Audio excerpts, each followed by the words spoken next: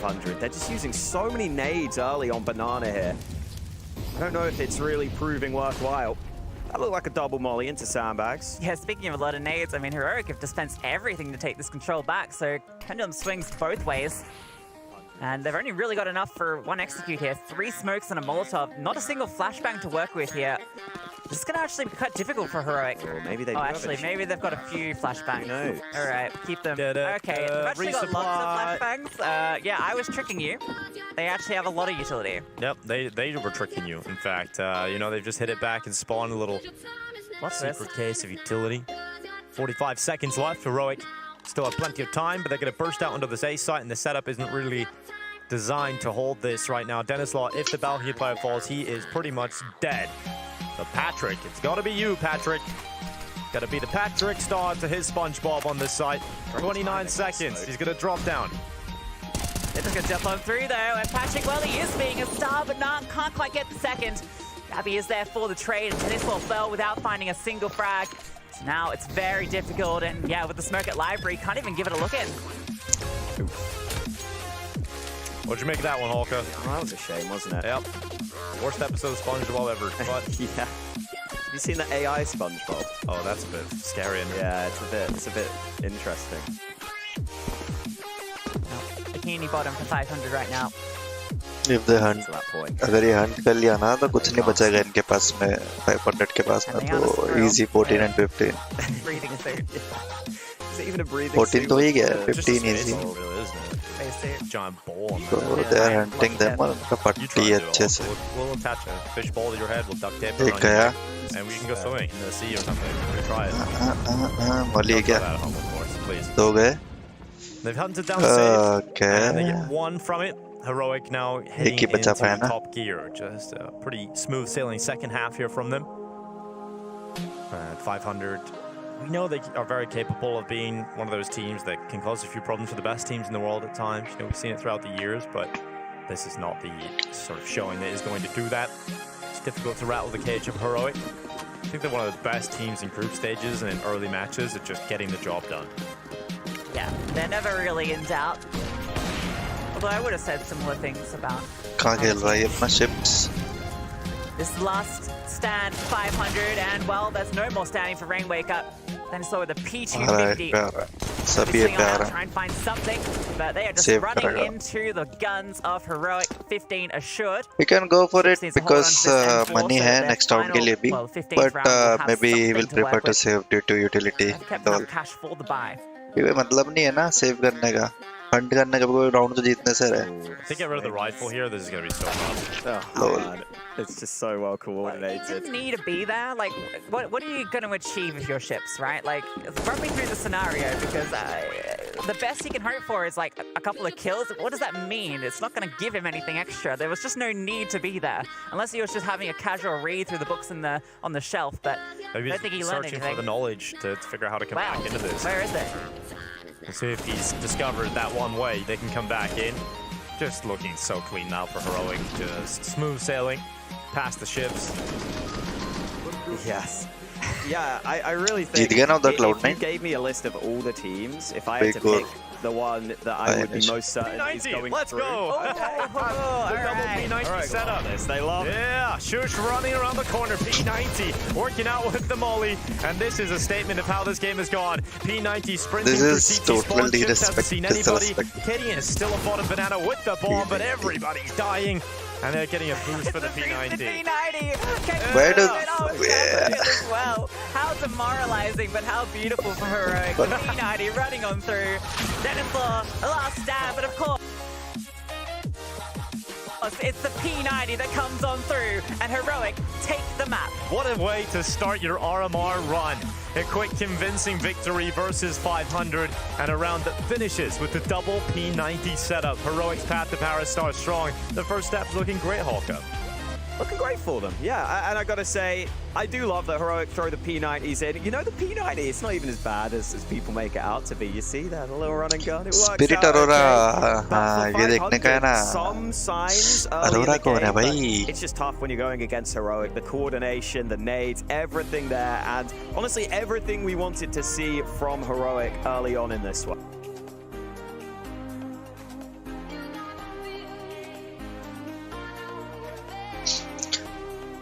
इधर क्या हो As रहा है? Harry said in those last couple of rounds, the 5 kill differential from top to bottom, and Nafany was no sleeper today either. He had some high impact individual moments. Yeah, I feel for players like Zorti and Resol. Zorti got a lot of opening kills on that CT side. He went 3-0 in those first fights in the first half, constantly getting forced picks when he had the orb, getting avoided by these B hits. And of course it's Inferno, so there are a couple of classic Cloud9 rounds where Axel would run up Banana, double kill them in such a quick, so quickly that there's physically no...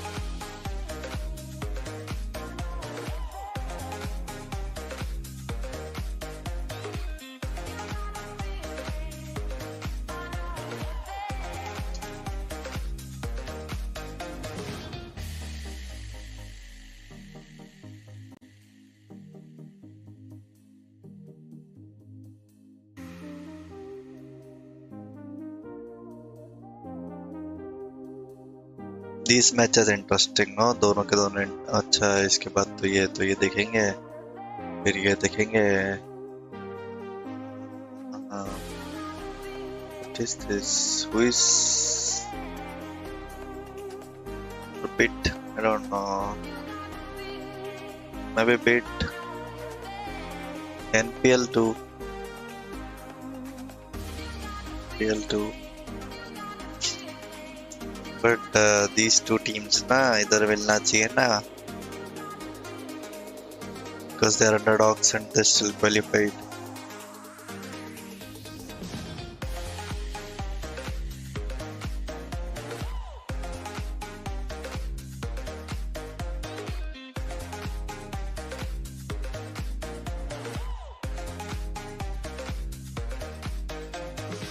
अरे बहुत tough होता है यार.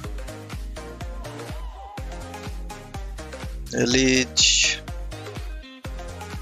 AK major appearance or more than 11, so definitely get right, more than get right. Dupree, less than Dupree of course, and he's Danish. Glaive. Yes, it's Glaive.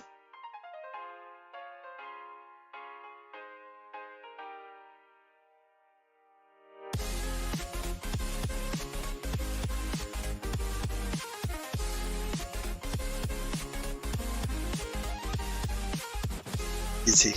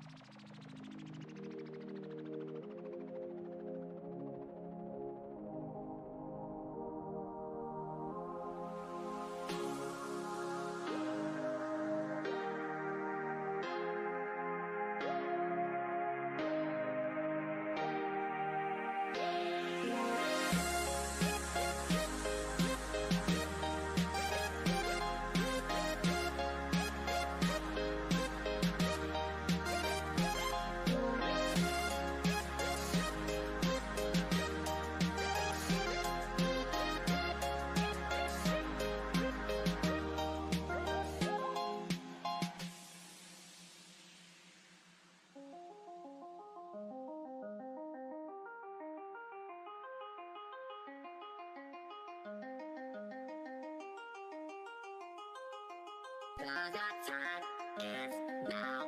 Cause your time is now. Cause your time is now. Cause your time is now.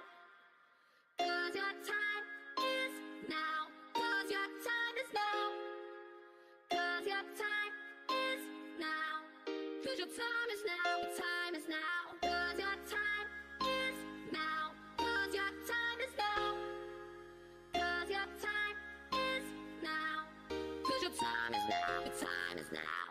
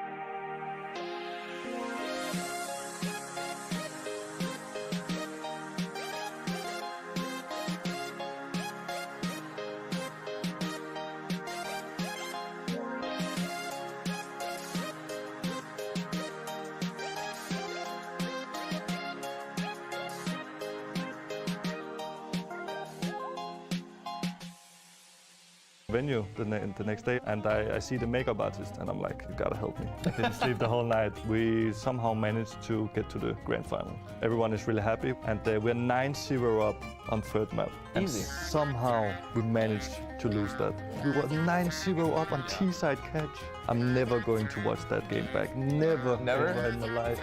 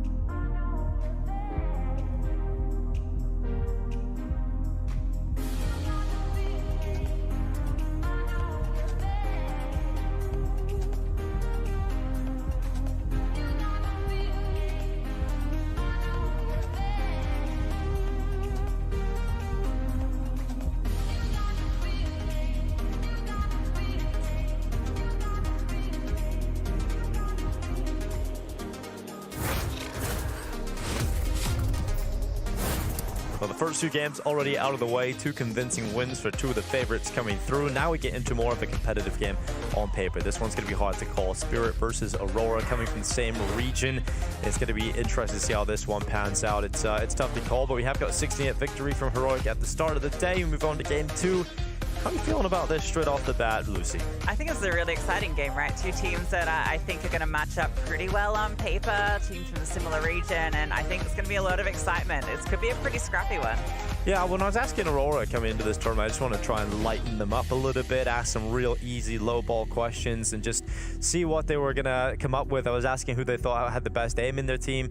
We'll get to hear a little bit later on about who they thought that was, but this is Norvi coming in, looking strong with good rating over the last 3 months. Aurora have been on a bit of a tear. I heard they're doing great things in practice too. Not always easy to read into that, but they have got the coolest tracksuits in all of esports. Yeah, man, I love it. I love it. I love seeing something different, you know, tracksuits on. It seems like they've all got the same shoes as well. They are fully going for the same outfit. Yeah, the more synchronized, you know, the better you're going to perform on the server. It just checks out. Yeah, absolutely. We have got an interview with Aurora right now. We can hear their thoughts coming into the matchup at the head of the day. Coming into this matchup, you guys are going up against Spirit, best of 1. How are you feeling about that matchup? We're feeling pretty confident. All of the Spirit guys are our friends, and we're just looking forward for the win. Now, I've heard really good things about you guys in practice. I've heard you guys are tearing it up out there. Coming into this game, you think because it's the best of 1, you got a great shot at taking Spirit down? I think we have like a great chance. Best of 1, win 2 pistols, already 6 rounds, so yeah. Good way of thinking about it. You know, a lot of people may not be familiar with your team coming into this event. What is the biggest strength people should look out for? Our aim, for sure. Who's got the best aim on your team? I guess Kenzie, and he's the most aggressive one. I'm looking forward to it. There's the aggressiveness here in this region. What maps do you think we're going to get here? I think something like Nuke or Mirage, probably like this. well, looking forward to seeing if those maps come through. Aurora, give it a good interview from Selter. Great to hear him on land. Kenzie, the most aggressive and the best aim on the team. Hawker, looking forward to seeing him. Yeah, absolutely. Headband on, love it. Oh, hell yeah. Damn, man. These guys are out here ready to game. I love to see it. Yeah, I think this team could sneakily be one of the ones that make some damage happen, especially because Spirit themselves have really not been in that good form as of late. Yeah, it's looking at the top-rated play, it's wonderful, and we've seen him hit far higher ratings than this. Look, this is a very average performance from Spirit over the last few months. Yeah, I think the key thing if you're comparing these team stats is going to be that the tier of opponent they're playing against, right? Spirit are playing against a much higher level more consistently. And I do think on paper, when we compare the two, Wonderful comes out ahead as the better author of the lot, and I think he's going to be the difference maker here, particularly depending what map it ends up on. Well, they have had some time off, right? So that is the one thing for Spirit that hopefully will make them feel more confident and prepared coming into this event. I'm going to talk with Magix about exactly that before this game. Hey, with the boot trip, Boris, how are you feeling coming into your opening game? Well, it's been a long time of preparation, and we are back again for the major cycle, and I wish that we can manage to show our best game here again. Now, we see you guys at a CCT LAN back in Malta, and that feels like one of the last times you actually could see you in action with Pro League as well. The results are a little shaky at times. You feeling like you've had a little bit of a break now? You feeling like you guys are going to come in stronger? Well, actually, it's been a plan to lower the expectations so we can play better majors once again. Yeah, so coming in with the lower expectations, take the pressure off. But you guys are in the best of one environment. We know when you lose a best of one, it can be really difficult in this format. You know, looking at Aurora, do you feel confident against that team? Well, based on the map pool that we expect, I think they're a pretty comfort enemy to play with. And we took a look into their playstyle and we got some plans. We'll see how it's gonna work. So, during the break, what did you guys do? Did you guys boot camp, or what have you been up to? Yeah, we went for a boot camp, 2 weeks before this tournament. We had a couple of days off after the Pro League, and after that we went to the boot camp. We spent a lot of time there, and I think we can get a good performance peak at this tournament. Great to hear from Magix coming into this event, saying they've had some time off, some time to boot camp, get ready for this one. It has been a disappointing last few months for Spirit.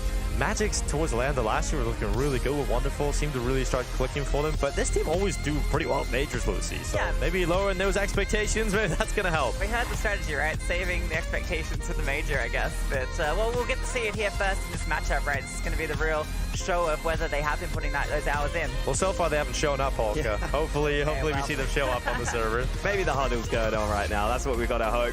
I've got the veto coming up. Yeah, I think for Spirit, it does feel like this team is full of like big game players, big tournament players, what we've seen in the past. This veto's hilarious because when we listen to Aurora, they're saying, yeah, probably Nuke or Mirage. Nope, it's Ancient.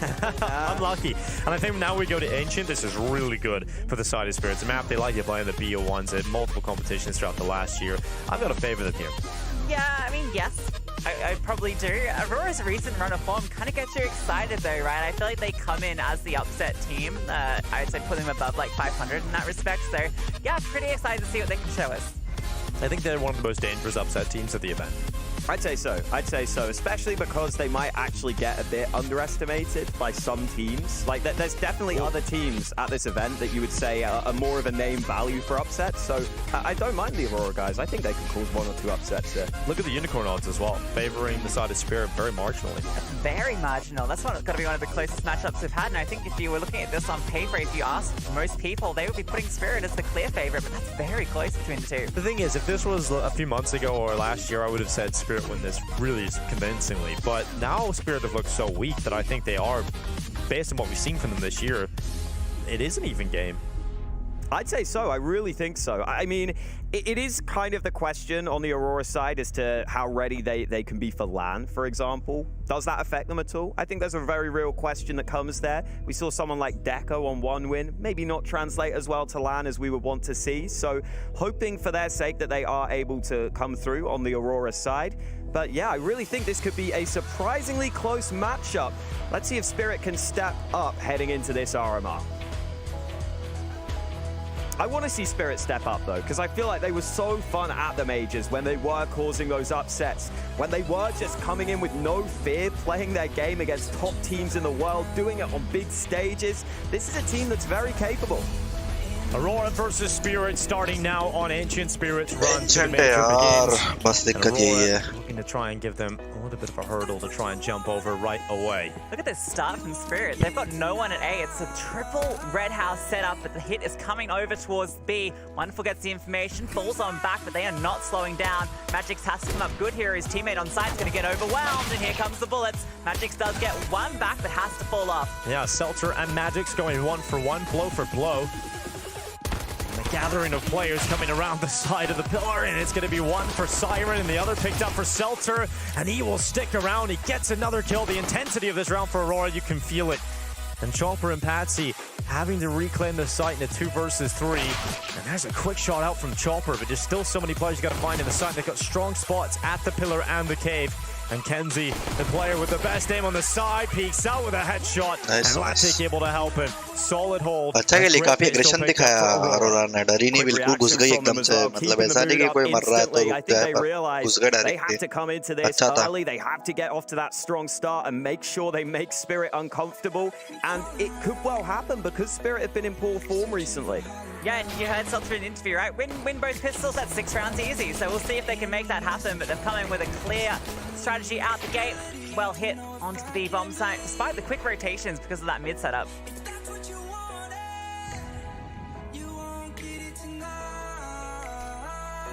Spirit do commit to the force spike. Top mid smoke a little delayed this time round. Looking likely for a split into this A side of the map. Patsy putting down the smoke, but he's been flashed. He decides to re-aggress. He's surely a dead man here. Nothing he can do. And Siren could be in real trouble. Probably got an MP5 on the T side. Loving it.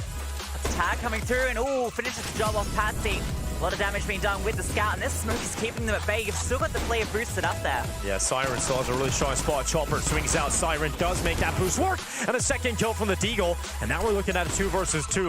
A minute left on the clock. Wonderful and Magix both inside of the temple. You see the aim on this wonderful guy. Well, he's found himself the headshot. Mr. Wonderful strikes. And just Kenzie left in the 1 versus 2. The A site is open for the plant at least. Now he needs to fixate himself upon the clutch. Getting the bomb down here is huge, though. He can fall back in towards Donut. I mean, Kenzie is the best timer in their team. Scout. Wonderful doesn't even have We'll armor see why. here. It's got to move quickly as well. No kit on their backs right now. So many positions he could have fallen back to. A man, he could be a donut.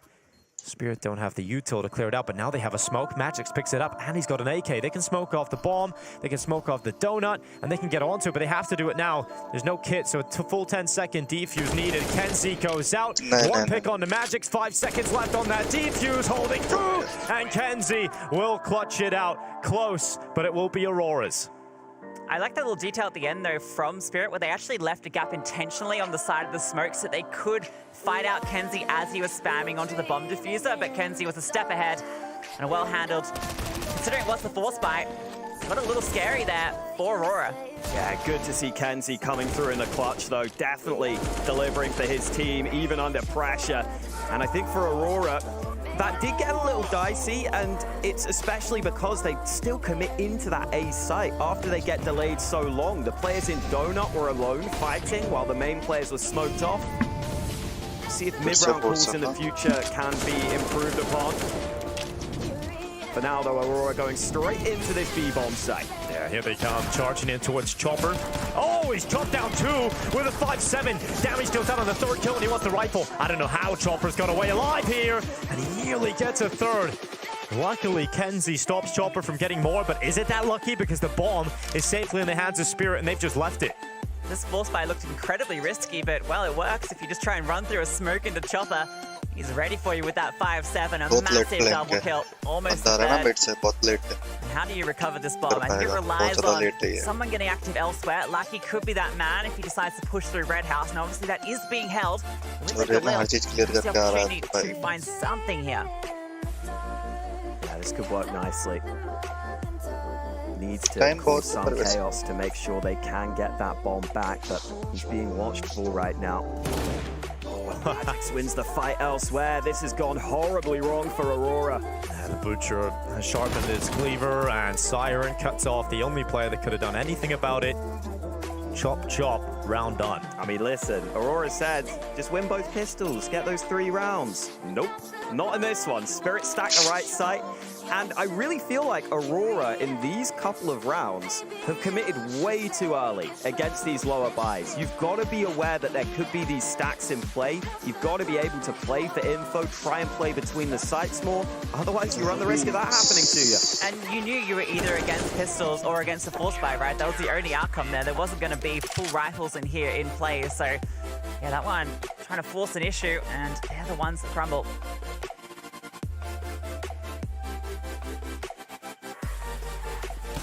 Here it is, the start of the round. The reason why I went Spirits Way. Just frustrating that the bomb is at the front of the attack. Once that goes down, impossible to get it back unless you keep committing upwards. So, round picked up for Spirit right away here on the CT side, and that has put Aurora in an uncomfortable position here. Mate, I mean, you don't even have many nades. Did you need it? I suppose you've saved over the AK. You kind of feel like you have to force around it. That's probably the reason. And they've already lost the first man here. Chopper playing that position, picks up the initial opener. At least some mid control from Aurora. But it looks like Spirit are pretty comfortable giving this up. Just playing from the sights instead. Oh, that could be false information from Patsy. They snuck into Donut already here. Well, that's a little bit more information. That's that AK known as well. They can start to move the pieces around. That control in towards Jaguar does alleviate some pressure so they can bring over Wonderful. He's getting closer to Red, and Patsy's taking contact with the M4, finds the kill. Oh, a Siren. Just sitting back in Temple. Here he comes, running out. Patsy's come to support him. That bomb is going down, though, for Aurora. Get the bomb plant. They got the extra cash confirmed, and now they just dip back into the post plant. Seltzer cannot retreat. Patsy doesn't give him that mercy. And now Chopper coming down through middle. Should be able to get behind these Donut players. Oh, a great shot from Latik. We're getting to see a bit of the skill on display here for Aurora. They said their biggest strength was their aim. Chopper around the back of Donut, though. Should be confirming this round to go Spirit's way. Defuse being stuck by Wonderful. And Patsy will push through to cut Kenzie out of play. So Spirit tie things up. Patsy enjoys that one. I'm intrigued to see what economic decision they go with here. I don't know. I don't think the money will be good enough, even with the plant. But probably. Pistols? It's got an egg on it. Did he have an But it's egg? like a grey egg. I didn't see it. Like a stress ball egg. Oh, okay. That's cool. I thought you just meant an actual egg. Now, that would be Jackie. Yeah, Jackie just carries eggs around. He does just carry eggs. I do not know what that's about. I just see him taking pictures of eggs. He has them in his pockets. Oh, it is just the pistols for Aurora. Again, they're really not going for much utility into this. It's the right call.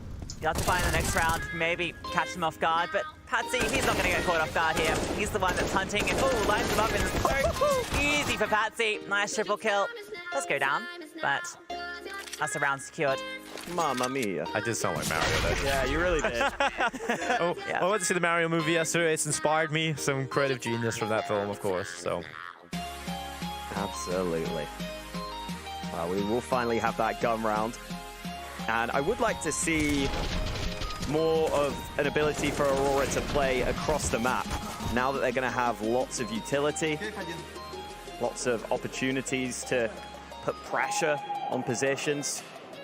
This is the main round where things will be decided for Latic might be saving for the AWP, but not quite. AK picked up. For Aurora's mission. Control looking good early. It's only Lackey here. Look at the counter flash. Really well worked there by Siren. For Aurora. Talk about sharp aim on Aurora. Well, it applies to Spirit as well. Magic. Oh, wow. Happy pressure. They're running through again. This time around, he can't find the frag, but Chopper again, always capable for one. Chopper's having a great start to this game right now. He's been locking this B site down. Magic's going down without a fight because of the good flash. Allows that space for Aurora to commit to the bomb plant. Oh, they walk right into Chopper, though. The rest of the rotation has arrived. There's no flanks coming in. It's all from the same side, and that might favor the side of Aurora here, but Wonderful trades out his in-game leader. Just Seltzer left alone. And he has got himself on the top of the ramp. Smoke, okay. Patsy and Siren both fall foul, and it's just Wonderful left. The AWP switch to the AK. He's got a smoke, he can throw in the bomb. Try and pull Seltzer into the fight. He's so close to winning it, but Wonderful will pull through. Wow, I wasn't sure if Wonderful would get out of that smoke in time, but he just about manages to find a way to do it. Despite Seltzer trying his best, sneaking through the smoke, catching the first couple of players off guard.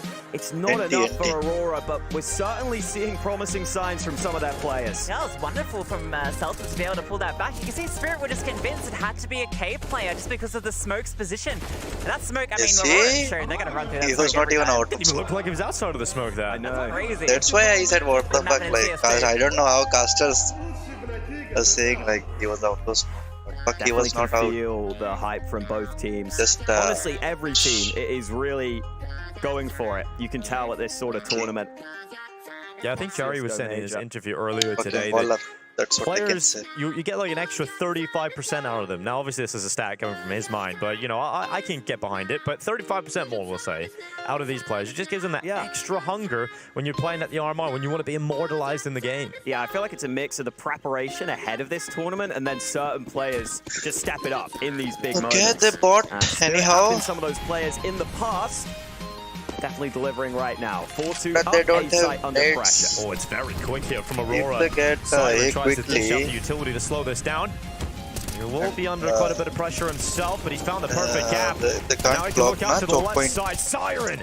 Oh, he sounds the alarm, and Kenzie's pushed behind. Temple is his domain as he flanks on Magix. He's still looking for Siren that has been such a thorn in their side, but he's dropped back in a donut behind the smoke, plays on the phase of it, and Siren so close to all five, but finally put in the ground. And Lackey, he can win this one. He's got it down into the 1v1. Wonderful yet again, having to step up for the clutch. He will check this. Wonderful hold that. Okay. Now he has the angle.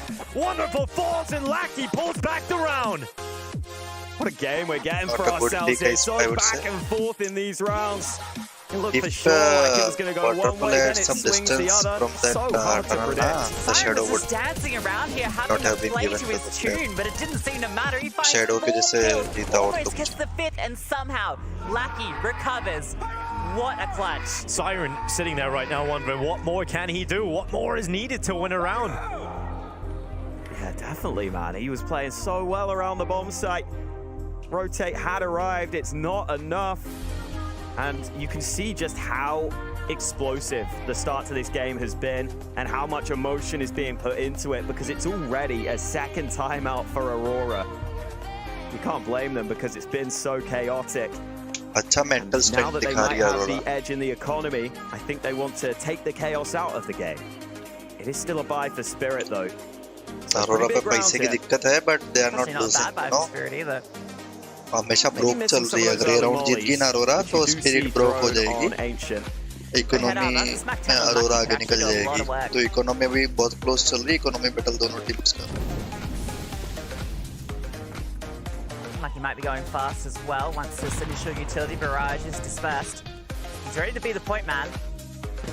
Seeing if Patsy's going to be getting up into any of those tricks in towards mid, but not this time around. Really looks like Aurora are very happy to go for this heavily grouped up style of play early or in the mid round. You wonder whether Spirit will decide to make any info plays as this game goes on. That timing, that is so painful. Laddick's got back onto the angle, but Wonderful shouldn't repeat this. He knows now there is pressure here, and he can focus on Donut. A missed shot, though. Information gain. They are under pressure, but Siren is stepping up again. The bomb drops. Wonderful takes another. Lucky might have gotten up and close and found one more. Wonderful has him locked in here, but has to swap, and the UST works out. Chopper comes on through, and Spirit hold. How good has Siren been? This is nuts from him on the A side. They just probably going to self-dominate this one. There's the egg. You see it? You see what I mean? Oh, yeah. He's just been so good at just getting multi-kills on the site. It's a really solid start from Siren coming into this RMR. Yeah, absolutely. He's normally the lowest fragging player on this team. Generally, Chopper even out-frags him as the in-game leader of the squad. But the angles he holds nice, very difficult and very difficult for opponents to hit as well as So Halley will have his say. as an opper to hit. Also very But he cool hit those seeing shots, so Starks on the that's why Aurora he's side. a tier 1 opper. He's back and he's on the coach. In chair, I guess. He's right behind him. Starks returns. Nice angle he hold. Definitely a great mind to have standing behind you. Yeah, man. I mean, he was in theory going to be IGLing for Na'Vi before that coach rule change happened so long ago. I believe he's Tech coming with was this on team to what? kind of build it up, right? It's like all the sort of newer stars, and well, we're seeing some of those stars shine here individually. It's kind of funny, we are definitely not getting the old school Na'Vi style out of Aurora, This though. kid, Oh, it's Gen been like the Z polar opposite, right? Yeah. It's just been looks kind of a rush gangster. everywhere. I think at a certain point they got to change it up though, because it's not working. You don't give a I fuck think you have whether to. he's playing against simple or what. He looks like It's almost that. working, And that kind right? of makes you want to keep doing it. Yeah, true. It's like, Yeah, maybe if we this just do it time. one more time, maybe we can get it. He's Yeah. the type of guy who Unfortunately, it directs, hasn't been too convincing though, and they're going to throw away a lot of their at T least side if 6 they to keep 10 it up. hours a day. Spirit right now looking for 6 already. A UMP in the hands of Chopper. Doesn't mind going to an SMG, and Patsy through the smoke. There's a hell of a lot of damage to Lackey. Everyone knows that lineup these days. You gotta know it. What's with IGLs and UMPs? It's just such a thing. What do they know that I don't? That's cheap, and they can get a gun into one of these players' hands. He's definitely not passive. You can see, you will see that he will not get passive. They try and Passive challenge him early on. he will be aggressive. Doesn't work out. They're all separated, entirely different positions for the 3 remaining players here.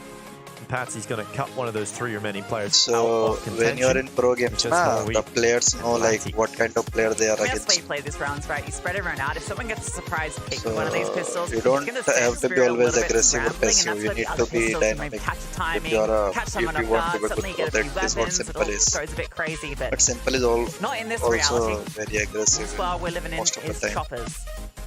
But he hits his shot. My so theory for the that's UMP is that, so the MP9 is definitely better, in my opinion.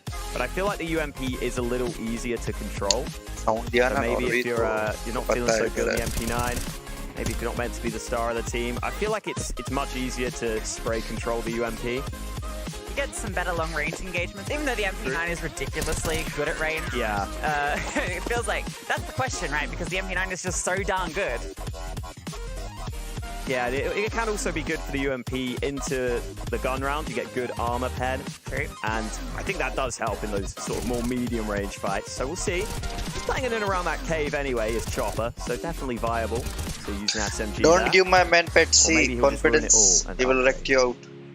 Well, update from the other stream. Currently Betsy's that 5 kind to of player. 4 lead for Big. Could go the other way and tie up though on Anubis versus Alrighty. I Nation. First of all, Already Galactic. 10 kills, Can you Siren see them 11. slow down? Let him work his magic with that Nice all. looking things for Spirit. See, Chopper is using that UMP into this Jaguar position. Does look Chopper like had a a lot of slightly money to slower buy round him from for, Aurora. but he have opted for Wonderful. Yep. Flash off the angle, but sounds his orb off, so now they know that's in play. Matic might even get boosted up onto the box to give it a look in. Chopper's under pressure here, but has support. Nades going both ways. late set. This setup's so deadly. The SMG doesn't stick out as far, so you can just tuck into this corner. Magix takes contact, and Chopper can easily collect a frag or 2. I feel like Magix is fully just making noise and baiting them in right now to Yeah. look at that corner. That's what it feels like. It's like if Chopper gets They kill won't here, come his nah. way yet. Look at More this money. passive setup from Spirit. A is being left very open as well as mid. So Celta could cause a bit of chaos here if he can activate at the right time. They'll throw a bit of utility out, and that's going to be Celta's go signal. But Chopper has the same signal, and he's taken down by Kenzie. Now Magic in the same position, cleared as well. They talked about his aim, and he's putting it on display here. They're not Oh, that coming coming on in. back. Celta fell. Oh, they thought Celta was about to open up the A site, but luckily Siren has just left Siren, that gap open. He goes back bro. towards the red room. That has given a chance He's to not the going lurk donut. Yeah, he thought that was the lurk that he'd just taken out. Instead, the A site is wide open for the bomb plant. And he's calling now. You can hear him just, well, you can see him rather communicating that over to his team. 10 seconds. They start to commit to the plant now. So lock that through. A 3 versus 3 retake here for Spirit. Siren leading the charge. They have a player that's considering pushing through red room for that donut flank as well.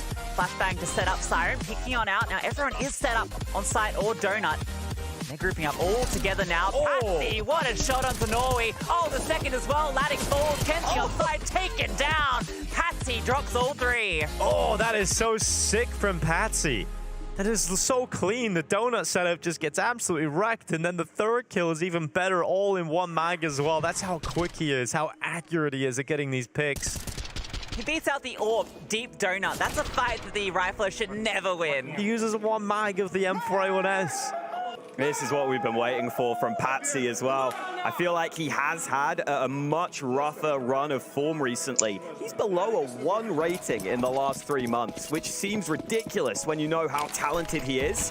But if he's peaking at the right time here at the RMRs, I'm not even mad. He's looking great in that round. Yeah, I think at Katowice, the big storyline was about him making himself one of the best entry players of the year, right? And it was just really disappointing from him over the start of this year. But maybe if he can start to come to form in the major circuit, we get to see Spirit get back to the heights we've seen them hit last year. But Chopper close towards, oh, Jaguar, good boost kill coming in for Kenzie, and now they're going to accelerate. Yeah, Kenzie's finding everything over here in Jaguar. It's his home.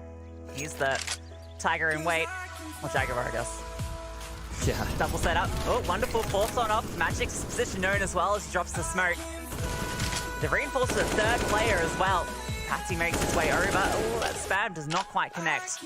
And again, this early presence towards B from Aurora has caused so many rotations. If they go for the same play back towards A, I mean, Donut's free.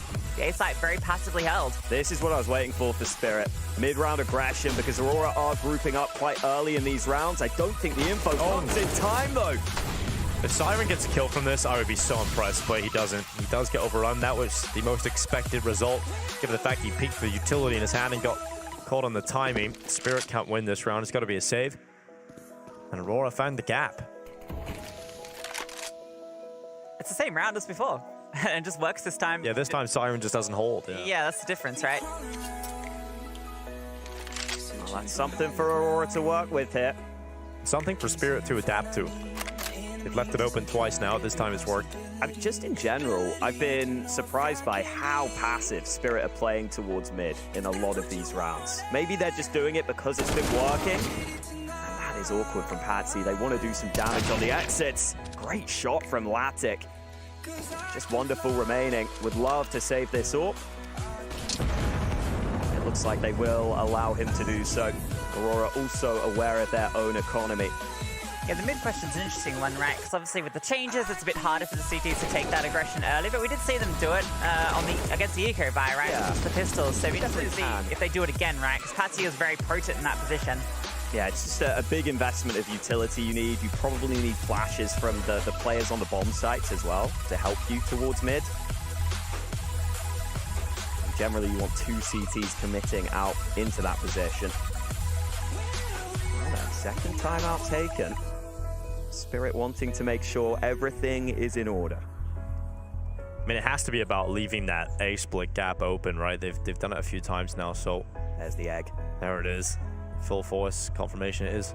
A squeezy egg. Yeah, you could have got a real egg. Not a real It'd be egg. kind of sick if it was Yeah. just a gray, dark, like boiled egg or something. You just crush He it. just painted it gray. Yeah. That would be pretty scary. I mean, you're going up against a player that's insane enough to just break eggs in his hands, you know? Could be a next level mind game. I wouldn't But want to they see wouldn't that guy's see you. keyboard, though. That's true, but you do it as you're walking past them at some point, you know? Crushing eggs in their faces. You just build up a reputation for it. Exactly. Egg Yeah, smasher. yeah. All right, it is going to be a similar setup from Spirit, although they are going more aggressive onto mid with Patsy. Flash has blinded him. Oh, Patsy, ooh, gets caught, Lackey. Oh, good trade through for Spirit. Siren needed to win that one. Looked like Lackey had a chance to take both mid players down right away, and that would have left that A site completely open. They know that Lucky, Siren was tagged there, right, by Lucky, so it's going to give them a little bit of information about this A site being weaker. Siren can't afford a more forward position, has to play pretty passive. Again, Kenzie going to work his magic over towards Jaguar, where he's found so much success before, and Spirit are forced to hold more passive, especially losing Patsy early. Based on the information you know about doing damage to the donut player, killing the mid player, you've got to know that this B site can't be strong, right? There's going to be one player has to rotate off at some point. So Aurora sticking to the guns and heading towards B. Chopper realizes you just can't sit on the side and get executed upon. You have to go aggressive and try and pull some of those kills back. And he's damn close to taking 2. Just the 1 for Chopper, though. Sick kill from Chopper, running through the flames. Wonderful, still has to find a shot here. So many players pushing him, and he can't quite hit onto Laddick. Crep behind the flames, gives them back the advantage. Now Norway is still low. Magix is here. He has to be the man to do it. Smoke in his face, flames at his back. Repositions, lining up for the spam on the plant. He's a little bit off the mark. That bomb is going to go down. Oh, a lot of spam through the smoke. Magix takes out Latic. No problems there. And now Spirit looking to accelerate on this retake. They're checking the flank, making sure they're not getting checked upon from behind. And now they'll double up and move in together. That HE from Siren, that's thrown to the right place, which it's not. It could have been deadly. No kit and 2 angles that they're not sure about. Both Ramp and Cave unaccounted for. These teams are doubled up, but they could have gone anywhere, and they have to force the issue. Running on down, Celta swings on out. Magix, no time for this. Gets 1 kill, but that's all he's going to find. Spirit just in general took way too much time there. Oh wow, Celta really wanted that. He's dead though. He is dead to the bomb. So that will be a bit of a shame. But to go out in style. It's just yeah, a one tap. So. He's really feeling himself, really wanted it. Yeah, that's a retake that just took way too long from Spirit. Magix gave them the opportunity, but they didn't have the kit. They had to go quicker. The big issue for me has been Wonderful on this B side. I feel like we've seen him a couple of times now, been in a position to fight Ramp, and he's either been flashed off and then repositioned poorly, or he just gets taken down like he did there. He needed to find something, and he didn't need to be standing so aggressively there, right? Well, now look at the buy from Spirit. It's just Magix on that 1 save rifle, and everybody else on pistols and a Zeus in there. But they use that boost to great effect. Magic's rifle does take the first kill. Aggression out through A. Look at this flank. Might work. Oh, Magix just wins a follow-up fight. Celta, awkward, uncomfortable, and this has gone all wrong. How is this happening? How have they managed to do this? The rifle gets 2, and then they just push him in, catch the perfect timing, and overwhelm them. This is exactly what you need to do in this sort of buy, though, and it's worked out perfectly. This is so difficult now for Aurora to recover. They have no space, completely lost all the control everywhere on the map. And they've picked up another gun here for Spirit too, right? Patsy's on the AK. And a full minute left. Tough to see how they pull this one back. This is the sort of aggression they need to be showing maybe some of their gun rounds as well, right? We've seen how well it works. We often see teams pushing out that aggressive nature, but first time they do it is here with the pistols. It's working well so far. It's not impossible to recover this. 2 rifles, some aggression against you. They want this gun. Oh, you want that clean kill, though. Now it is going to be much more difficult because Magix is ready. Magix. Just set up the bait for him. Oh, he just swings instead. He does swing and gives away his life, but now an opening into the site. Norby and Kenzie looking to pull it back, and they're starting to do it. Couple of kills already in. Damage player through the smoke, but Patsy on the flank, the AK-47, and he will even wallbang to deny Norby the bomb plant. That's wonderful from Patsy, and I don't mean the player. Good aggression, gets that opening kill, gets himself an AK, and then able to come through at the perfect time on the flank. What a round from Spirit. Yeah, great round, sets up Magix nice and early. It's the first kill of the round to really get the most out of this rifle. And then Patsy on the A aggression finds an AK, which comes through to close it. So an 8th round, they've won the half by at least 1 round here on the CT play. Really rolled that R on the Harosh. Now that is out there in the internet, Dick. You purring. Yeah. Got a regular jackpot here on the cast. Yeah, man. For free? Well, this is where Aurora are going to have to recover because that's a brutal round loss. It's completely messed up their economy. Yeah, it's really bad. Again, they're not able to get much utility into this round. I mean, they don't have any right now. We saw Patsy was able to get involved once he got the AK. We saw Magix was set up with the hero rifle in the previous. It's much more difficult to do that on the T side, though. This is where Wonderful can start to shine. These should be some easy kills for him. In the right place, the right angle. A fun boost. Oh, but he adjusts. Great shot from Wonderful. Now he knows another player's here, and it's his as well. Well, the snap from Wonderful. I thought the boost might actually catch him out, but he adjusted just at the right time. And now Chopper, well, he has been so good at holding these B ramp pushes. He's just patient, waiting for that smoke to fade away. Sees a shadow up against the wall. He knows exactly what to look out for. Latic caught out by it. Chopper gets a second, and he'll start to run away. Just Northy left now. Chopper decides to execute him. A 9th round for Spirit. And Aurora's T side started pretty well, and it's starting to fizzle out. Yeah, I think we have seen Spirit really take control of this half. Especially when you consider Aurora won the pistol, got off to a 2-0 lead. It's been very solid from Spirit in the gun rounds. Definitely good to see. Wonderful maybe hasn't been that involved for Spirit. And I think sometimes he can struggle a bit. He plays within the system, so you don't necessarily get that star raw, but here is Aurora though. Last gun round for them. Good molly. Patsy having to play anti-flash. This is so awkward. They're sneaking up on him, but he turns for 2. They might get a 3rd here as well, but looks away at the wrong time. Focused on the ledge play, and Seltzer was given an opportunity to pull it back, and Siren gives them an opportunity to get right back into this round. The A-main push not needed, and that's it, evened up. Wonderful, luckily saves their bacon with a flick up on towards Northy in mid, but look at the position Latic has got now. It's Factor 4. Magix is definitely ready for this. They'll be favored in this fight, and that's a big kill. Seltzer now in a much more difficult position. 1v3. Good read on where these players are, but no smoke for Donut. Wonderful can just sit here with the AWP. Seltzer in a really difficult spot with 1 minute to play with. He'll flash that AWP away. Well, Stunner's let him know where he is. Does make this round more difficult.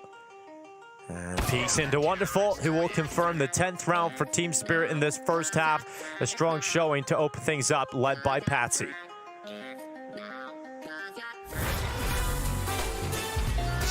First half won by round 5. Spirit there. Okay, so we got Elise, we're going Elise again. But they were CT side, remember? I think Carrigan is gonna give me a lot of... Okay, pick.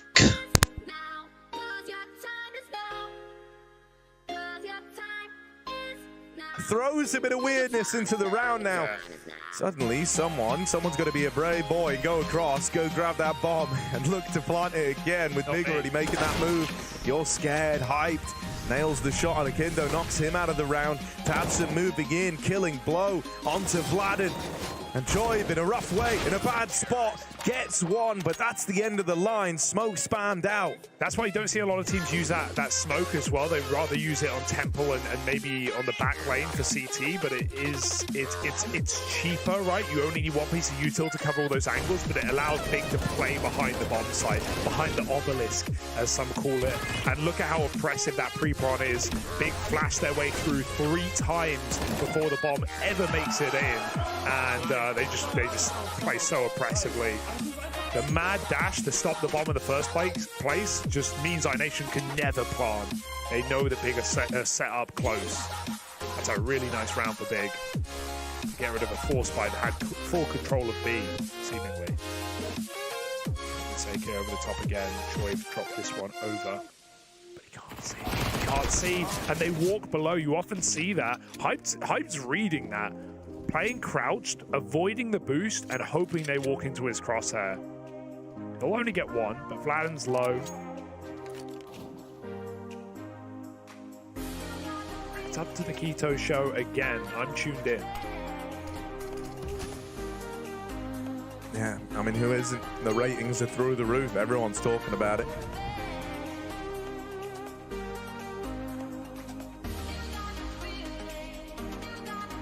Boost for iNation, but not going to get given a fight here. Maybe from the back of the site, actually. Again, only have one smoke. Just disassembled it. Favant going on a bit of a jiggle. There's that smoke going out. They deal with Keto down and lower. He gets locked out of the round. Unlucky for some, but great news for iNation. It's White. That was just really well played from Spirit. I mean, it was a bit unfortunate the setup from Aurora meant that their 2 rotations were going to take so long to get there. They had a very forward A setup. But this is the winning play here was when the 2 players were spot out and Jaguar, instead of just trying to take the fight, they crunched together from both angles. Oh, yeah. Yeah, that was really well played. And the idea from Aurora is to just still have that cave control and just have that be a nuisance for the retake. But as soon as Spirit clear it out in such effective fashion, that's gone. That's the round done. And this round should be gone with it. was interesting hearing from the interview earlier today what maps they thought were going to be played, and I wonder how much that plays into the scoreline we're seeing now. Maybe they're just a little bit unprepared for the map that's come in today. Tease out. Alrighty, power yourself up, Hockey. You're doing the Zeus sound effect this round. Nah, he's not getting it though. Nothing more disappointing than seeing Zeus in play that doesn't connect. Oh, look at me a jump scare. Alright, yeah, just around the back. That's what we're dealing with it. Okay. And again, okay, Here wonderful. Okay. They get it. No fighting in this round. T-sided player, man, apparently. 3K in the pistol, 2K here. 15 and 5. He's now reaching the same amount of kills as Chopper. Magic starting to get involved now too. Lovely 3K to close. 13 hit for him. Everyone from Team Spirit hitting their numbers. Man, I almost feel bad for Siren. He had such a good start, and then I feel like he was just avoided. Yeah, he did so well. He was almost his worst enemy. Yeah, he doesn't get more kills because he was just destroying them. An overachiever. Sometimes it's better to be mid and then peak at the end. Is that your advice? But is that CS or life? Life, I guess. Be mid. Be mid all life, and then as soon as you are exceptional, people are like, damn, all right. That's so true. I mean, that's what Magic's is saying. Lower your expectations. Mid control heavily contested by Aurora. It does leave a slight gap towards that A bomb site, but I think they can get back there in time.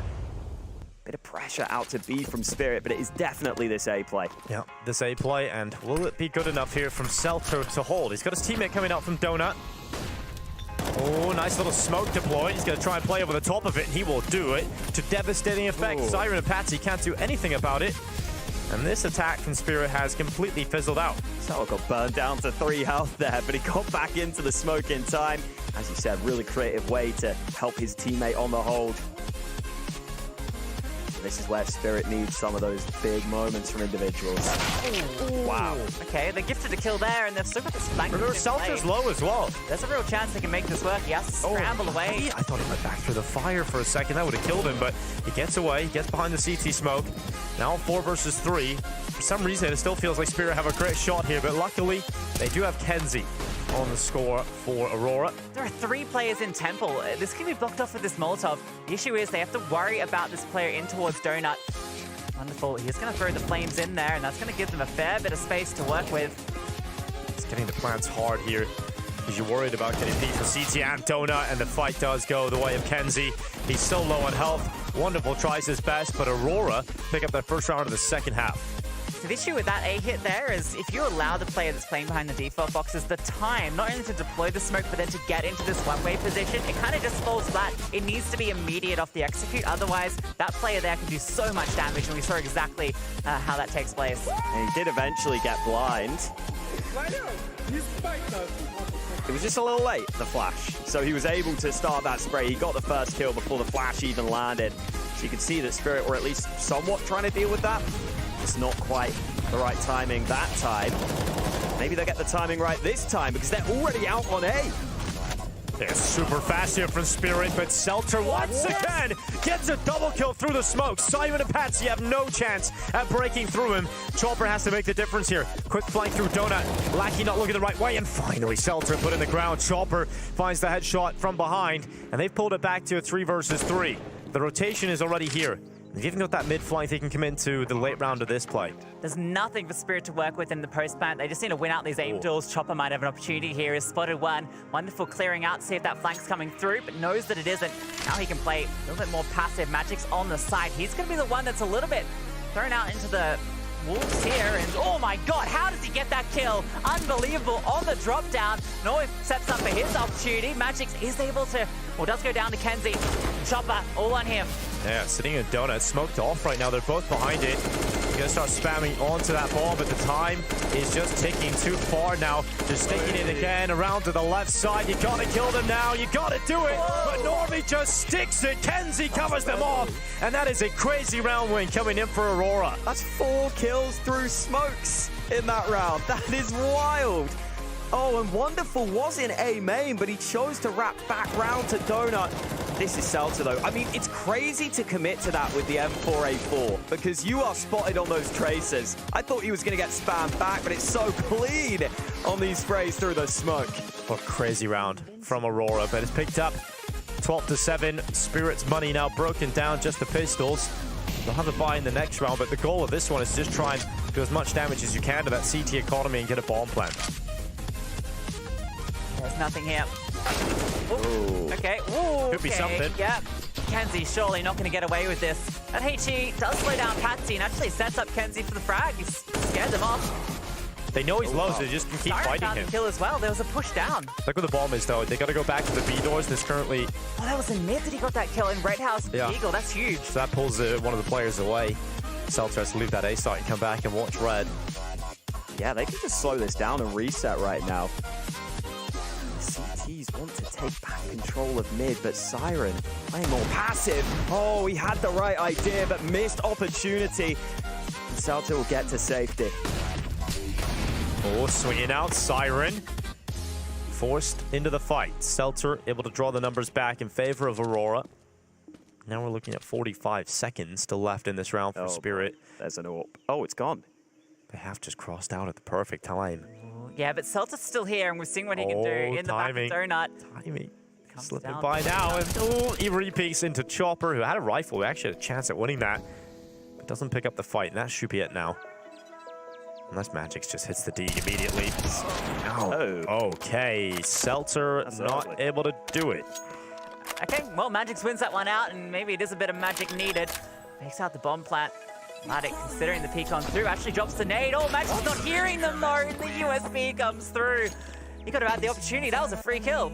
I think the nade must have just blocked the footsteps sprinting towards him. Magix goes to commit to the plant. Definitely would have had a 1 versus 1 fight there if he had just committed to that. I'm sure he would have. Like if you're going to fake plant, you just keep your gun out for a bit. But now, well, 12-8 it is. Aurora will be able to get themselves back in contention here with a couple of round wins. But a lot of good damage done in that last round as well for Spirit. Look at 3 players right now under the 1,000 mark for Aurora in leftover cash. Oh, mid taken by Aurora. They've got a player up through mid into position, but Lackey handled early. Difficult with the SMG there against the AKs. Wanted to get up close, and unfortunately does go down. Kenzie now. He feels like he has to take some initiative back. Peeking on through. Actually spot anything. Patsy definitely would have spotted him, though. Kenzie's been playing a very dangerous game around Jaguar. Glad he came back. To be fair, with the way he's been playing, why not play a dangerous game? Yeah, they weren't lying when he said he had the best aim, right? Definitely the aggressive player for this side. Under the leadership of Jerry before with him and Norton. Well, under a minute left. Spirit still with that player advantage to shift back over towards B. It's a decent enough setup over here towards this side of the map for Aurora. Yeah, Spirit reset, but they don't really make much noise elsewhere, so Aurora stick with the setup. It's a little slow here from Spirit. Finally, they'll start to make their move up. Kenzie in Jaguar, nice kill on Chopper. Holding that advanced position into the late round has reaped its reward. Now Spirit up towards the site. Commit to the bomb plant. They lock it in. Now into the post-plant situation we go. Aurora coming in with 3 players on the CT side. A lot of damage being done here. Plenty of utility as well. Running on through, Kenzie gonna spot out one and even finds the second player, but can't connect the shot. Seltzer has found that kill. Wonderful now has to come up good again. A 1 versus 2. He's about to get mollied off. We're gonna step in front of it, but Latic with the AWP strikes true. That's a massive round to pick up coming in for Aurora. It looks so good for Spirit. Getting into this side, they have the numbers up. The post plant's really hard to force away, but they've come through Aurora, and that retake looked really solid. Yeah, I actually liked the way Spirit delayed their push slightly. They waited for the spams through the smokes before they actually crossed to the site. It looked pretty nice for them to get that bomb down clean in the 4-on-4. But fair play to Aurora. It's always so important you win that first fight on the retake. They do exactly that, and they trade off each other really effectively. Yeah, and I'd say the most important duel there is one between Kenzie and Chopper, right? Because that was the fight that basically allowed Kenzie to stay alive. He's able to then take full cave control. They never have to be worried about that threat. They know it can only be ramp. If Chopper finds that kill, it's a completely different round. Or if he just holds and doesn't go for the push and just plays patient, it's a different round. Yeah. They're starting to believe on the Aurora side. Oh, yeah. Whew. Okay. Yeah, they're definitely fired up about picking that round up because they believe that round puts them back into the second half. Well, they're not going to be putting away Spirit's buys just yet, although this is very weak. It's still a good enough purchase to get something done here with the rifles on every player, and it's pretty quick. Look at this, charging quickly into the site. Kenzie and Norvi having to hold this, and Kenzie gets a double. Norvi peeks out, and it's all done. Spirit get nowhere on the B site. Aurora go on fire. What a read from Aurora. Normally, Kenzie's been playing in and around Cave, in and around Jaguar. This round, he commits to the site early at the perfect time to deal with the execute. And maybe Aurora just realized Spirit would have some weaknesses. Spirit feel like they have to go for a fast execute. And Kenzie is the man for the job. Yeah, what a read, just to not fight Jaguar at all. Reinforce the side as 3, considering that a fast play might be coming out the gate, and it's perfect from Kenzie. I'm loving Kenzie, man. He loves the round wins. Oh, they're not going to love that, though. And that's open up A. Look at this. They have to rotate the 2 players back from red as quickly as they can towards CT, and Latik has got the AWP over here at Donut. Hits the shot on Patsy. Now it might slow Spirit down because there was an opening towards A, but they now realize that adjustment's been made. Patsy was so fast that the rest of the players just weren't in position to capitalize on that space, unfortunately. Now that was the rifle recovered as well. Everyone's just running with these Tech 9s now. Good thing about killing someone on the CT is it does make the defense a little bit weaker towards mid and A usually, so you can see that that's where Spirit want to try and take that space back again. Yeah, even just the chance to get that rifle back in Donut will be nice. Chopper will get that in hand. No one watching Donut right now. Salter will arrive. Chopper might be holding this angle. Oh, Salter forced back. Oh, Latik. It's very well from Temple. Spirit, though, slipped into the site, and they're going to put a bomb down with no issue. And I think that's the main part of the round ticked off. Now if they get anything other than that, that's a huge bonus. They feel like they can win this, though. Still 2 smokes for the retake, though. That's big for Aurora here. They're just playing from the site instead. They have to. They can fight this. They've got the M4. They have no utility. They know that they have to go for these fights. And Chopper, he wants to take 2, gets 1, and Wonderful's found 1 with the Tech 9. That's all it's going to be. Yeah, it was always likely that Aurora were going to pull that retake off given the resources they had available, but Spirit do well again to just figure out how to get into the site, get the bomb down. That'll give them a really solid buy going into this next round. So we get ourselves a timeout for Team Spirit. I think they've pulled a couple already. Latik's hitting some nice shots here too. Trying to get into it. Spirit might need that stress egg soon. A lot of intensity right now from Aurora on this comeback. Listen, regional matchup. I think maybe that's partly playing into it, but really just the occasion. And it's Aurora who take the timeout. Starix wanting to impart some words on his team. Yeah, this is one of the biggest strengths of Aurora is having Starix stand behind them. You can see all those prepared notes that they have logo Team Spirit at the top, and it's just sheet upon sheets of information, and you know that Starix has done that work. Yeah, that's one of the really exciting things about Aurora, right? You've got all these young, explosive riflers, and then you've got all the experience behind the desk. And now they are in a position to even things up here against Spirit. Now, if they win this opening best of 1, I mean, that's such a great start for Aurora in terms of the upset potential and getting further. Absolutely. And for Spirit, if they get through this best of 1, right, this is a sort of pressure off of their shoulders because Aurora, one of the scariest best of 1 teams to go up against, and you can see why now. Vote on Blast TV if you want to have your say in it. If Aurora are going to pull this comeback. And they're going to be setting up for an A execute out of spawn here, Alex. They're loving this A site. They're really going for it. Mackey's about to get a whole lot of info, though. Yeah, this is a lot of info back. Does Celta put down that same smoke to try and defend? He's been so good here, Lucy. He might do it again. Yeah, the smoke comes down, no flames yet, and he's just sitting behind it. All right, the Molotov comes on over, and it's not extinguished. He's forced on back, so they have managed to find their way through to the site, although he's using that little gap there to his advantage. They can't take any further ground here, and the flames are actually going to lick the Spirit players.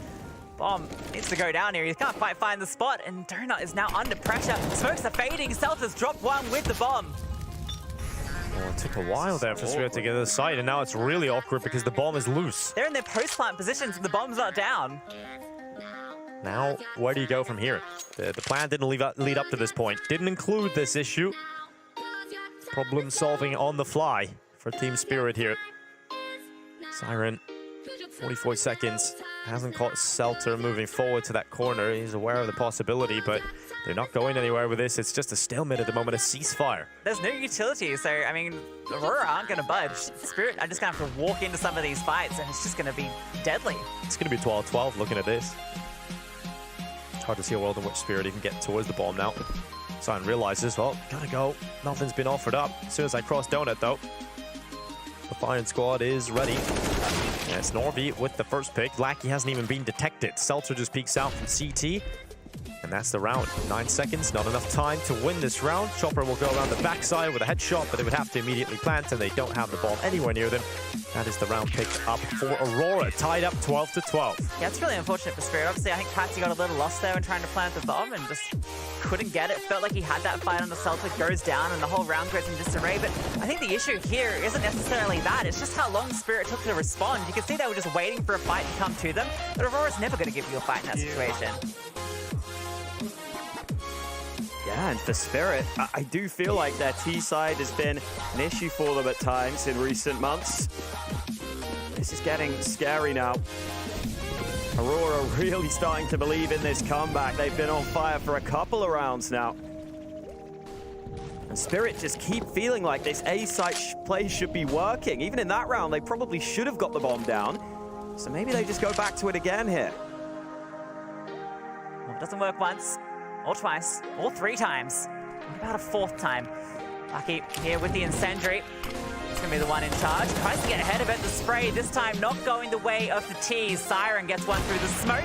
Seltzer has the secondary AWP, and he's able to make that one work. But look at Chopper in the back lines, gets one for free, and now he's gonna be a massive thorn in their sides, but only for a moment, as he was able to catch him out. Oh! What is that for Seltzer? He's on a rampage here, and Wonderful now has 3 players to find. All of his teammates fallen. It's desperation. Seltzer has just absolutely destroyed them again through the smokes. The awareness to turn back into middle. And they put Wonderful in a really tough spot. 40 seconds, discipline into the situation in the late round. It's forced Wonderful just a shoulder peek for info, and Seltzer will confirm an incredible round. That is just unbelievable from the Donut.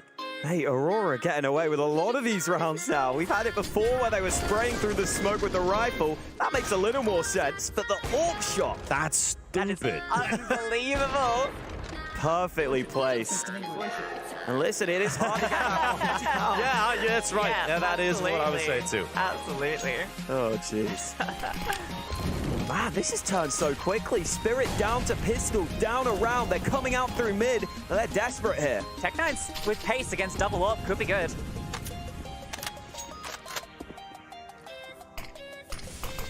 Re-smoke towards red. Lackey's going to tuck himself in the corner. Oh, it's a bait as well. Noise going to fire some shots, fall back, and try and bait in this push from Patsy. It is the one player that is likely to fall for this too. They would love to go aggressive around one of these corners. In the meantime, it is Spirit setting up outside of this B side. Patsy not able to get anything done from his individual position at top red. Now Spirit need to look to break down the doors at B. And it's looking like the doors are being reinforced. There's more and more players arriving here with every second that ticks on. Pure contact here. Kenzie's position is deadly. So many players to reinforce this. Kenzie's going to get flashed through. He's actually not going to spot anything. Laddick definitely does. Now look at the reinforcement. The incendiary comes on through. Can't even commit off the back of that flash. Now Kenzie's got himself into the cubby. Smoke is going to cause some issues. He's a little bit isolated here, but more damage being done through. Lucky just charges on in, gets one. Norby's here as well, and everyone falls. Spirit have disappeared. They've just absolutely disappeared in the second half. They're not winning any of the fights. They're just getting out-fragged by Aurora. The skill has shifted over to Aurora. The firepower is on the CT side right now. Yeah, Spirit won the first 2 rounds off the pistol. They haven't won a round since. And for Aurora, honestly, it's been the 1-2 punch of Kenzie and Seltzer, delivering most of the impact, delivering most of the multi-kill moments that have made the difference here. Laddick has definitely had a couple of rounds of his own. It's the final timeout taken for Spirit. And it's great to see Seltzer. He's the perfect example of what we were talking about earlier when a player comes to play at the RMRs, when they're in this high-pressure environment of just getting that few extra % out of it. This is a big step up for him. Big 15-11 versus iNation right now. iNation keeping it competitive versus Big on this map. Then he just conceded the 15th. That was off the back of 8 rounds in a row on the T side. Yeah, man, T side Anubis, definitely doable in that one. Over in this one, we need to see if Spirit can change anything up. This is a sort of scenario where I would love for Wonderful to take control, take initiative as that AWPer. He's not normally that style of sniper. Spirit instead will try and slow things down. It's also really hard to do that on the T side, right? Yeah. On Ancient particularly, right, there's just not many opportunities that you get openers. It's really just towards ramp. Ooh, that spam goes both ways. A bit of a misleading dink noise, but still does a chunk of damage. Pretty even amount of damage on each side. But Lackey, you could be set up for a play down the bottom of the ramp. Wonderful seems to be ready for this. And he will collect the first kill. That's one way to get an opener. Yeah, it's just dry, no flashbang. That's a little risky, really. Unnecessarily throwing that away. You do get the information, though. But now look at the gap for Patsy up towards red. If he pushes through and he keeps forcing the issue, which he might have to now that Magix has gone down. Seltzer, oh, misses a shot. He's hit pretty much everything. But this time, Chopper will best him with the rifle. Ooh, Patsy, did he mean to shoot then? That's kind of given away his position, and that's allowed Norve to take the space back. Patsy's dropped back, Kenzie's up. Oh, on the ledge, Patsy not looking the right way. Good recovery from Kenzie. Now Spirit come barreling back through the doors at B, and they're looking to enter this B bomb site, but the rest of the hold is here. Latic misses the shot. Couple of missed ones here for Aurora, but they're still recovering it, and that's the bomb dropped at the top of the ramp. No time for this, is there? 15 seconds? Nope, there's no time. You have to charge through the smoke, and even doing that, the round win is just so unlikely at this point. You would have to immediately start planting, and look at all the angles they've got. Oh, Spirit, they've lost control of this game a long time ago, but now it's just inevitable. They're going to lose this map. We talked about Kenzie making home in Jaguar. Well, I think he's moved into the heads of Spirit. The amount of gaps he was finding there, that was a 4v5. He finds 2 kills back, and then he just ends the round like that. Kenzie is absolutely insane in this map. It's weird to see Spirit fall off so much on this T side. It's just been a complete collapse. I think Kenzie's one of those players who could well make a name for himself in this RMR. We were seeing his reactions after every round. He's loving it. Aurora winning so many rounds in a row here. I can barely keep count. I think it's 9 in a row right now. What can Spirit do? How can they come back? This is the buy they've got to do it with as well. Everyone on a Galil. What a gaggle. But there's no giggling going on here for Spirit. B is somewhat weak right now, but I think Aurora want to retake mid control once this smoke fades. And there's still enough utility to delay here from the Aurora players. Oh! Okay, that is one way to get the round going for Spirit. This might be a way to put an end to the streak of rounds and keep themselves alive for a bit longer. 2 brilliant kills in mid. They should have gone the other way. Kenzie's still alive. Kenzie is still alive. Yep, but the rest of his team's quickly falling around him. I'm gonna start realizing there's presence towards B. Maybe we should just take this bomb over towards the A site. And that's the right call for Spirit. It's the safest call here. Yeah, this one, they are gonna get back. Comes off 2 kills that, say, were kind of given to them in towards mid. Of course, this huge streak of round wins ends as soon as they reach map point. It's always the way. Classic, isn't it? Couldn't find a round at all, and okay, well, this orb's gonna be found. So Magix gets that one. That's an upgrade for Wonderful. How many can Kenzie take to the grave? That's the question here. Taking bets right now. I reckon at least 2. Oh, I'm gonna say 1. None. Wow, okay. We're all wrong. Well, you all lost. Unicorn win. Unlucko. Well, that's a great round to find for Spirit because it didn't look like it was going to go so well for them. But those 2 kills in mid offered up. Give them a huge foothold in the round. Maybe that's a little slap on the wrist for Aurora saying, okay, this isn't done yet. Let's stay composed. Let's get this final round. To be honest, though, I did actually like the change up from Aurora that round. We haven't really seen that kind of double donut kind of aggression. And it was the right read, right? They had actual fights out towards ledge. They just didn't win them. Oh, Patsy so often can get away with this aggressive play through elbow, but he's completely severed off by the utility. There's no trade potential, and he falls first. Yeah, that's not good. After you fought so hard for those openers in the past, you give one away for 3 in this round. But the Kenzie dips back there after spotting the opponent quickly. Realizes the 5-on-4 feels good. No need to give away those fights like in the previous round. Spirit have been struggling to find solutions on this T side. What do they have here? Not much utility. On the CT side, they might not need it though. Upper man. Spirit's just looking for something. They're very spread out at the moment, and Chopper might be the one to find it. And what he finds might be 2 CTs about to peek him as he's throwing utility, although second player up on the ledge gives some distraction, but not enough. Blackie finds both. 3 in the round, all ready for him. Leaves it now all onto Wonderful and Siren to keep Spirit in this. Oh, a little gap chosen by Seltzer. They will not take the kill. Wonderful and Siren continue to move into the site.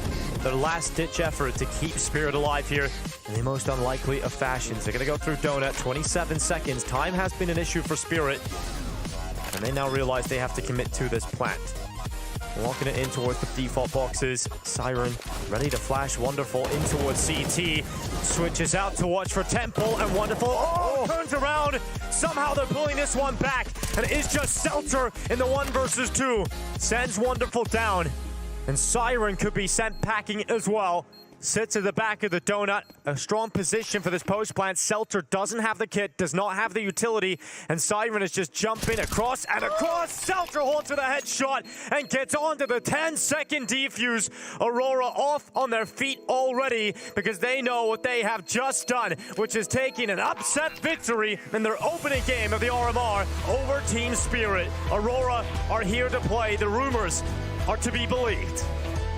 What a round from Seltzer. Another incredible clutch coming on through. Demoralizing Spirit here. A fantastic game. What a CT side. What an upset. We didn't have to wait long for our first upset of this RMR, and we said that Aurora could be one of those teams. And given the reactions from Aurora after getting the win, it doesn't feel like it was an upset to them, right? It felt like they are very confident in their own ability coming into this event. There's been a lot of talk about how good they have been on the lead up to the RMR, and we know how shaky Spirit have been this year. So seeing them get a poor start here, this is scary for Team Spirit. You don't want to go into that 0-1 bracket right off the get-go. Yeah, it's kind of crazy that it ends up this way, considering how strong it looked for Spirit at the start. They steal away that extra round. They're winning the pistol and the second round into their T side, but then just falling apart. Yeah, a lot of credit to Aurora for their mental strength on that comeback, but I mean, the scoreboard says it all. That's a collapse from Spirit. There's no other way of putting it. They found no way in. Even that 1 round they won just came off of the CTs aggressing onto them. Their rounds that they were trying to set up were not working.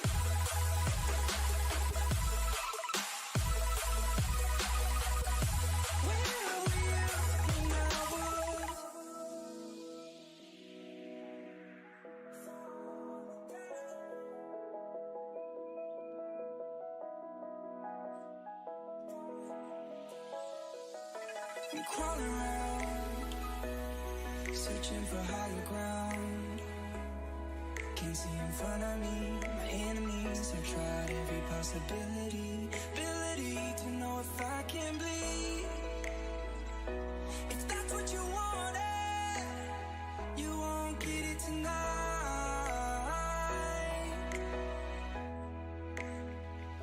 'Cause I can fly.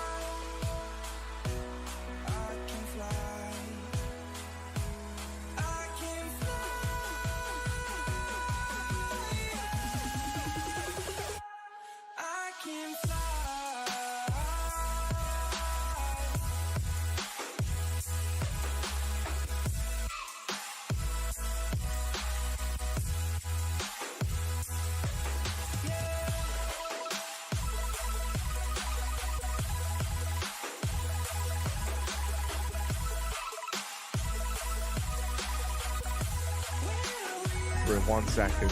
That's last guy I saw leave the van was Zawu, but yeah, look, there you go. They let them. Oh, leave Dupree alone, man. Oh. This is a violent beginning to the day for Vitality, and in this grudge matchup, Astralis are winning. It's only going to get Astralis are winning. The synergy was off the charts for Astralis. Vitality, they left the dudes in the back of the car, and then they opened the door into Dupree. That's precious cargo. He's not only a dad right now, but he's also the man who could make history, could really cement himself in it. If he makes it to this major, the last major in Global Offensive, he will have been at every major. Every single major. The only one left in the running for it. Yeah, exactly right. Zip obviously not having qualified last time around for Rio, and Shox as well off of the Apex squad also didn't make it. So yeah, Dupree's that only surviving player who's made every single major in Counter-Strike so far, or at least in Global Offensive, and why not top that off with a finisher? But that's why it's all the more frightening the Vitality are in the group of death, especially with the Titans of FaZe Clan waiting in that last chance qualifier. No one wants to go there anymore. Not that they did anyway, but that just makes it even harder, even more difficult. So Vitality pressures on with, I wouldn't say a clean, easy opening matchup against an underdog with limited LAN experience. Certainly not the case. No, I mean, dude, the thing that's so cool about this matchup, I mean, there's a lot to talk about, right? There's the idea that we have that like legendary Astralis squad all in the server, but on opposite sides, we've already touched upon. But then you factor in for Vitality, this is kind of the be-all and end-all of this team. The goal, the moment it was announced, was to be at that major in Paris, right? Very important to the squad. It's kind of what they've been trying to gear up for. We saw them actually looking good at the ESL Pro League, right? They came through there, make it into the quarterfinals. They lose to Ent 16-14 in the final map of Vertigo to have that stolen away from them and kind of taper off what was looking like a tournament run for the team. But throughout all of it, ZywOo was at least in fantastic form. It feels like he took a bit of time to adjust to the move to the international squad, but as we've given this team a lot longer, he's very much found his form back in. Even, you know, back in Rio for this guy, had a quiet performance versus the same Ent squad with some Pius in, leading to their downfall there. So yeah, you know, we're kind of starting to see a Vitality that are building, and I think Pro League was a real highlight for this team. It felt like Apex had gone over how he slots into the squad a little bit more. Spinks had the limelight put on him as like the guy needing to be the second star of this squad. And so it just felt like overall, this Vitality team, through trial and tribulation, have like started to come together and started to be something, you know, a sum greater than the sum of their parts. So yeah, you know, I think we are seeing a Vitality rise, and I'm hoping that they can fare well today. On the other side of things, it's an Astralis squad that have been through some fairly troublesome waters, I think it's fair to say. Finally finding some respite from that with Buzz entering the roster as the fifth and Device making his return. It does feel like it's given them just so much more to work with, and Device has been good since he's come back. Absolutely, I think there are positives for Astralis right now, and hopefully we can hear about them. Let's check in with an interview with Glaive. Glaive, thank you very much for joining me, brother. Of course, back in the RMR in Group B. Group B is tough, right? You know that. The level of competition here is insane, and you're starting off with Vitality. Talk me through your thoughts.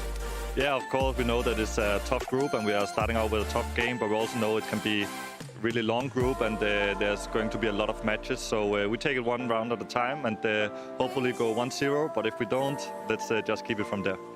And talk me about the preparation coming in towards the Vitality game. They're a familiar opponent. You know them, they know you. What's your thoughts, your preparation coming in towards this game? Yeah, so we just take a look at them like we do with every other team. We treat them as every other team, and I think that's what you should do. Don't try to do too much or too little or overthink stuff. Just do what you're used to doing and play your own game, and hopefully it will work. And of course, you know yourself, you're one of the legends of the game. What would it mean to you to make it to the final ever CSGO major in Paris? What would it mean for you personally? It will mean a lot. I mean, definitely one of my goals for this year is to make it to this major. And also now that we know that it's the only one that's going to be and the last one in CSGO. So hopefully we're going to make it. But I'm also trying to not think too much about it because I don't want to put too much pressure on myself. But of course, it's a big dream of all of us. And finally, any fighting words to Vitality? Let's get a good fight. Let's get a good fight indeed, and I certainly think Astralis, in their current form, are up for, you know, taking Vitality to the edge, hopefully, today, and giving them a competitive game. Vertigo is our map for the BO1, and yeah, Glaive, of course, one of the GOAT in-game leaders that we have in Counter-Strike Go, coming in with the notes and the prep and the pre-game speech as well. Jackie, What are your expectations? Do you think Astralis have a chance to upset here today? I think there is potential. Will we see it? It's a completely different story, right? It's one of those where it all just has to be decided on the server. I think individuals as well are definitely going to be under my radar. I want to see a good game coming out from Blame F. You need Device playing the sort of CS that we expect to see from him. Because it's interesting, this Astralis roster looked like, they took that time after getting Device back in to just grind out online game after online game to get their heads back in it, gel the roster, let people build their confidence rather than having external factors to worry about. Then going into Pro League, having them back on LAN, outside of the server, it felt like the whole team meshed really well. They seemed to get on with one another. The general banter's great. Buzz seems to slip into the team well. But there were just issues, little issues you'd notice cropping up again and again throughout their time when they were actually playing at Pro League. And that can't happen again here, because obviously the stakes far higher in terms of what this means based off the back of just a best-of-1 result. So yeah, I do think there's a chance, Hugo, but they need to speak for themselves. Absolutely do. And on a map like Vertigo as well, against Zaiwu, this guy is extremely comfortable on this map, so I think it's going to be easier said than done. I like how Glaive at least came in and not saying, not acting too worried about the history rather between obviously these teams and these players inside of the rosters. But there has been a lot of recent history in terms of matches played anyway, right? Vitality beating them at the start of the year in the spring groups, Astralis winning in full showdown end of last year. So there's been some back and forth, and maybe Apex had some choice words about those games as well in his interview. Coming in towards Group B, it's a hectic group, a lot of good teams in. You're starting off with a big fight. You're against that of Astralis. Give me your thoughts. Well, obviously it's a really tough group, but I think we could see in the Group A that was a bit less tough, that it was a mess as well. I think RMR is a bit different than other tournaments. The team wanted so much to go to the major, so I just feel like whoever you are, it doesn't change. It's how much you want it. And of course, you got Dupree back in the lineup. We've had a bit of time with Jax. How's Dupree been adjusting, getting back into the lineup and catching up with everything that's been going on the past a few weeks? Well, actually, we didn't practice that much with Jax. We had like 3 days in, and then we had the EPL group. And since that, obviously, we play with Dupree. I think it's getting better and better for him. I think it was nice to have him to have a break for him. It was nice to take care of his kid and having that kind of stuff. So I think now he's really happy in his life, and it's one of the conditions to be good at CS as well. So I just feel it's really good for him. And for you as well, what's the preparation like coming in towards the Astralis game? They're a familiar foe, you know them very well, they know you very well. How have you been preparing coming in towards this opening game? Well, once again, it's not like crazy mind games there. It's all about doing less mistakes and not being scared to play aggressive and just getting your balls in your hands and just playing good CS. That's all matters. I think that's why I'm focusing on with the team. Just we need to close out the close game as well, because we've been struggling about that for quite some time, and we've been losing a lot of close games. So we need to get better at that. Final question as well. The final CSGO major, it's in your home country, France. What will that mean to you to be attending the final major in your home country? Well, I'm not gonna lie, right now I'm not thinking about Paris. I'm in Copenhagen to qualify for Paris, so it's not about Paris. Paris will be for the champion stage, which is a long road. So for now, it's just qualifying for a major. Wherever it is, I don't care, just qualifying for the last CSGO major. So Paris is a bonus, but no, we're not in Paris. Okay, well, man, love the mindset. Best of luck in tours today. Thank you. Apex taking it one step at a time, of course, living in the moment. And hey, a player himself that was never scared to get aggressive. So I hope he brings all of that into this matchup today. Unicorn odds, maybe Vitality, but I know, Harry, you think Astralis are going to upset. Yeah, I do. I got to say, they've actually been in really good form coming into this. And on top of that, I think, there's something about these matchups where it is, to say there's history between these rosters is an understatement. Sure. There's like the most dominant patch of history, with the Astralis era lasting years. Multiple major titles secured. These guys know each other very, very well, and so I can imagine that plays into the server in some way. On top of that, I've actually quite liked getting to see Device back in the server and delivering like really good performances. Right, he's someone who takes a bit of time away to focus on himself, and since coming back, some players have to go through a bit of like a growing pain period where they're updating themselves with the meta, they're playing catch up, they are lagging behind, and so normally like these big returns, aren't really all they're hyped up to be, and actually it takes a couple of months before you really find your footing. That's not been the case with Device, and I know for him and the rest of this Astralis squad, the idea of getting back to major form is something they're all hoping for. So to close this chapter on Global Offensive in style would be fantastic. But we're not in Paris yet. Gotta get there first. ZywOo push down behind the smoke with Julie's. Astralis contact mid, and it's going to be a B split with Buzz below the site. Lots of util. They get it out for a mid to B smoke. Magis may be cut off. He's going to flash as well for Fight, and they're going to run it wild. Spix needs to hit some of these shots because he falls with nothing, and Dupree's in hot water. Dupree. Oh, mate! The sheer speed, the level of lethality already established, but the numbers dwindling, and it's just on Apex and a 1 versus 4 already getting battered as Astralis turn this opening round into an abattoir. Silent shots, and that's it for Dupree. No one else able to hold strong, and yeah, Vitality, Astralis, very quick little B split there. Yeah, you know, I want to say the interview with Apex gave me a good deal of faith, though. I like his approach to this whole thing. I like that he's saying, you know, Paris is a long way away. That's champion stage. He's not wrong. Like, that is far off in the distance for Vitality. And I think he knows that some of the problems this team's had, it is going to be a battle to get there. But that is their end goal. However, he's taking it a match at a time. And I think for someone who, you know, is very kind of, you know, wears his heart on his sleeve like Apex, I think it's good to try and put that distance in your mind between these events, not to feel like, you know, if you kind of let the nerves get to you now in the RMRs, then you were never going to make that run, right? So I like his attitude coming into this.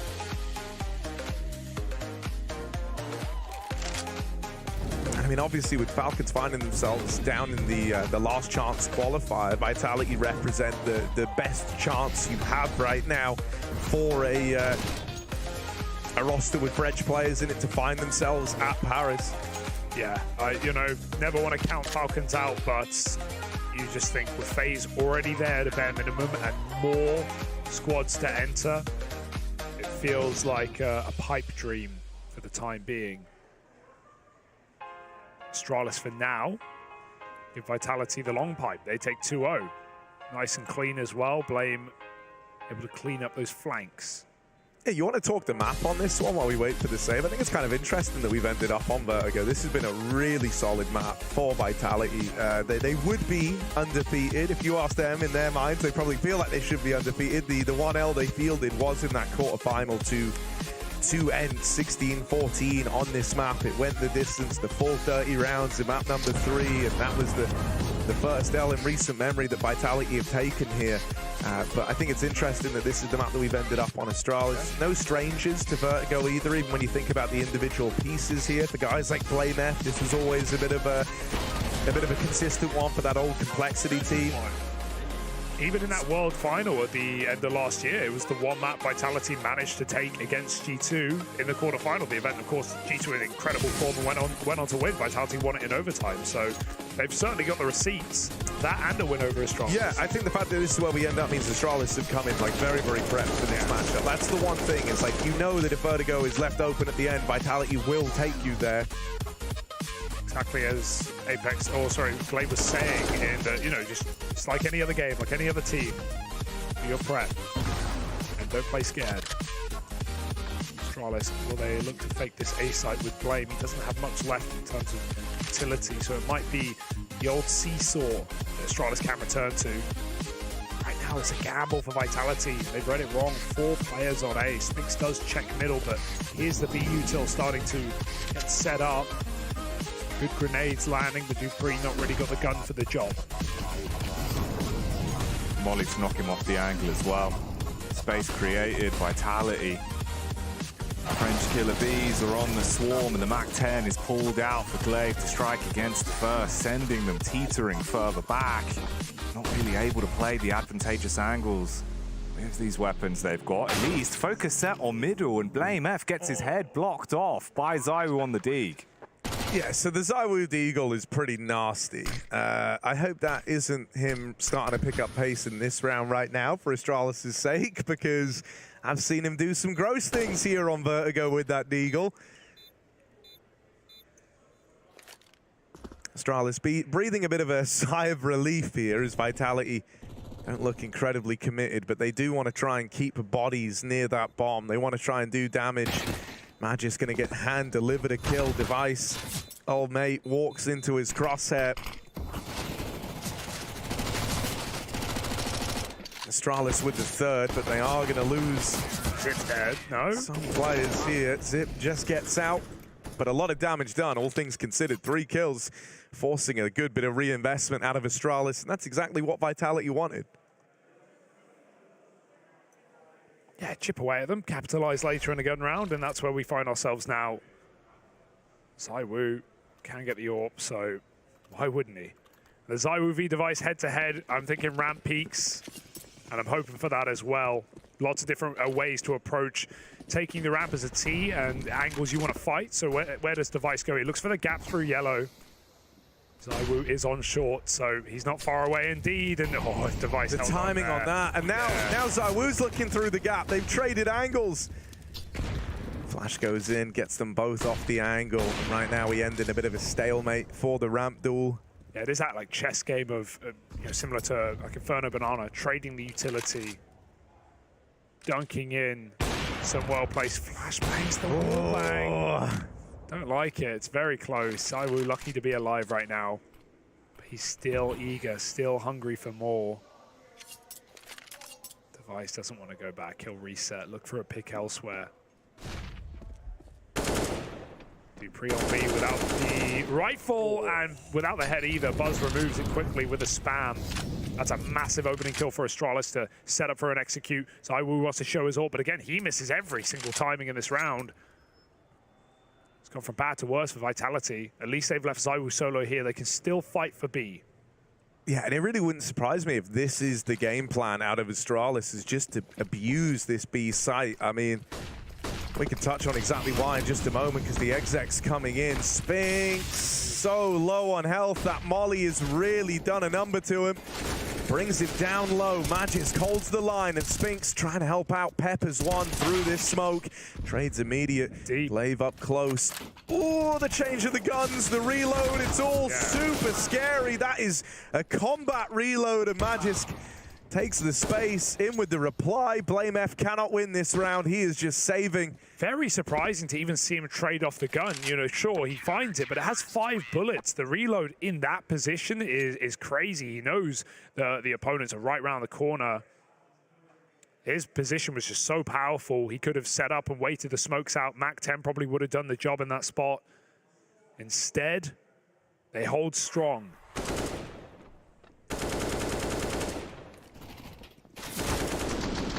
Yeah, I mean, you know, I think for this Astralis squad, the thing they're going to have to contend with is trying to keep someone like Buzz, for example, his nerves in check, right? Because while for the kind of core of this team, this is so par for the course. They've been here before, and I know that Astralis are a far cry from what they once were, but you at least have that experience. You know that, you know, you're not going to win every round. You're not going to get off to a hot start. Sometimes ZywOo will just win a round against you that he never should.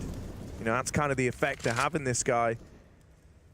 But they're going back to B again, and I like that this looks to be the game plan, just to abuse the B site, and with good reason. Dupree's here. Not only do you have the idea of like the ex-teammate head-to-head trying to get in his head a little bit, but I think Dupree's been the man who's kind of had the shakier performances out of these Astralis alumni that have come over to Vitality. I think this represents a pretty tantalizing prospect. I don't know, Zonix had 0 kills in the last 3 months. Yeah, that's a good point, but you know, when you look at like the other sides of this map, it's like if you go A and you're running into this whole ZywOo, you're terrified of it. He was checking it. Where the B site has its strengths is in the players that can come in to assist, right? So for Dupree, you're kind of hoping for like a kill to try and slow them down, to try and buy time for Spinks and Magisk to move over.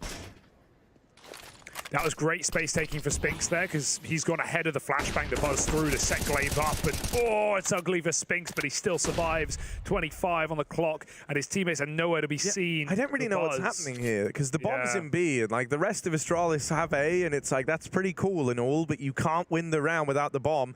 Even though Device is in the spawn and about to backstab, the round's already lost.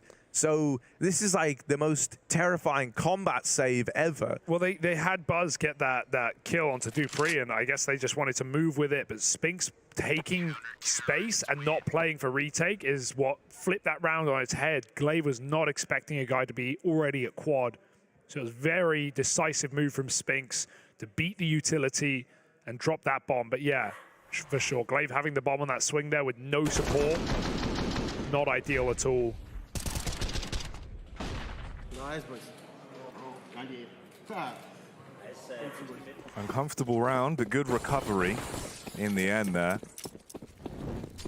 Straight back into things. Round 6, a 3-2 split. Limited cash to distribute amongst the Astralis Danes as they'll make it work, with the Tech-9s being invested into. BlameF eating the HE early on as well. So he's dropped onto 45 instantaneously. So we're going for spam shots to the AWP, announcing his presence. And that might be enough to put the fear in Astralis. They have loved this B site. Buzz consistently getting entries on this site right now for Astralis. He's going to hold off, wait for that re-aggro. Spinks is nowhere to be seen. Apex dropping in. He's got a nade. Molly goes out, and that's a nice angle for Buzz, but Apex only needed one bullet. He'll connect it. Device found an entry. Meanwhile, they're going to run amok up on ramp. ZywOo here, Magisk holding the fort at the top of the ramp side as well, just out on an island, taking every fight. Will get run down. Apex with a clean tap to find BlameF. Now starting to lean away back in the middle, entrusting the sight hold to ZywOo, and it's a very safe pair of hands to leave this in. Zip in the clutch. And spotted that AWP crossing, but it's another thing to win this fight. They're peeking together. Lovely bit of interplay between Apex and ZywOo. They're harassing a lot on this CT side, right? They're constantly staying mobile. They're re-swinging. They're flashing for each other. It's looking like a very fluid Vitality right now. Even though Astralis are finding gaps, they're not left open for long. And we finally get to see ZywOo making that AWP sing as well. Love that energy from Magisk. And an eco called out for Astralis now. ZywOo going to be a lot freer to take these openers. Even he doesn't send it too far. Repositions for a deeper angle. Favor him far more. And let's talk Buzz, because this guy's been considerably impressive if you take into account the players he's playing alongside of, the org he's in, and the expectations of an extra man getting slotted inside of this team, right? Obviously, for a long time, it was AWPers getting plugged in Device's place, and it always felt like they were doomed to fail, right? When you're firstly waiting for Device to come back, but also trying to live up to his expectations, or rather, what he's done.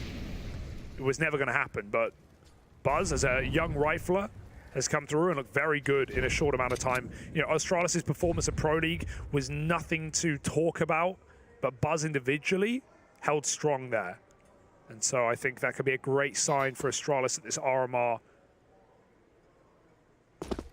Even if you factor in the added pressure he's under here, normally a lot of players, they can take that pressure and crumble. Instead, with him, it seems like almost as if he's turning into a bit of a diamond, right? He's finding those key frags. He's playing his style of CS. And Astralis, you're not meant to win this round, attempting to make the best out of a bad situation. The dink onto Dupree ends with him being slain. Magisk really does have to lay down the law, and he wants even more. 3 frags found for Vitality to grab themselves 4 on the board.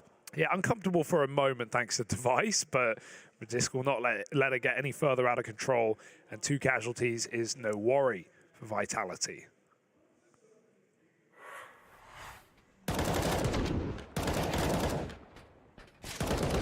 Still a close affair. Still a buy round for Astralis. And it will feature the AWP.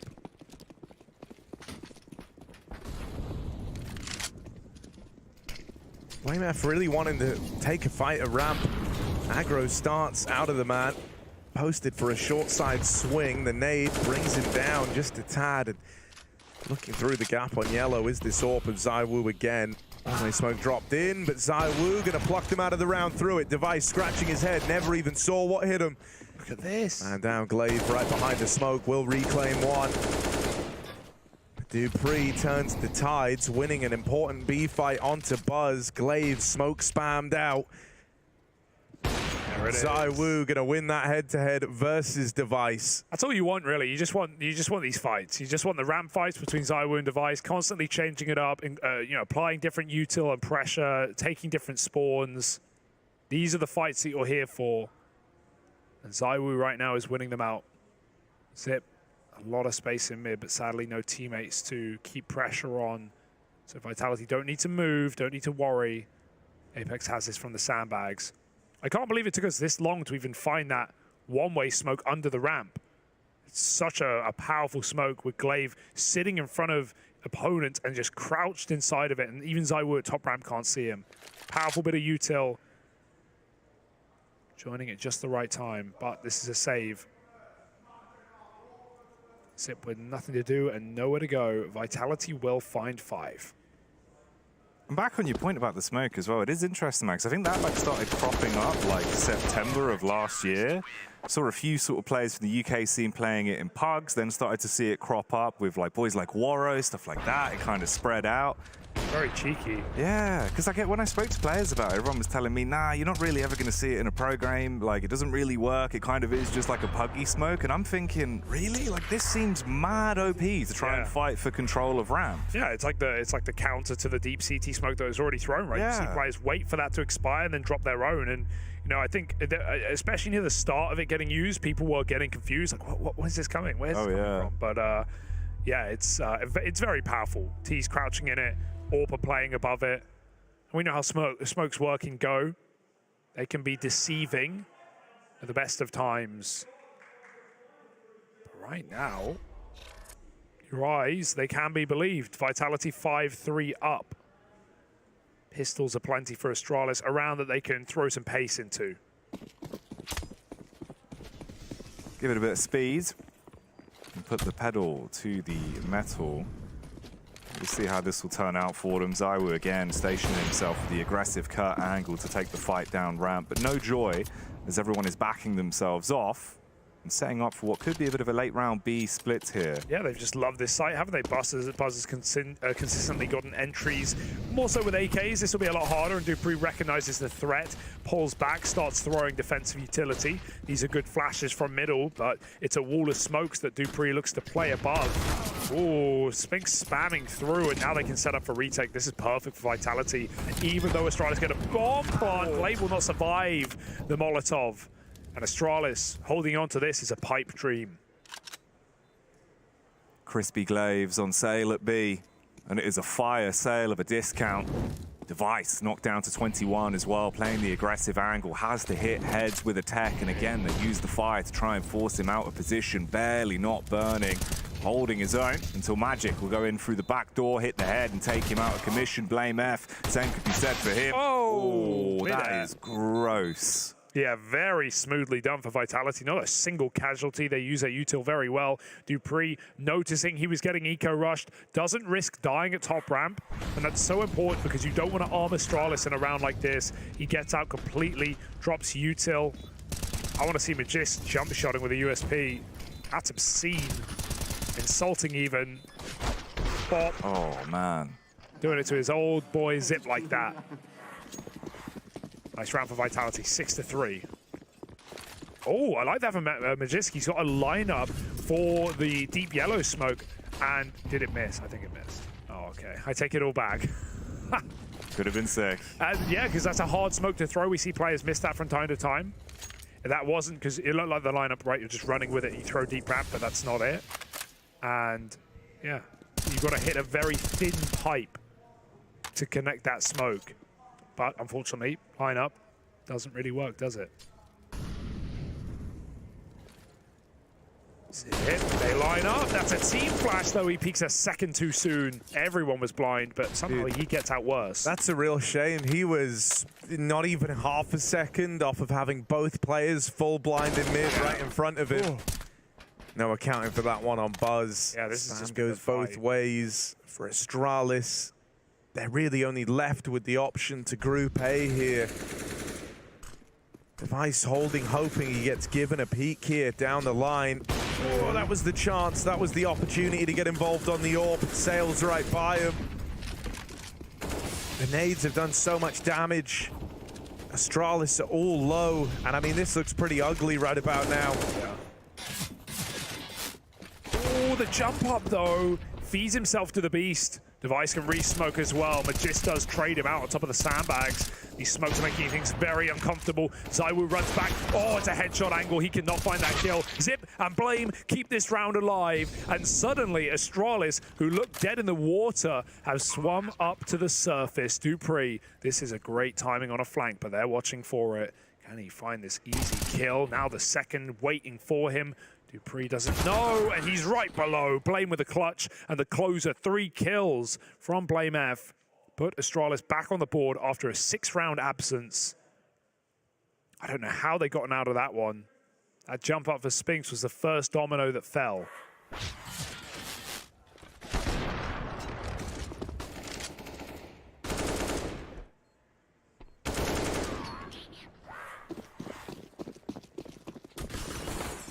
Yeah, lovely little round out of Blame F.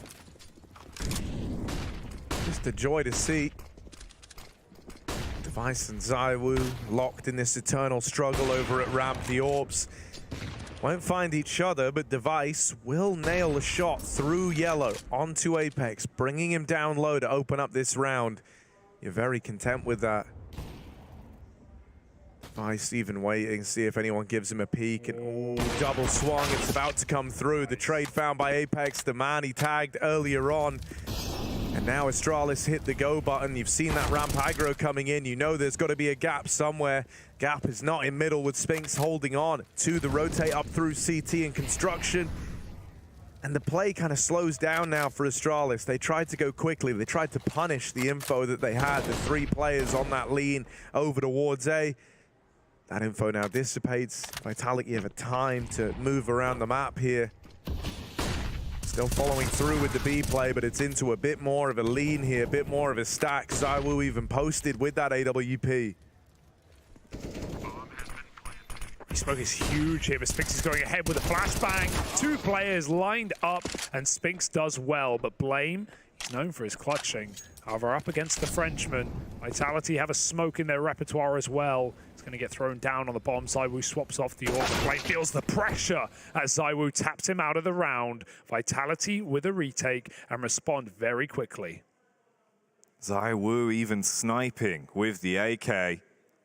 And hitting some very heavy-handed shots. And the whole team's looking quite lively as well. This has been a good half for them so far with how it's been playing out. The odd round from Astralis, but some of them just haven't been sustainable. Madness from Spinks as well on the re-entry, dude. The fact he gets the second frag makes the world of difference. Yeah, B's been looking a lot better. There were a couple of weak rounds early, right, with dupreeh getting caught off or wall banged, and you know him and Spinks trying to trade out positions, but it's been looking a lot better these last couple for Vitality.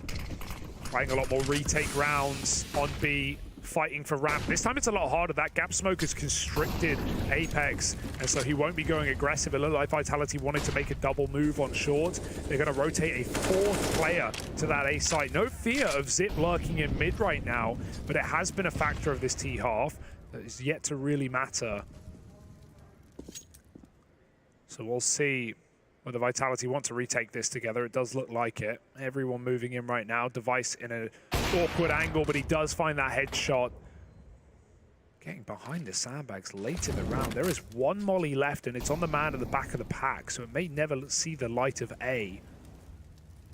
If Astralis pull back to hit B, that'll be a lot safer right now. We can see on that mini-map just how surrounded they are. 5-on-4 up, but they're not out the woods. They still don't know. They still don't know. ZywOo and Device on the site clash. And Magisk, he can win this entire round. Yeah, no one's even considering it. No one's even looking. Just out in the open. Magisk tears him down. Take a bow. Magical boy. And that's after Device gets on default with the AWP and kills ZywOo and rotate, right? Like Magisk is hiding so hard that he can't call that, he can't even check it, he doesn't want to risk it, but it is so worth it. Patiently holds his shot, lines up a double spray down and closes it. That's a fantastic round. Magisk is top of the server. And even before that round he was, but that's just going to keep him there for a little longer. My goodness. We love an A4 user.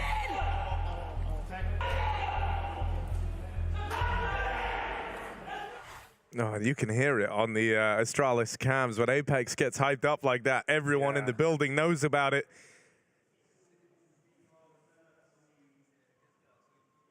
Astralis just left to kind of stew in the results of this one. I mean, you know, it might have been this nice look out of the gate. They win the pistol, they stick the landing on the conversion. Since that point, only one rifle round has come down the pipeline. Magisk as the front man right now. ZywOo just behind him.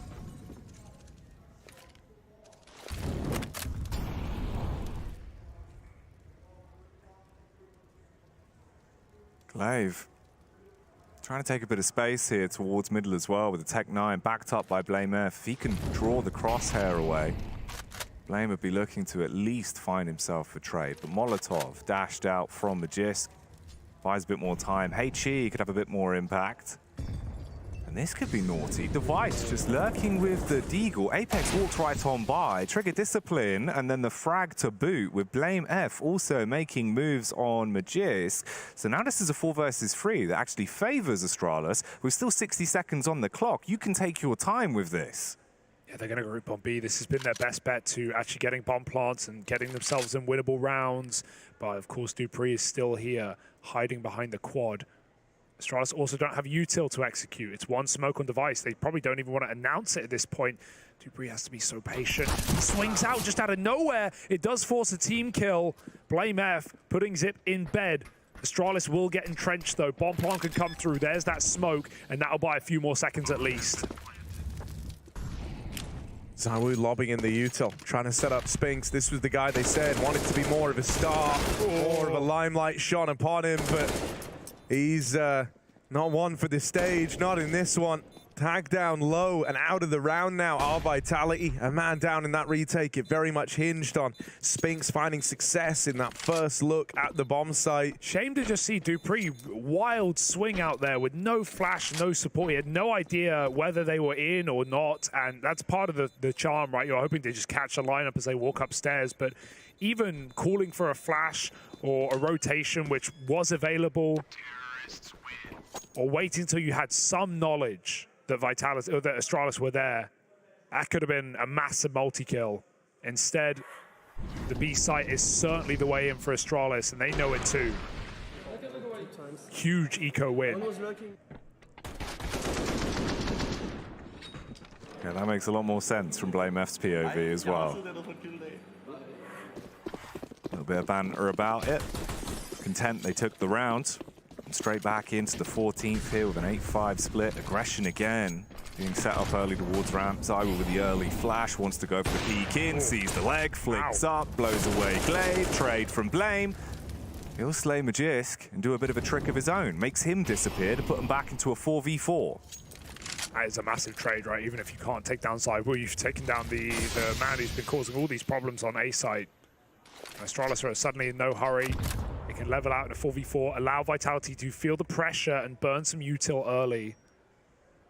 I like how Vitality are playing retake now. They can let ZywOo take that first contact.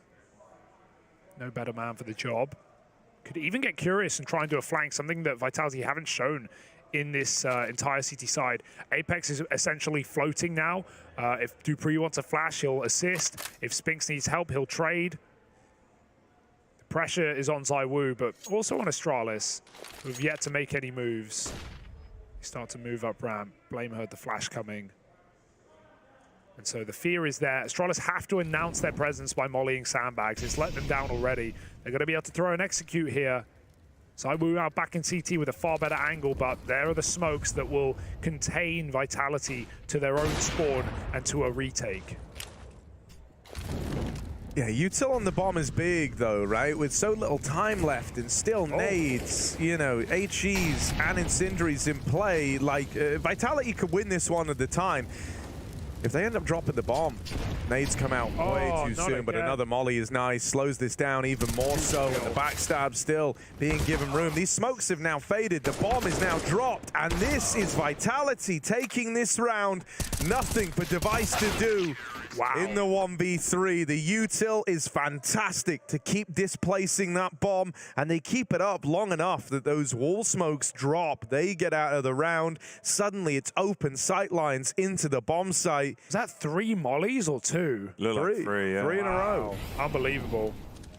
Yeah, they'd held on to it the whole time, and I mean, that's kind of the problem with, you know, not having really pressured this this site, right? Being given the room, the retake set up out of Vitality. They didn't pressure anywhere else on the map, so they hold on to that util for the retake, and it never even makes it that far as a result. Okay, ZywOo, hey, give it a go. Why not?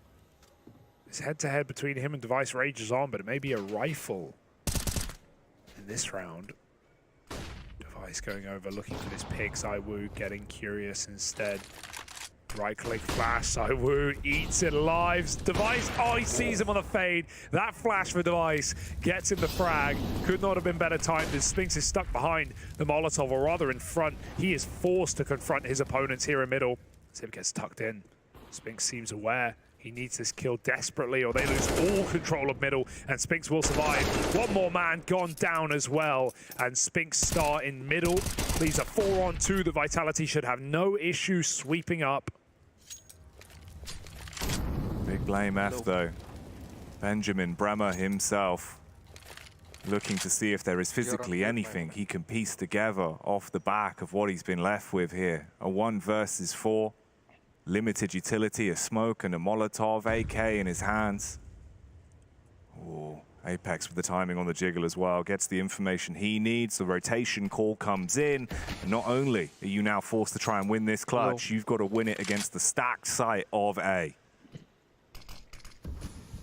Yeah, this should be undoable for Blame F. Around the corner, and there's the death certificate signed. Apex's signature on it, and a 10-5 first half found for Vitality. It's lights out.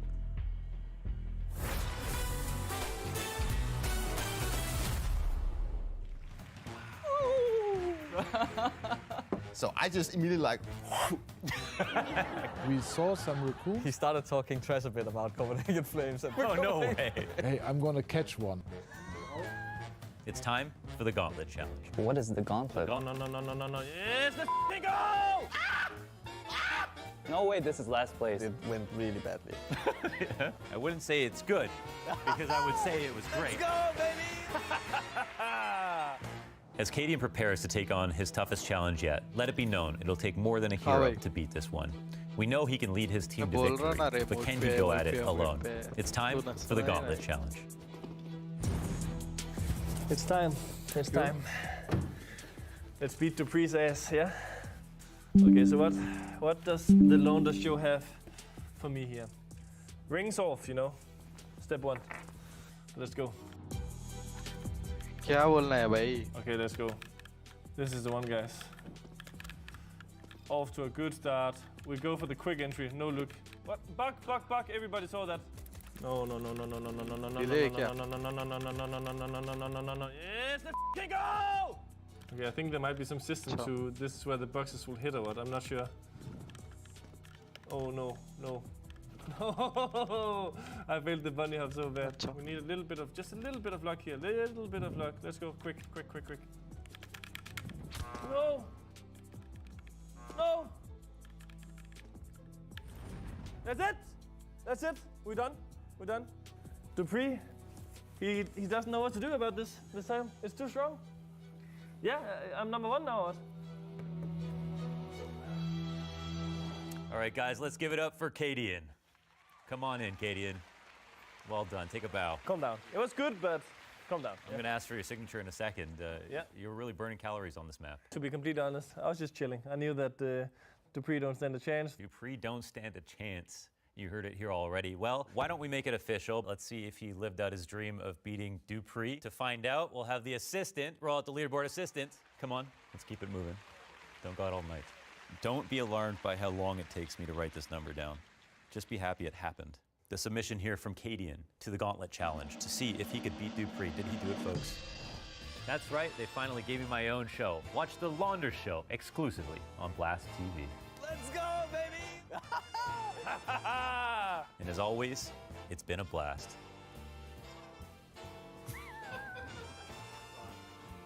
Blast.tv free है क्या इधर?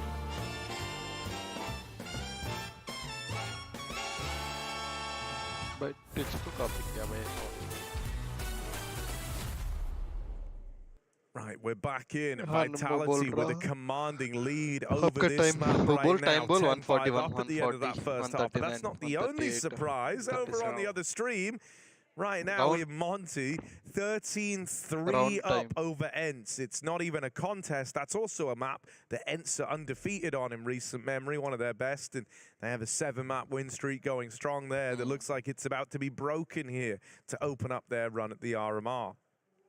Absolute madness, man. Definitely didn't see that result coming. That's a well, even if you did see it coming, I don't think there's any part of you that saw it that dominantly. Like, yeah. 155, 154, no, it's weird, it's odd, but 152, 151. Bodes for an interesting start to RMRB following the footsteps of its younger brother, RMR.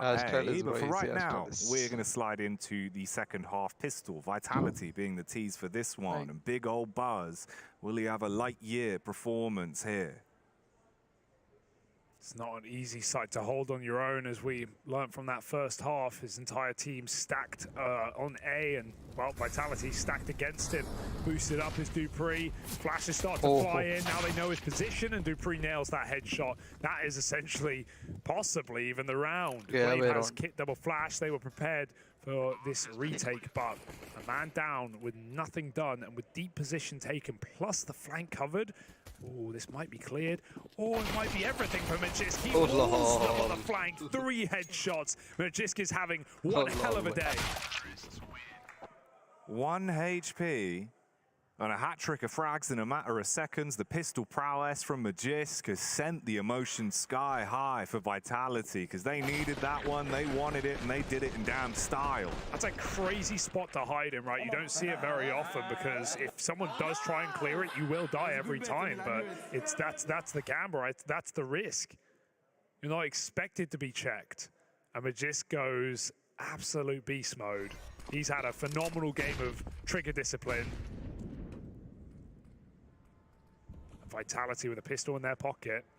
Assuming they deal with these ecos, this could be a very quick day in the office. Providing they deal with the ecos, though. That was like step 1 to all of this. Now, Apex still floating around here.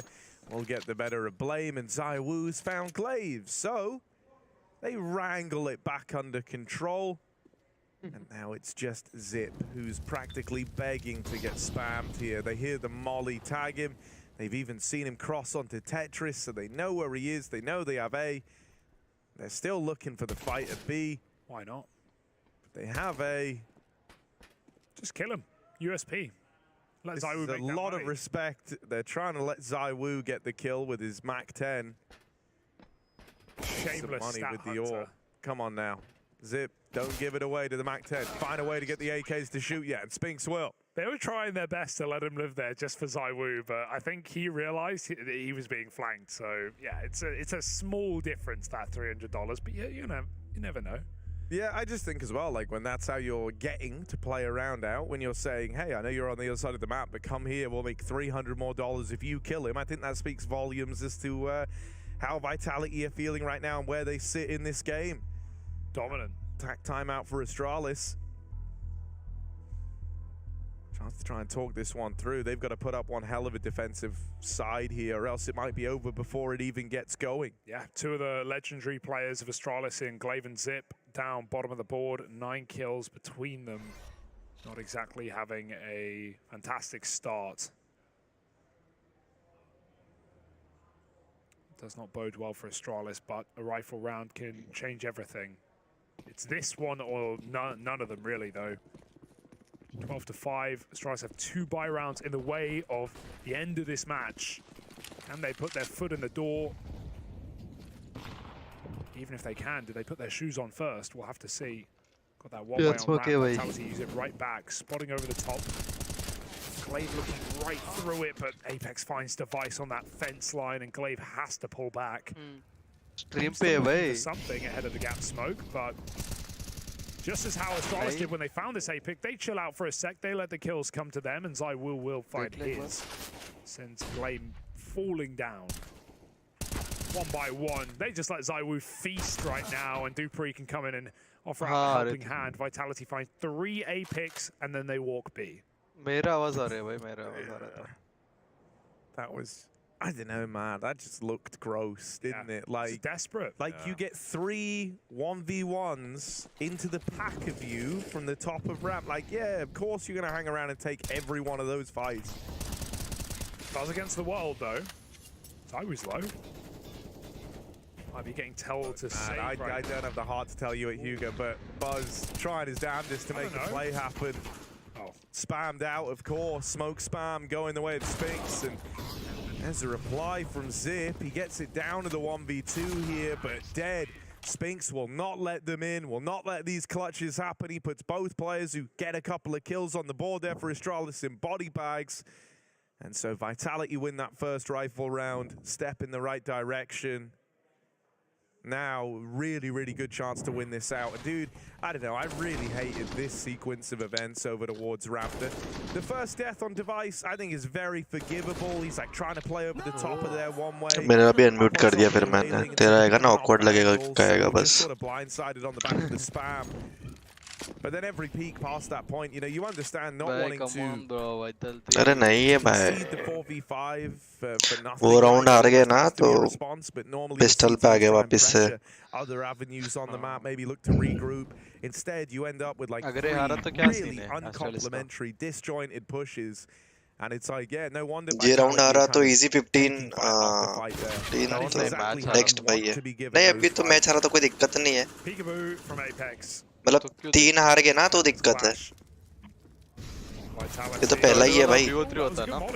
हाँ, elimination और qualification वो दोनों भी best of 3 होते हैं, बाकी best of 1 है. He is in fighting form. Was there ever तो मतलब नहीं रहा भाई इस मैच का. Give it another go. Skydive to the boost. Gun up now, and they're going to meet up there. Buzz of the pre-aim, it's good, but it's not enough. Magisk finds the finisher to take 14 rounds to Vitality. Not even really a competition was this BO1, and I had higher expectations of Astralis in this game. Sad to see, sad to say.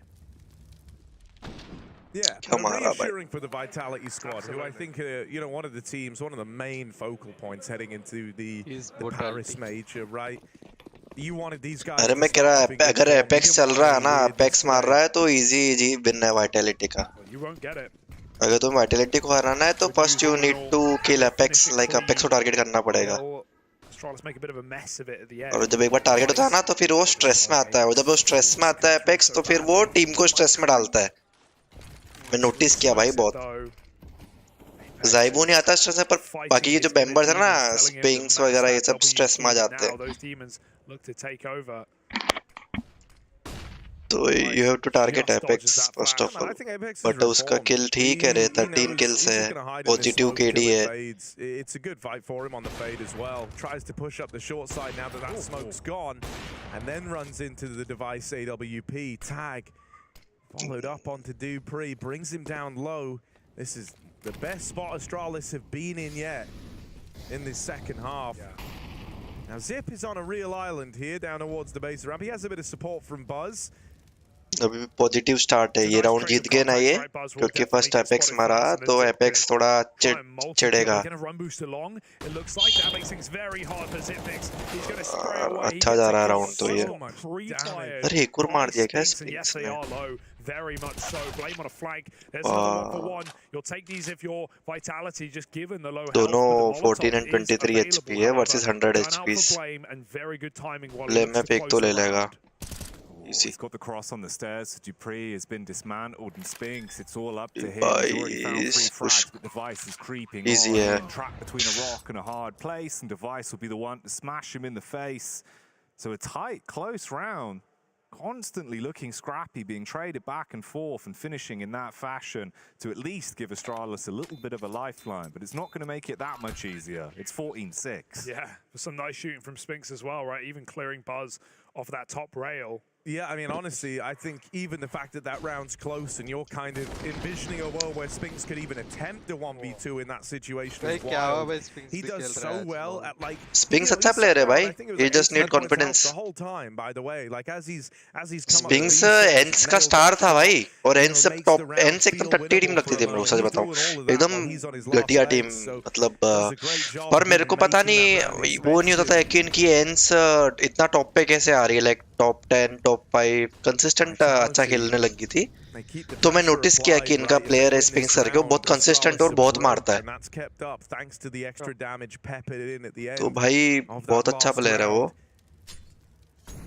अरे apex को target करो भाई, ये करता है चूतिया play, कुछ भी करता है ये एपेक्स. इसको मिस्टेक को पकड़ो और मारो. ये करता है भाई, देखना तू एपेक्स को देखना, ये स्मोक से घुसेगा, कुछ भी करेगा, ऐसे काम करता है ये. डिवाइस ले ले.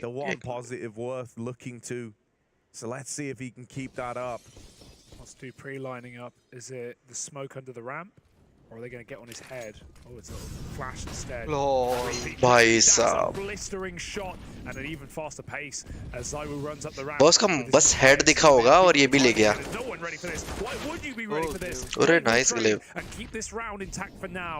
Can he reaggress? But they are going B ना, और B पे कौन है ये बस. Anyway, Magist needs this entry. अरे भाई नाइस बस. Like a fiddle by Buzz, but the backstabs अरे he heard him. have this absolutely every time, and he'll take that trade, opening up a plant.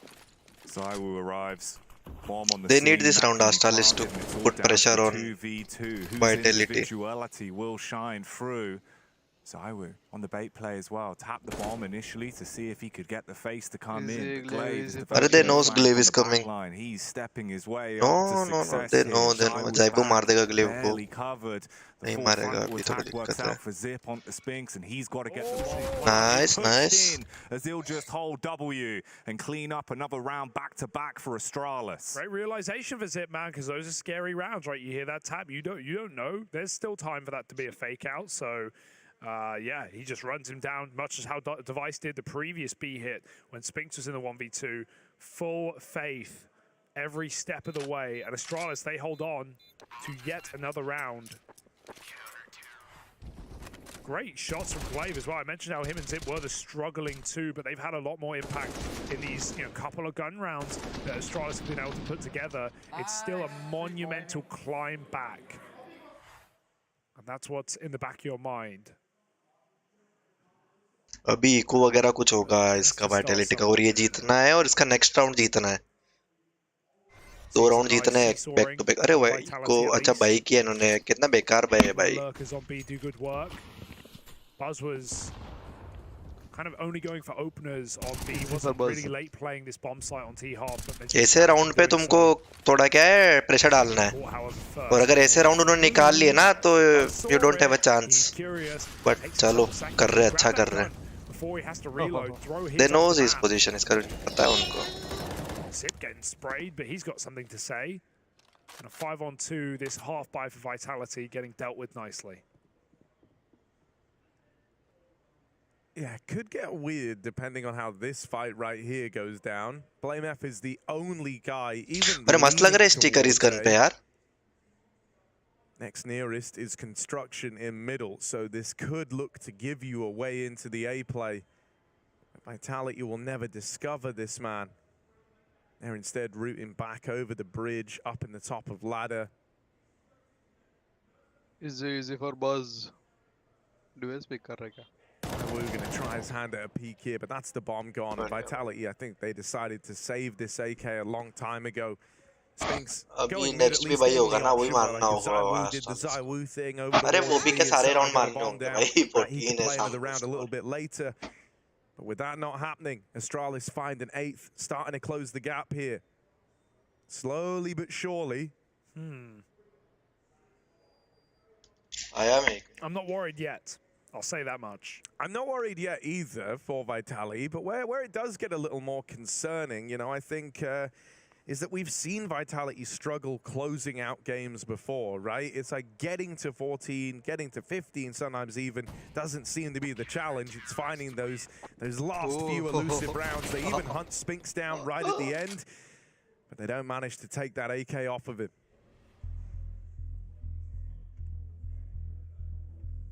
Even the fact they're going for the hunt, you know, they're trying to tee themselves up for as many rounds as they can. They're trying to be as punishing as they can. Yeah, maybe that's a bit of a mindset switch out of Astralis, right? They're feeling like this one's possible, and they're trying to do the legwork for it right now. Got nothing to lose in trying, right? The wheels are off. Gloves unbuckled. And Buzz, man, somehow at times he looks like the most confident player on this team. Always willing to, you know, make risks or play risky, make moves. You know, he's being set up, he's being supported without a doubt by Astralis. But even on T side, he's very free to go for those entry kills on B. फिर से गंदा भाई. Even if the rounds don't. क्यों इतना भाई कर रही है? Start. It's a reassuring sign from a very young player. मेरे को G2 दिख रही है Vitality में. G2 वैसे ही करती थी और 14 पे आके हार जाती थी. Cheeky pop flash. You talk about some of the plays we've been seeing towards B here. This time it was Zip that wanted to force the issue. But yeah, the fact that sometimes it feels like you get a younger player into a team that's so established, they sort of feel like a severed finger on the hand. Here, they are the 5 fingers on one hand. They work in tandem. It's nice to see how quickly he's kind of gelled to the environment.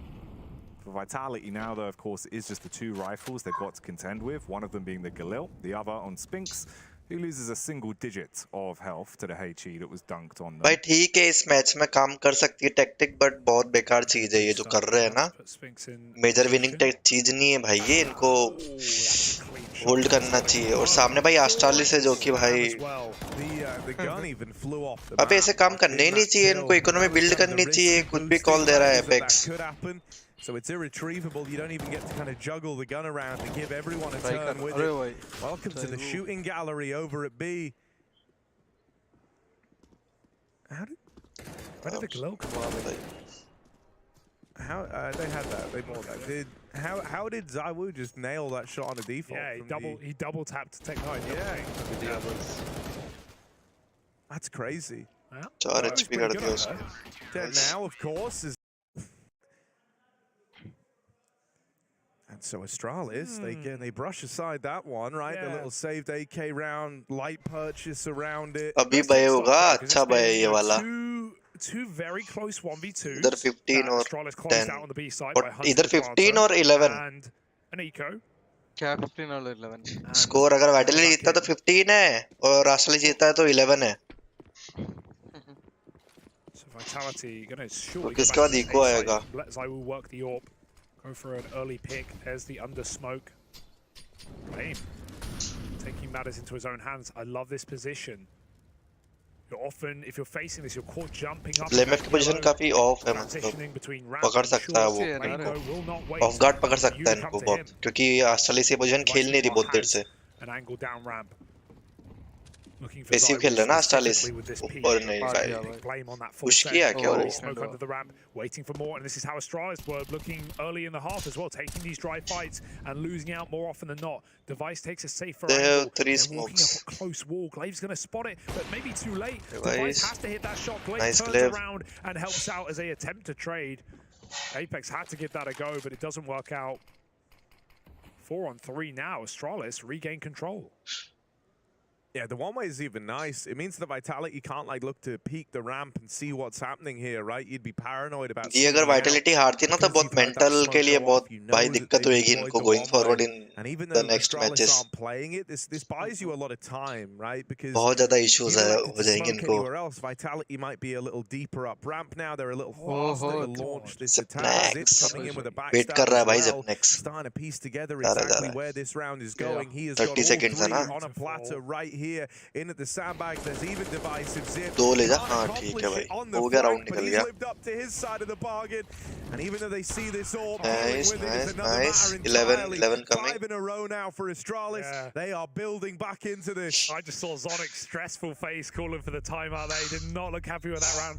And that, you know, that was going अरे Apex कुछ भी call कर रहा है भाई back के. No idea when Glaive and Device have that. कुछ भी कॉल कर रहा है भाई. Apex खत्म करना चाह रहा है जल्दी जल्दी इसको. ऐसा थोड़ी ना होता भाई. जल्दी खत्म करने के चक्कर में और लग रहे हैं इनके. But it was that flank for Zip, perfectly timed. थोड़ा इको शिको करो यार. And now Vitality feeling the pressure. Harry, 5 rounds ago you said, oh, they've had trouble. अभी थोड़ी देर में देखना ये राउंड आ रहेगा. 1-2 राउंड तो Apex से ना किला छिड़ जाएगा. Was I wrong? I mean, maybe. You should have heeded Harry's warning. With Vitality. Some of these rounds starting to slip, a few small mistakes, costing them gravely.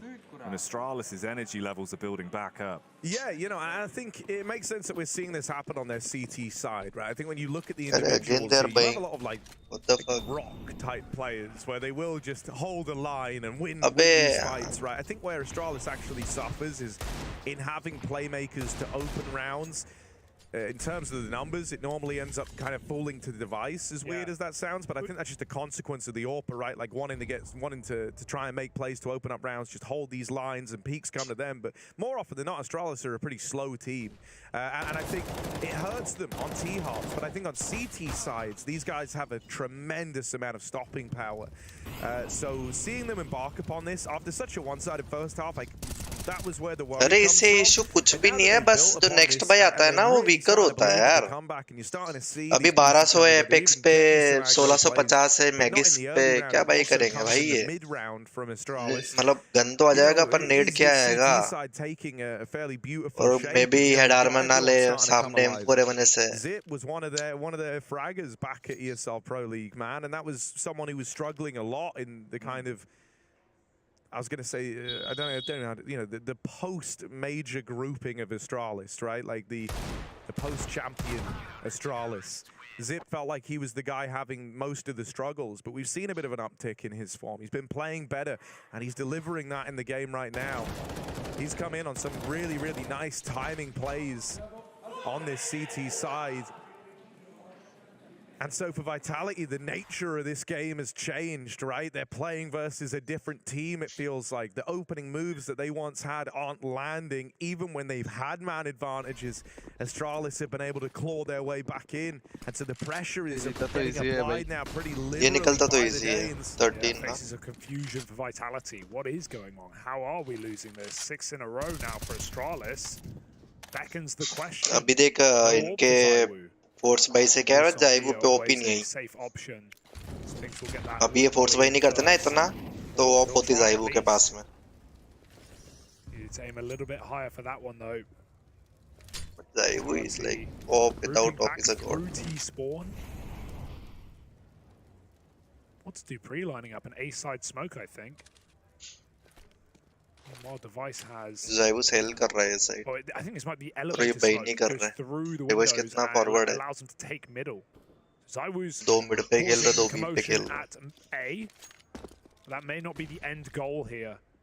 In comes that util. Blame going to get blinded and pushed off. There's that early smoke. It's up to Glaive. He needs a kill. He falls off and survives. Blame is burning alive. Apex will take it. And they change routing in the mid-round. Device अकेला है. Smoke. The rest of his team going B. This is split apart right now. And Astralis have a B stack. They are poised, so ready for this play. Device is Apex को मार देगा ना का Device. He's good for the job. How the hell are they going to crack this site open? Buzz, ready and raring to go. Up the ramp, Dupree gets ahead of him. Low है वो भी nice, nice. And there's Glaive. He has his teammates back every step of the way. It's Magis to try and tear this comeback dream away from Astralis in the 1v2. Nice. But he nearly could have done something in that swing. Device from the spawn finds the time. Astralis keep this comeback coming through. Up to 12 now. नहीं वो बंदा crazy है वो बंदे के reactions. What a stack. 10 rounds. Zipnex खेल रहा है भाई. Or 9 rounds rather. Between बस these teams. सब खेल रहे हैं. Device खेल रहा है, Glaive खेल रहा है, Zipnex खेल रहा. Blame नहीं खेल रहा.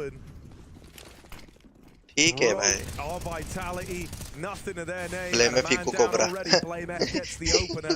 I think that's something that Astralis have understood off of prep. That's why they have their B stack, right? When you see Zywoo bottom A, Blame F फिर जा रहा है. ओ भाई भाई भाई भाई. nades, it's often because Vitality are running packs, right? 2 on B, 2 on mid, or all together in either of those ये Dupree पे के कहाँ से आई रे? भाई क्या है नुबड़ा? Don't have a face here, boys. Yeah, this is not very low health, but Device is good for the shot. Remains consistent. Lol. Team kill. अरे भाई बस भाई. Not ideal, but it won't cost them much. Zip will end it with another.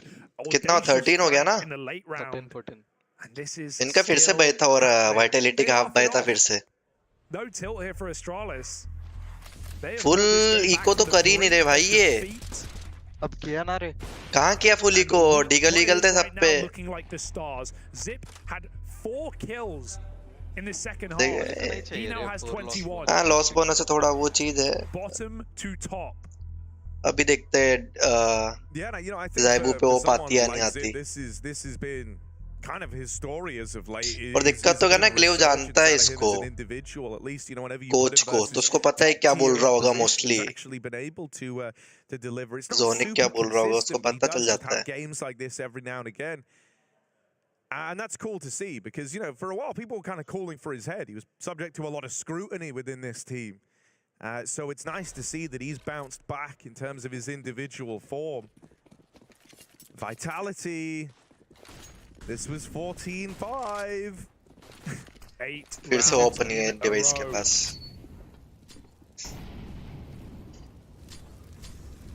Apex up short. I like this. Sometimes the captain's got to take matters into his own hands. He is the solo cell right now. Zywoo is covering, but he doesn't have that orb.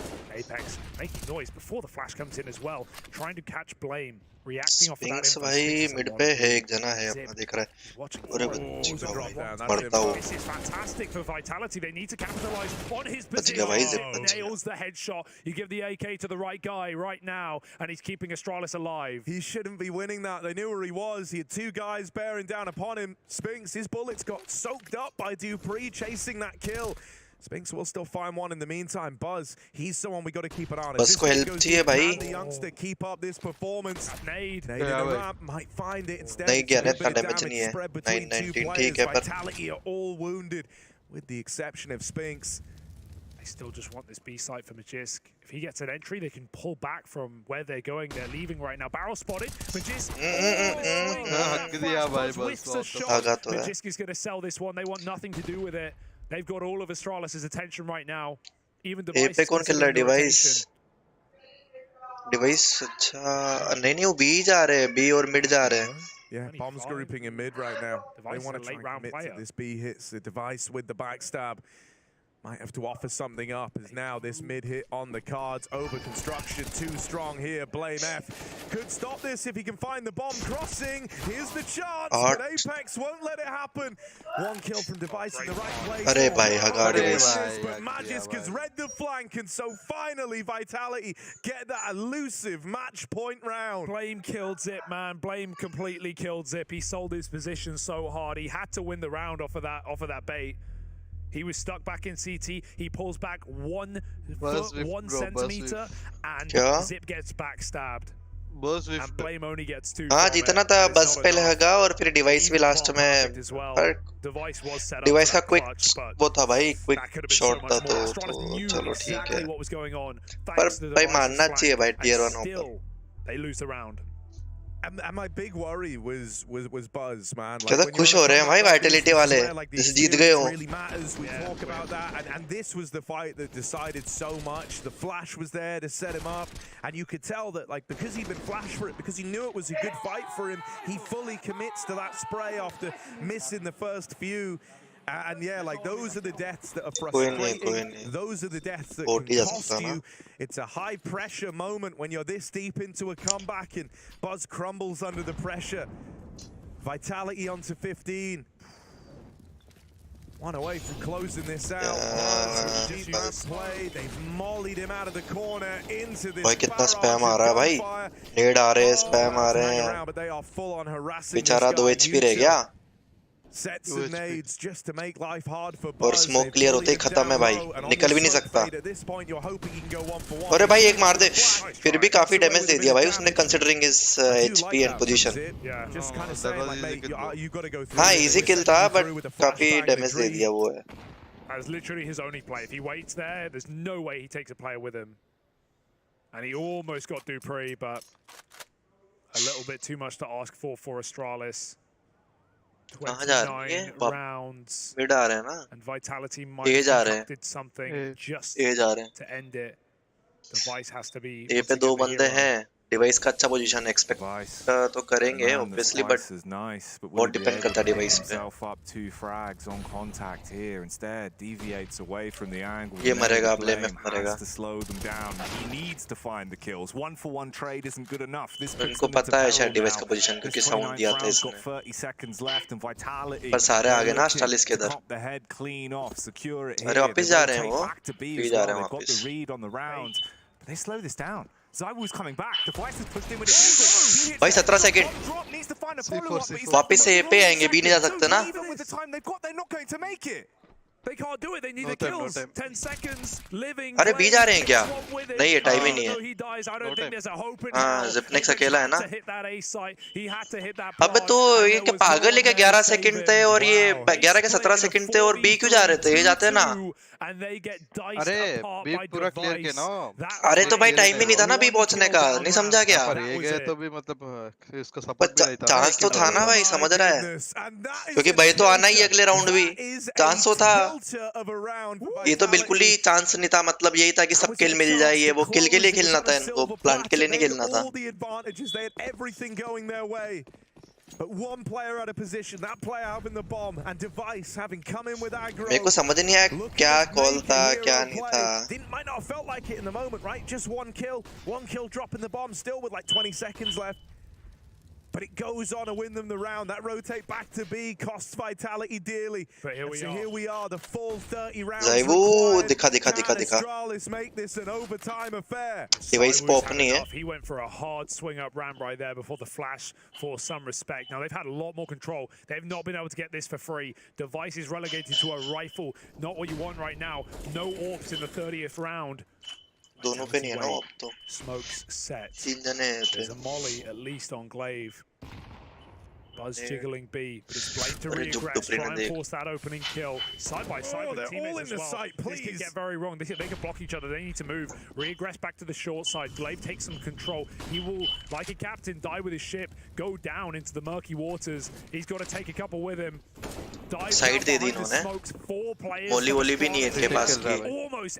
रीटे खेल रहे पर बात समझ रहा है तो वो नहीं है। जीजी है भाई।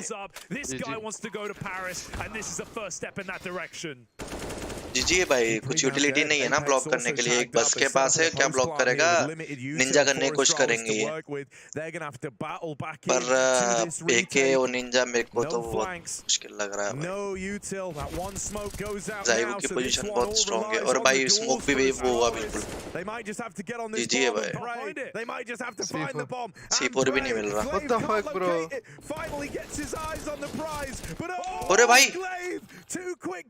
जीजी अच्छा था यार,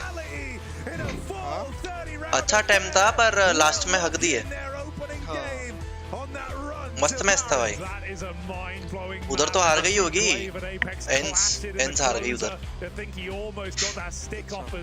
भाई साहब क्या मैच था यार।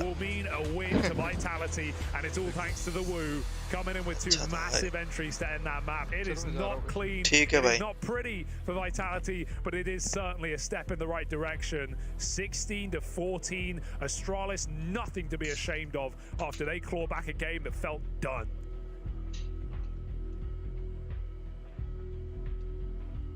Yeah, no man, lovely out of the Vitality boys to get that one over the line. Not so lovely in kind of most of that second half. It started to get very, very awkward, but it is relieving to see that Zywoo, when he kind of wills it into existence, can come in with some of those big performances. He was lights out in round 30 of this game. The big reason as to why they picked it up. You feel kind of bad for Astralis after launching a comeback like that, having Glaive get that final 1v3 down so close.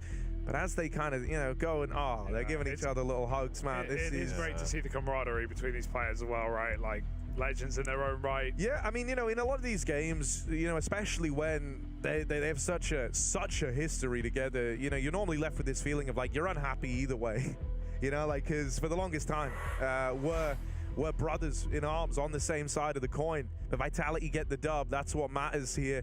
Magisk, great performance all across the map. Spinks alongside him. That is very reassuring, right? I think that was always kind of the problem for Vitality, was finding a consistent voice alongside folks like ZywOo. When Spinks joined, he was meant to be that man. He was supposed to be that guy.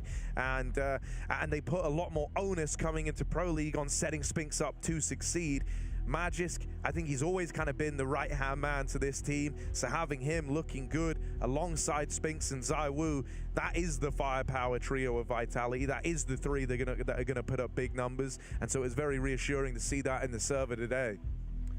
Yeah, and the comeback as well, to think that you have 4 or 5 kills at the end of half and you still go through and top frag for your team, I think that's a reassuring sign for Zip. And Astralis were not a team I really had a lot of hope on inside of this group, considering, yes, their very recent form has been great, but just historically and how hard this group is, I felt a little bit of worry for Astralis, but that's filled me with some more hope for the Danes, of course, but not in the opening game. 30 rounds, they fall, and Vitality, it's not the way we wanted, but it's the result we wanted, at least, to have these Frenchmen in Paris. But let's see what it means to them. We have an interview with Magisk on the side. Well, that was a close one in the end. Looked comfortable for you guys. Just a relief to get through it? Yeah, I mean, not gonna lie, it got really close in the end, but overall, I would say we played really well. We made it a little bit too complicated on the T side sometimes, where we had like the advantage situations, and the nerves started getting to us. Also because the last 2 tournaments we lost on comebacks. So yeah, I think it was still on our heads, like we got a little bit scared and making it a little bit too complicated. But other than that, they also played some good CS, and yeah, I'm just happy we managed to pull through. You mentioned nerves. I think a lot of teams have said that when they've started the comebacks, started to come through so far. It is the RMRs, you're trying to qualify for the major, but there's an extra pressure for Vitality to make it, right? Is that in the back of your heads a little bit? I mean, I think you can't deny the fact that, we have a French team and, a lot of French people around the team, and the organization is French. So, of course, this one means a lot for the organization, the players and everyone. But also, it's also something we've been working quite a lot on, like on the mental side, and trying to focus on the things that we can actually do something about, and that's in game. So obviously it's easier said than done, because of course it's always going to be in the back of your head, but I think we are working in the right direction on the mental side, but also game-wise. How's the preparation been leading up to the event? Obviously you had to play Pro League with Jax for the first stage, and the second you got Dupree back. How's the prep been? Have you guys been together? Obviously we've been working hard from home.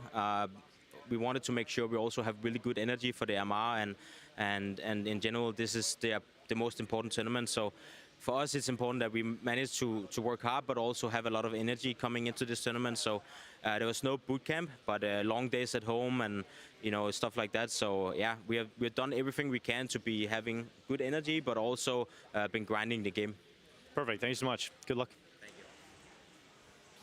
And that's Magisk just after his 30-round win. And Vitality, sure, they know the goal. This is the most important tournament. This is what it's all been leading up for. And let's see what we've led our day with as well, with results on the A and B stream. Break it down, boys. What's interesting? Yeah, so for the most part, it's been pretty par for the course. But then we've had a couple of ones over on that main stream that maybe surprise you, right? Heroic 500, that one opened the day. Looked pretty close, and then Heroic went on to dominate. Aurora versus Spirit, that was at one point a crazy dominant lead. Spirit actually attempted to come back and close the gap there, but not enough to best Aurora. And Monty wrecked Ents in their head-to-head. Once again, a miniature comeback getting denied, just giving false hope to any Ents fans out there. Monty looked very, very good in their opener. And we almost had a closing comeback as well on our stream as well, but we do have a couple more to finish off these opening rounds. Nip Eternal Fire on the other stream, and G2 versus 9 coming up next, so stay with us. More Counter-Strike coming down the coffer.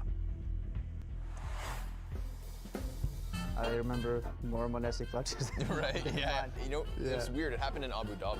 Obviously, last year, he starts with that, like, MIBR clutch. Yeah.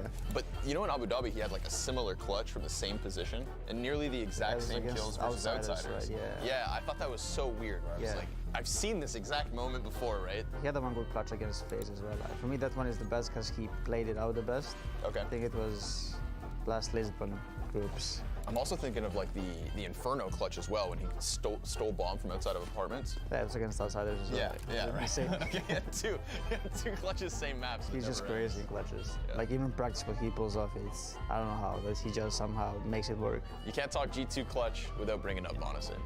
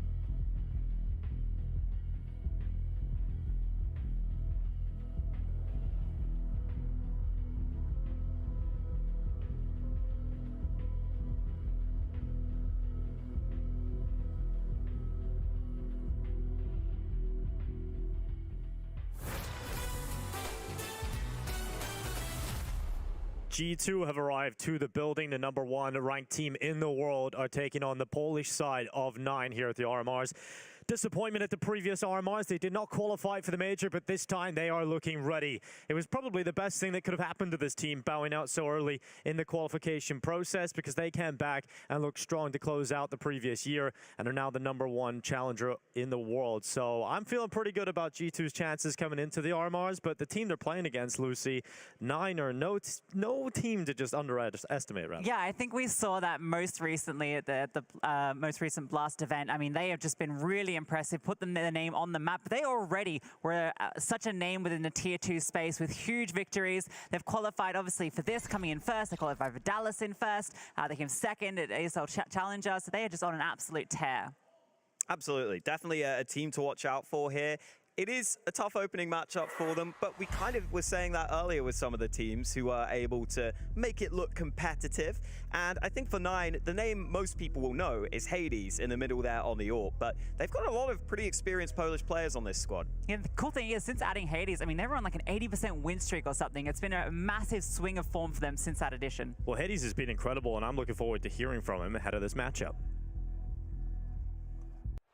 Hades, a big tournament for you guys. How do you prepare for coming into an RMR? I mean, we had a week boot camp where we tried to fix a lot of like the weak points we had during the online games, and yeah, we also had the Blast. Was it for Washington? I think it allowed us to play against better opponents, so we know more or less how to play against better teams now. Gotcha. And coming into this event, I think there's some fans that might not know about you guys, but I think they're going to learn about you. So what would you say stands out about your team? I mean, I think we have really good individuals. I think we play a pretty nice Counter-Strike. We have like a lot of strats. Yeah, we just have like I think a pretty unique approach to the game. Awesome. And going up against G2, listen, not the easiest opening matchup, but you think you can do something here? You can always do something, right? So as long as we like stay confident, don't like drop our heads, I think anything's possible.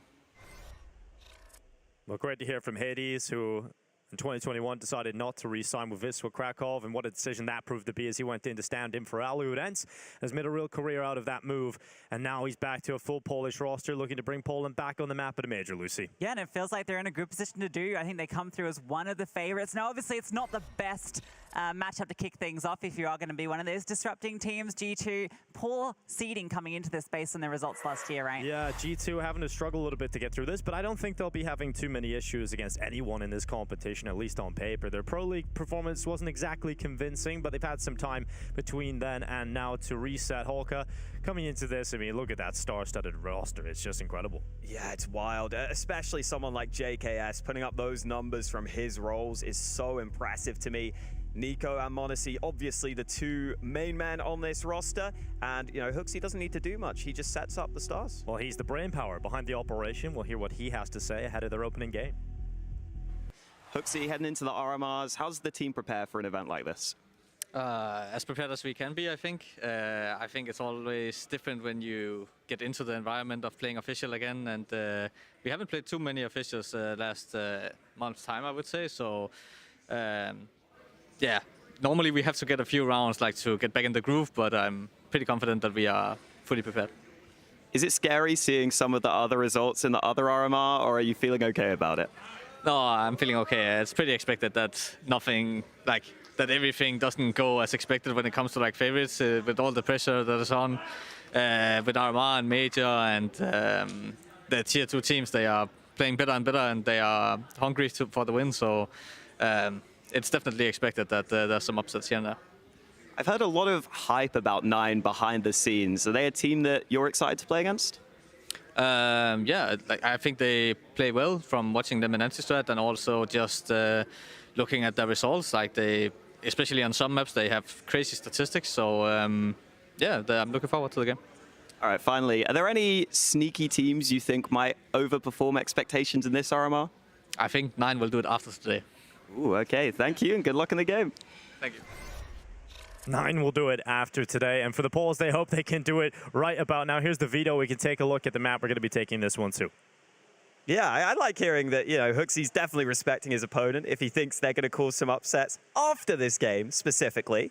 And we end up on the Nuke. I like seeing some Nuke, but man, this is a very good map for G2. We've barely seen Nuke, Lucy. Yeah, and it feels like G2 have just won the veto, like hands down, right? You get to choose between Anubis and Nuke, and you get to choose Nuke. That's fantastic. They'll be very happy. Yeah, they will be very happy, and I'm very happy to be getting into this matchup. But before that, we need a short break. When we come back, G2 will start their affair at the RMRs.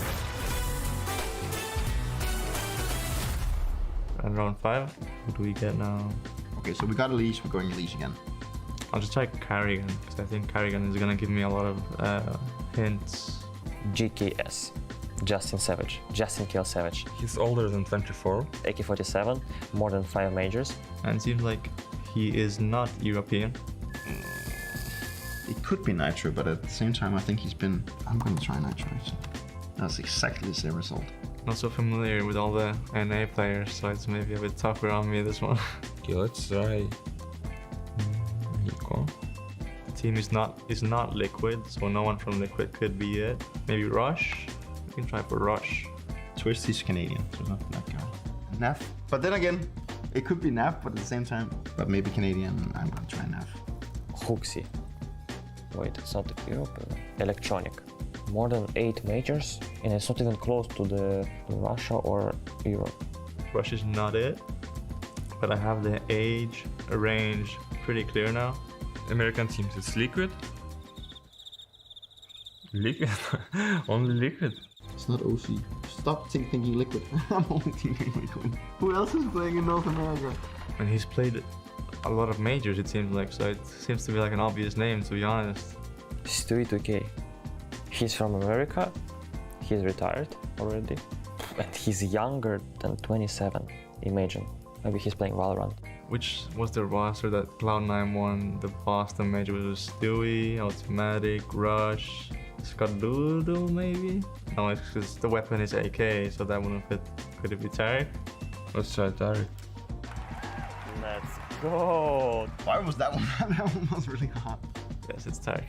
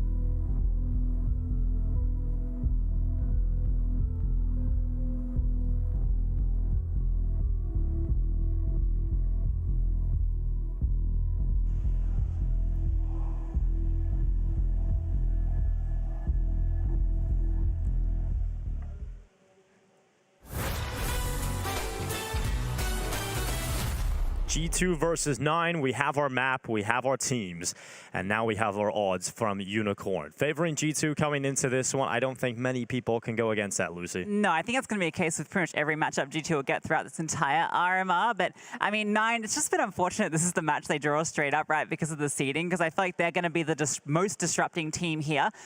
I mean, if they can do it against G2, though, I mean, that's an insane way to start your RMR campaign. Yeah, and listen, they go for the nuke. They go for a map that they themselves are strong on. Worst case scenario, it's a good learning lesson. Let's see if G2 can get off to that strong start here in the RMRs, though. Nuke, a good map for them, and they're starting off with a good bit of utility on the T side. Full set here, but look at this aggression. Full send from 9. Yeah, oh, doesn't matter. Hunter was holding. Minio, he's backing off. Yeah, G2 are ready for that. Ready for the play towards them. And they go again. Monacy's just holding, deals with a double ramp push, and immediately G2 up 2 players. Can't really lose this round now. I'm just going to say right here, right now. There's no way G2 lose this pistol. You've literally just sat in lobby and you've gotten 2 free kills. Yeah, it's very solid so far from G2, and they're holding because they want a little bit more. Keep coming at them. What a unique pistol round. Let's just all sit in lobby and just kill everyone. They just come to us. Run out of time, so that is the one way of losing. Okay, yeah, the T side does have to blow up the objective. Yeah, or just kill everyone else. And finally, they decide to go at the 1-minute mark. Flash goes out of the hut. Hooksy will clear it. Here come 9 back in to try and bolster the defense on A. When I say bolster the defense, at least put someone there, because no one there at the moment. And that's the bomb going down for G2. There's a kit available here for Kyler and a smoke, but this has been the most passive pistol I've seen. You know, 2 quick headshots and no real action after that. One-way smoke put out towards Heaven. Goofy trying to make the play through main. No fights are being presented. No opportunities being given over for G2. JKS will strike again, following up for G2. Nearly a flawless round, but they do lose JKS and Hunter. Hades will eventually hit the deck thanks to Nico's Glock, and it's the first round for G2. Not much to say. When that ramp aggression goes awry, there is not much that 9 can do in that scenario. And this is, you know, obviously a map that's been so good for G2. It is a map that they hadn't lost this year until recently at Pro League, where they were actually dominated by Fnatic 16-4.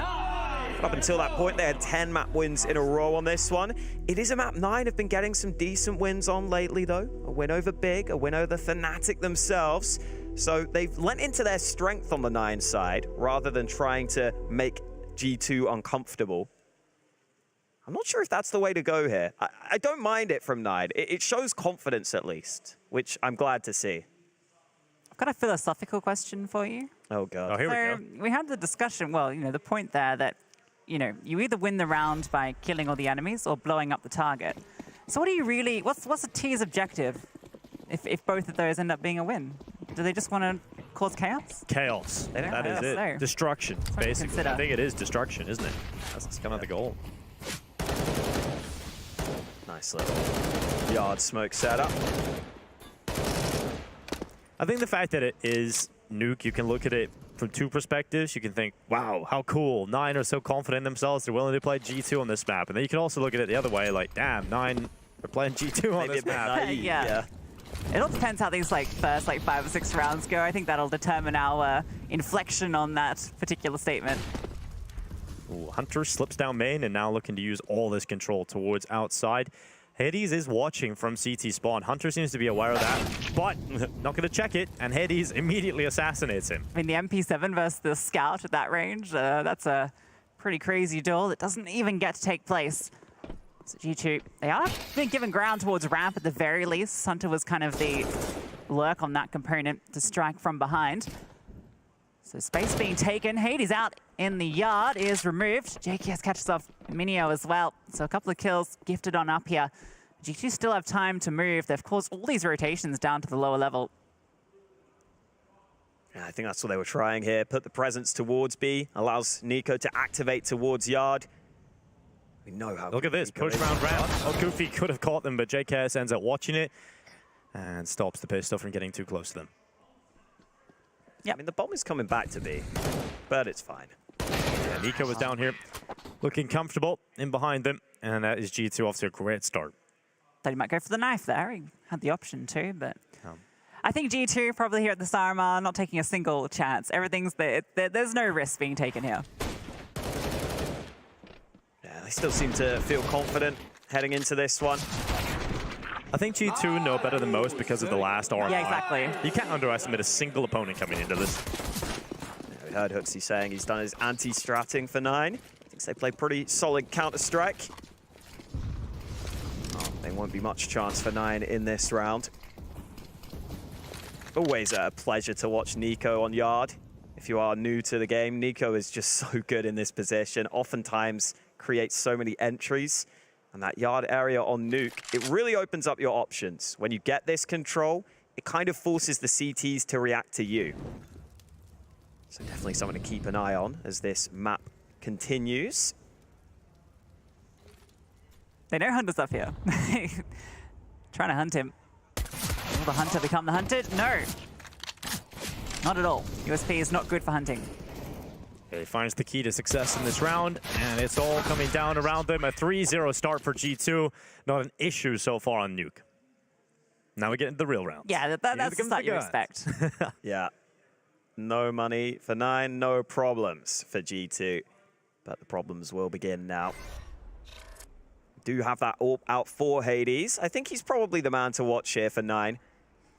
Yeah, it's between him and Key that are kind of the the main components here for 9. One of the strongest riflers within the tier 2 scene. And Kyla, his left-hand man. Really quick from G2 on yard, and wow, they lose the opening fight. Maybe I hyped up Nico a bit too much. There's Kate, getting that kill early. They have got Hunter down here, but Minio is counting for this. Yeah, Minio just going to be holding down towards the left side of the stairs. This is a tough angle for Hunter. Minio goes back up, gets the information, doesn't want to stick around for the fight. Hades is calling for help. He wants some assistance to deal with his ramp play. His teammates come up to give some rifle support close by, but Minio is now tracking Hunter and just missed the timing on Hunter's head going down below the decon stairs, and now he's come back up. Oh, he's looking at the right place at the right time, and Minio salvages the kill on Hunter. It's now very good for 9. They're up 3 players with under a minute left. They have to go to A. It's the only option here. Everything else is closed off, and now a smoke in Hooksy's face makes it even more difficult. At least they got a lot of time to work with, but no real space to work. You just got to hope something crazy happens here for G2. Yeah, listen, you have money. I think they can consider trying to do damage to the CT economy right now. Oh, Hooksy taking 97 damage, gets spammed down through the wall. JKS will offer himself up to the same position. This time he'll catch Kylar on ready, and the second on Minio. So JKS, 20 seconds left. He could go down the vent if he wanted to at this point. He's trying to bait out those shots and now senses the opportunity to get towards the vent. JKS is struggling to find the entrance. Oh, nearly the kill on the way down. That would have turned it into a 1 versus 1 and a pathway to the B side. Yeah, and he's actually kind of the guy that's really well known for his vent drops, right? Gets a little lost there, but Good bit of damage at the end when basically everyone had fallen anyway, so it's not the worst case, but yeah, could have hoped for a third there, maybe. Nice start to the round from 9, even if they lose a couple of players at the end. Looked very convincing. Nico showing a bit of frustration as he got caught on yard. Those 2 kills forced the reinvestment though, so both teams without too much money in the bank ahead of this one. Oh, a nice shot from Hades. m0NESY, known for his speed. Hades was quicker to the mark that time around. 2 for 0 now. m0NESY finding, I'm sorry, Hades finding m0NESY both times. That time's the first time with the AWP though, and it allowed this player to sneak out towards red as well. Yeah, Nico completely caught unawares. 2 biggest players out for G2 right away. Smoke execute coming, but you've already lost 2 members of your attack. And all the ground, so you can't even like use it as a fake. And look at this position from Minio. This is an easy double kill. Yeah, Minio's gonna get something from this for sure. Hunter's head bang goes around the corner. It is just the one. Probably would have liked the second or expected it. JKS trading out. Once again, HooXi and JKS left into the late round. A minute to play with as well. They have got a player down on this B side because HooXi was throwing the smokes towards outside, so they felt like they had to at least rotate 1 player down here. I mean, when you've got a 4v2, you may as well put 1 player down there. And it's Goofy towards the back of the site that has the work to do. 40 seconds. They split from 2 sides of the ramp, hoping they can catch Goofy. In an awkward spot. The first kill is not clean, but it is effective in bringing down HooXi, and now leaves JKS in the 1 versus 3. We'd have to ace to win this round. Smoke on to the bomb. He'll blow open the decon door. He has a bit of temporary cover right now. But 9 are waiting till every 1 of 3 remaining players are in position to go for this, and JKS headshot out towards decon. He has a chance here under the double doors. He's doing a lot of damage, but the swing was always going to come from Hades. JKS is looking honed in these situations, but just not enough done. Yeah, it's both those rounds where JKS has been in an unwinnable situation and almost made it look doable thanks to a couple of early picks. But it was so difficult for him to get out of there with that smoke. Listen, back-to-back rounds where Hades takes down m0NESY and K takes down Nico. If you can keep doing that, you take out some of the biggest pieces of the puzzle on the G2 side. And even though the supportive cast is also very strong for G2, taking their main players out is pretty impressive here from 9, showing us what they can do individually with some of their star players. It is now G2 with an awkward buy and maybe a fast play because of it. Yeah, JKS is on the Mac 10 and the fast play is certainly coming through. Nico wants to get involved in this game, and so he does. Nico with the first. JKS clears out the back of the site. Goofy does well, and look at Kai. Look where he's got. He's right in behind them. Yeah, his position is so deadly. He's going to be here so quickly, all the way into the back lines. m0NESY spots him with the spam through. m0NESY able to win that one out. Now this is looking a lot better for G2. Still some utility flashing towards the heavens. They knew a player was up there, and the smoke at main means Hades can't find a thing. So Minio gets behind the main smoke. Wants to wait it out. I think you got to save this. Yeah, but they're just hanging around. Maybe a couple of kills can come on the way out the door here. Minio goes into the back, sees 1 player, does some damage, but yeah, you got to get away here. Fortunately, they will not save that rifle. Hades up. Should be getting away. Nico's running up secret right now. Hades could get caught here, and Nico will bring that AWP away. Important kill to collect. I feel like we're seeing this a little too often from some of these, less experienced squads heading into this RMR. It's just not really worth sticking around there. I don't see the upside of getting kills in this scenario. I feel like you might be better off just keeping your own guns, trying to do damage in the future instead. Because it's so much more stressful for G2 if that's something they have to consider into the upcoming round. Yeah, I think if they hadn't lost multiple players in those last 2 rounds, then, there's maybe a bit more incentive to find those exits, because G2 haven't quite built into this yet. You can see there's still a Galil in play, and there was a Mac 10 in the prior round.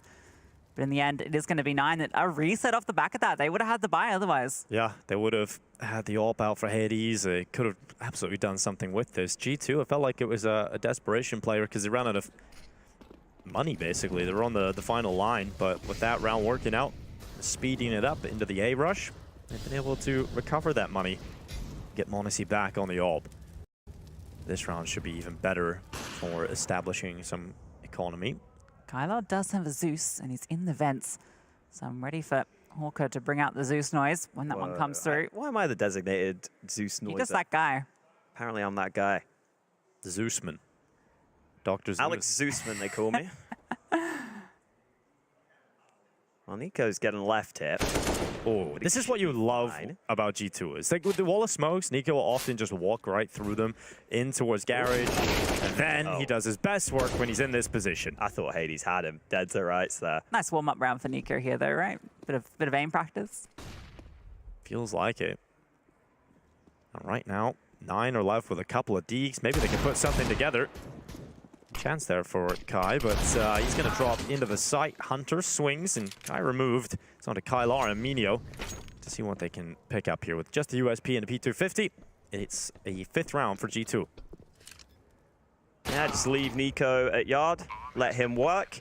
Once he gets a couple of kills, everyone comes back up. And it sounds really easy when you say it like that. Obviously, when 9 are on this buy, it is pretty easy, right, for Nico, especially. 10-2 now. JKS 10-3. Strong starts for both of them. Eventually, Monacy will start to get into this game too, and that's where things get really difficult when you got those 3 players fragging out. That's the problem that 9 have to try and solve. Yeah, I think it's Hunter that's been the one that's been a little quiet for them lately, right? Which is a little surprising. He's kind of been a very consistent force for the team. Yeah, I think with JKS finding form, I think there's only so many kills that can go around. That's true. That's the crazy thing. You know, Katowice, JKS was on top of the world.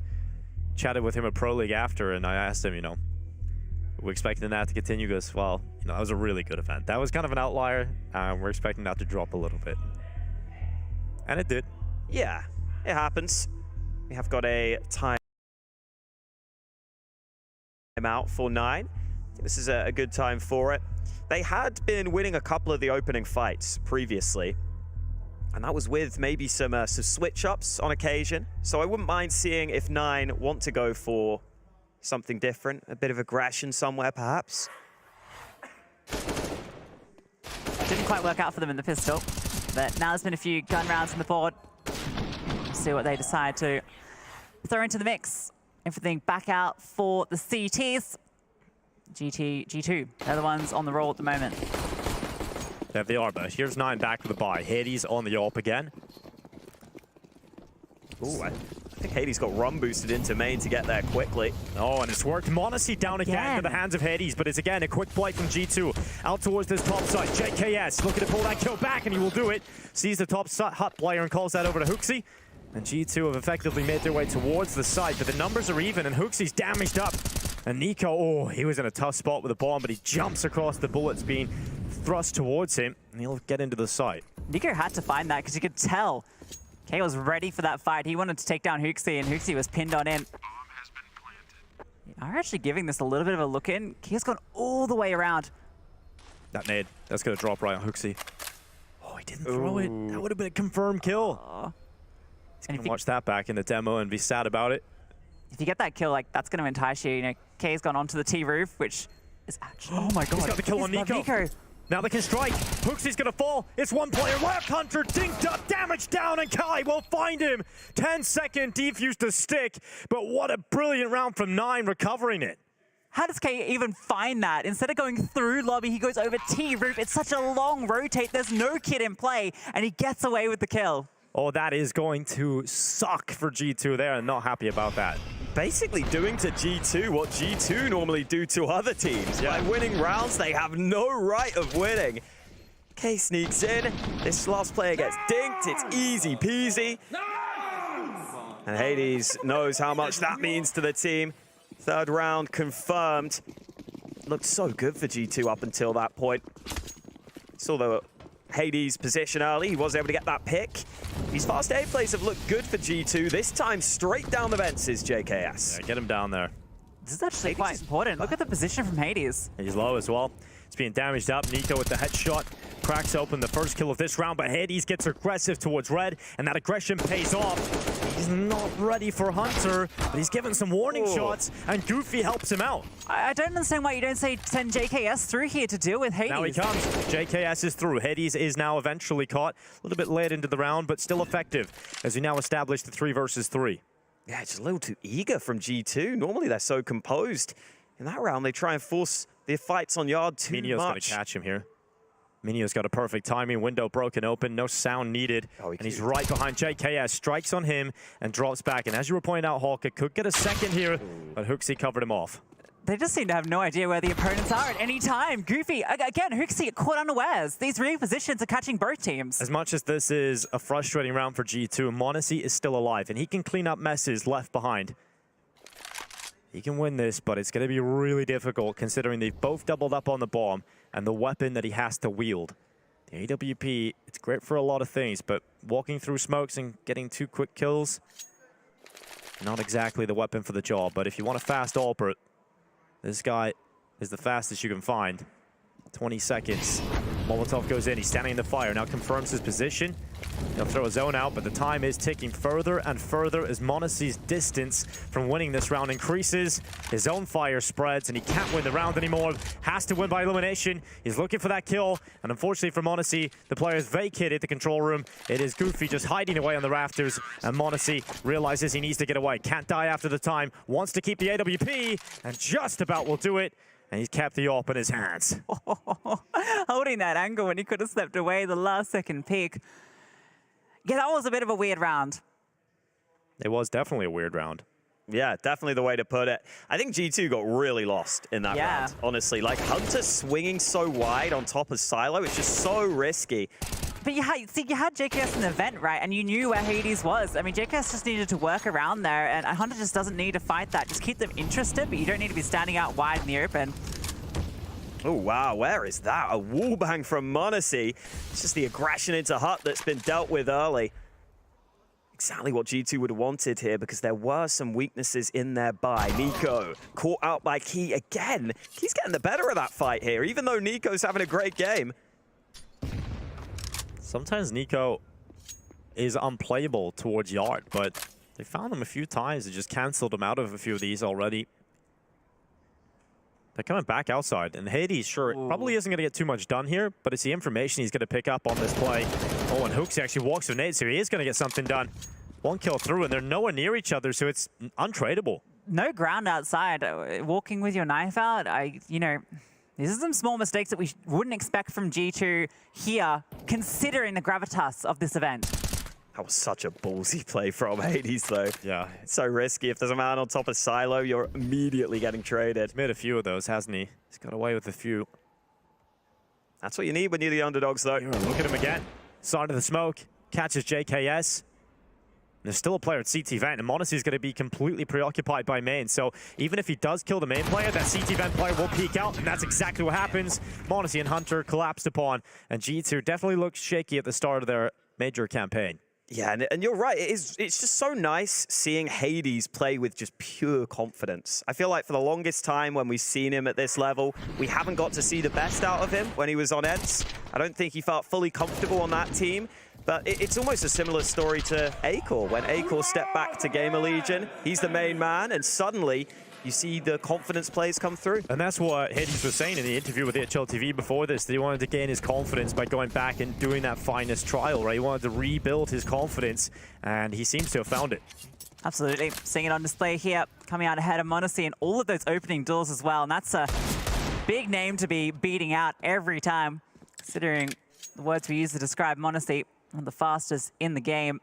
Hades, another opening kill onto m0NESY. Yeah, he's really dominating that fight, isn't he? But the pistols of G2 always strike fear, but being dealt with right now. No issues for the side of 9. They could be heading into the lead. But it is a testament to G2 as well, the fact that it has felt like a really shaky start. It hasn't felt like the best CS, and it's still 5-5 right now. So 9, they're playing some great CS, but it is going to be difficult the whole way through this map. But it's so great to see them playing with this confidence and at this level. Yeah, you see why Hooksy said he thinks that they will be a team who surprise, even if he's expecting that to be after this specific matchup. I think in the back of his head, he realizes probably going to be right from the get-go. I mean, listen, G2, yes, they're doing okay in terms of rounds 1, but it was that 3-0 start for them, remember? They won that pistol easily. They comfortably converted, but the gun rounds have been a bit of a different story here. Hades has got 4 opening kills already. His AWP has been very active. That AWP diff can make a big difference. And no AWP this time for G2, just the AKs in play. Yeah, they tried a fast round when things were going rough. Let's see if that's a similar call. Hunter towards outside is tasked with throwing the utility. There's a quick wall of smokes deployed. Ooh, that's not part of the wall. That's up on top of main, and that's caused another smoke to come on through. Having to waste a lot of utility here. Oh, okay, Nico's found position, but it doesn't matter. Running on through. Oh my God, what a double kill. Spinning around is K. Hades finds Hooksy. This one's fallen apart. Yeah, m0NESY just trying to sprint back into the ramp. And this one just fell flat for G2. m0NESY really shouldn't be getting too much done here, but he has collected the first headshot of Minio. We'll give him a chance. A minute left to play with here for m0NESY. He's found the pathway down to B, but so have many of the 9 players. They think that's his only option. Perhaps going back towards Hell, connecting onto Hades, opening up a sight chance in towards A. But he feels better about B right now. So he starts to walk down through the ramp. So many angles he has to be worried about, and those windows aren't broken. It makes it so much more tricky. A was where the space was. Lobby, he could have made space through that. Now he's making a lot of noise, coming on through, but can't win out over Goofy. It's 9 on fire, 5 in a row. Yeah, man, they're out here doing what they do best. And honestly, G2 not really doing what they do best right now. I don't think we're seeing the composure we're used to seeing from this squad. We definitely haven't seen any of the big clutch rounds. Key has been so solid with that rifle on yard. Him and Hades are the 2 stars on the team. They're both delivering early in a lot of these rounds. It just feels like so comfortable for 9 when they get off to this good start. It's going well for them. And even here with the pistols, let's see if G2 go for a fast play again. Yeah, smokes outside yet again. This time it is just Nico. The rest of the attacks coming through ramp. Minio's waiting for it. Here they come. Pistols into the M4. Immediate dink on towards Minio. He doesn't want to get involved in that, so tosses the nade out. Poor m0NESY gets caught at the start of the round again, but they're down into B. Well, rotations are fast though. K is already here with that AK, and oh, that's a nice shot on the Hooksy. Head spotted. Nico's trying to get this fight outside. He has found one back, but the rest of his team is falling on B. And he goes down to the AWP, so Hunter, the only one remaining, has managed to get around to a good position, but spotted on out by Kyler. Pistols don't really get too much done. So solid from 9. 2 star players showing up. Supportive cast alongside them. Yeah, I'm interested as these gun rounds go on, that smoke on top of main. I'm interested to see if that continues, because I've seen that a few times in the gun rounds already. I don't know if it's intentional from G2. We haven't been able to see the lineup, or if there's been a molly being thrown up there to disrupt the wall of smokes coming in, if that is a smoke that bounces. But it's been a few times through that. I think in the previous round there was the molly, but yeah. Prior I'm not so sure. Because you're right, I've definitely seen that smoke land there previously. You gotta remember, if the 5 rounds that G2 have got, I mean, the first 3 of those were we had the pistol and pull-up rounds. These gun rounds have just been all 9. And it doesn't even feel particularly close in most of them. Wonder if it's time for G2 to go for a yard play again. Take a little time to leave spawn here on the G2 side. Looks like they are now fine. Yeah, it does feel like when Nico's lurking towards yard, he's doing okay, but it's the early fights that have been going against him. He's up on top of main searching. Yeah, Nico is one of the CS players that will attempt the most opening fights. m0NESY has found K. Kylar's down in main right now, but so is Nico. He's up on top, but the rest of the G2 squad, they're making space elsewhere. JKS pressures ramp, the other 3 are down. Secret already. Kylar catches Hooksy unaware. This is what you expect from G2, but now it gets a little scary. Sitting behind the flames here, a dangerous angle if they were to push further, but they're just going to leave m0NESY all up on the angle. Hunter going back on up. They're very spread here. Yeah, JKS is now holding for some lobby aggression. He expects to come through. Kylar is watching Secret. G2 have just pumped the brakes here. They've got a full minute left, and this is allowing 9 to start to play for info. But this is kind of what G2 want. They want them to push into them, but they pushed the right side, and that means no one is watching it. JKS was holding for height, but the push came through ramp. They do exactly what you expect, and you're still caught off by it. I think that was the best position 9 could have pushed as well, because JKS kills the ramp player, right? So he's never expecting some aggression through there. I thought he might have been covered off, but 3 versus 3 now. 30 seconds left for G2 to get into the round win. And Goofy still holding ramp. Nico knows that there should be a player around here, but where is he? Angle. There's so many good angles he can choose, and he's chosen a perfect one. Nico just gets absolutely destroyed. And now 2 players down on this lowest side of Hunter and Monacy. No secret where they are now. 1 player decomposition for 9. That's Kylar waiting for them. He'll swing the door open, deny the bomb plant. Not enough time anymore for Monacy to win this one. And he might just go down. He will. Kylar doubles up, and G2 looking flat. They just fell apart. They got 2 opening picks on opposite sides of the map, just paused and collapsed. Yeah, they're looking really flat at the start of this game. It's worrying to see. Well, you got to give it to 9, man. You got to really step up and give them the props that they deserve, because they're playing some insane CS right now. Everyone's hitting their shots, really good angles, adjustments in the mid rounds. You can tell they're a solid nuke team. Yeah, I love that re-aggression on ramp, and even the fact that Goofy's so aware and so focused on the flank was fantastic. I love the angle we took. It's back to fast A. Yeah, desperate play again for G2. They just want the 6 if they can. Sprinting out towards the top side. Kylar and Goofy stopped them from getting anywhere near the side itself. And finally, at least 1 kill for G2, but right now 9 shutting it down. A 10-5 half, a statement on the opening game of the RMR for these guys. Looking forward to the second half to see if G2 can pull up their socks.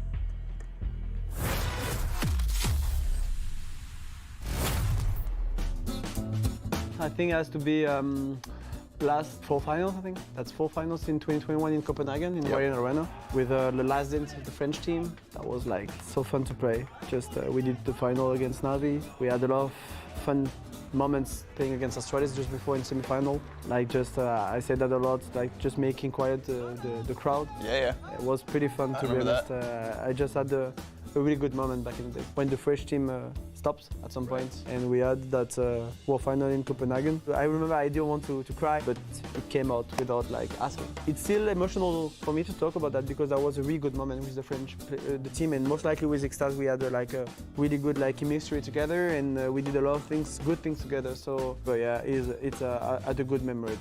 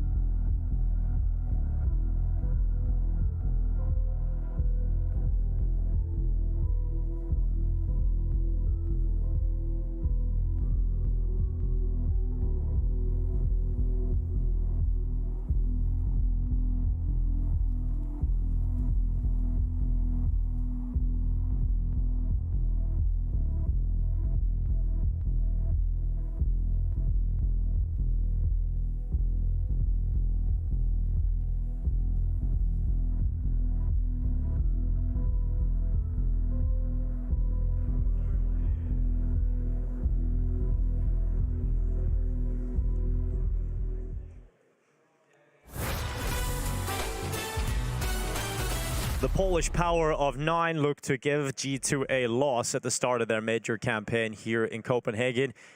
It's been a rough first half from G2, but a very strong half from 9. But I feel like there is a world in which G2 can get back into this now on the CT side. We know how strong they are when they get on that side. 9 still have a very tough road ahead of them, even though they had a great first half. Yeah, I mean, G2 showed their strengths early on. They obviously picked up the pistol those first 3 rounds. And when they started to get those gun rounds back, it felt like it was going to be a very competitive half. But then it was all 9 all the way. G2 have to get off to a strong start here on the defense. Oh, fast play from 9 out through Squeaky. Oh, quick shot from Nico. Wow. A second as well. Very quick to the head. Goofy luckily silences him before Nico can do anything else. But Hooksy chimes in on the Julies. 9 have not burst through with the same result that they would have hoped for. Goofy at least getting the bomb down. Kyler trying to keep them away from him. But they now know that there's only one player on this lower site. They overwhelm him. And G2 will have that pistol in the second half. Yeah, just such sick shots from Nico. The second is so quick. And then I like the idea there at the end, Goofy. Once he closed the door on the flash, he tries to swing, thinking maybe it was a team flash, but not on this occasion. And that's really important for G2. They lost 8 in a row at the end of that first half. So having their individuals show up like this, a really promising sign for them.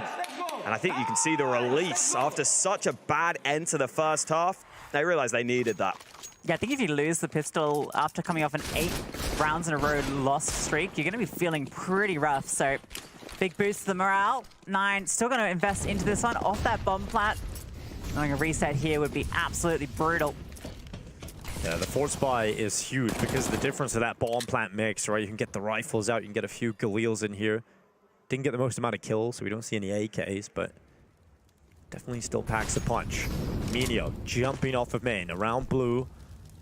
Have G2 picked up on that possibility. It doesn't look like they're watching for him to cross on by, so Nico might be sentenced to death, or he'll just go wrap around heaven, and this could be a massive position for Minio. They have no idea. They're not checking it. No one's looking this way, and he can just clear out the side. Hunter's dead. Hunter is immediately dead upon entry. What a gap to find. Hooksy on the side has so much he has to do, and he's able to find 2, which might just be enough to keep them in this round.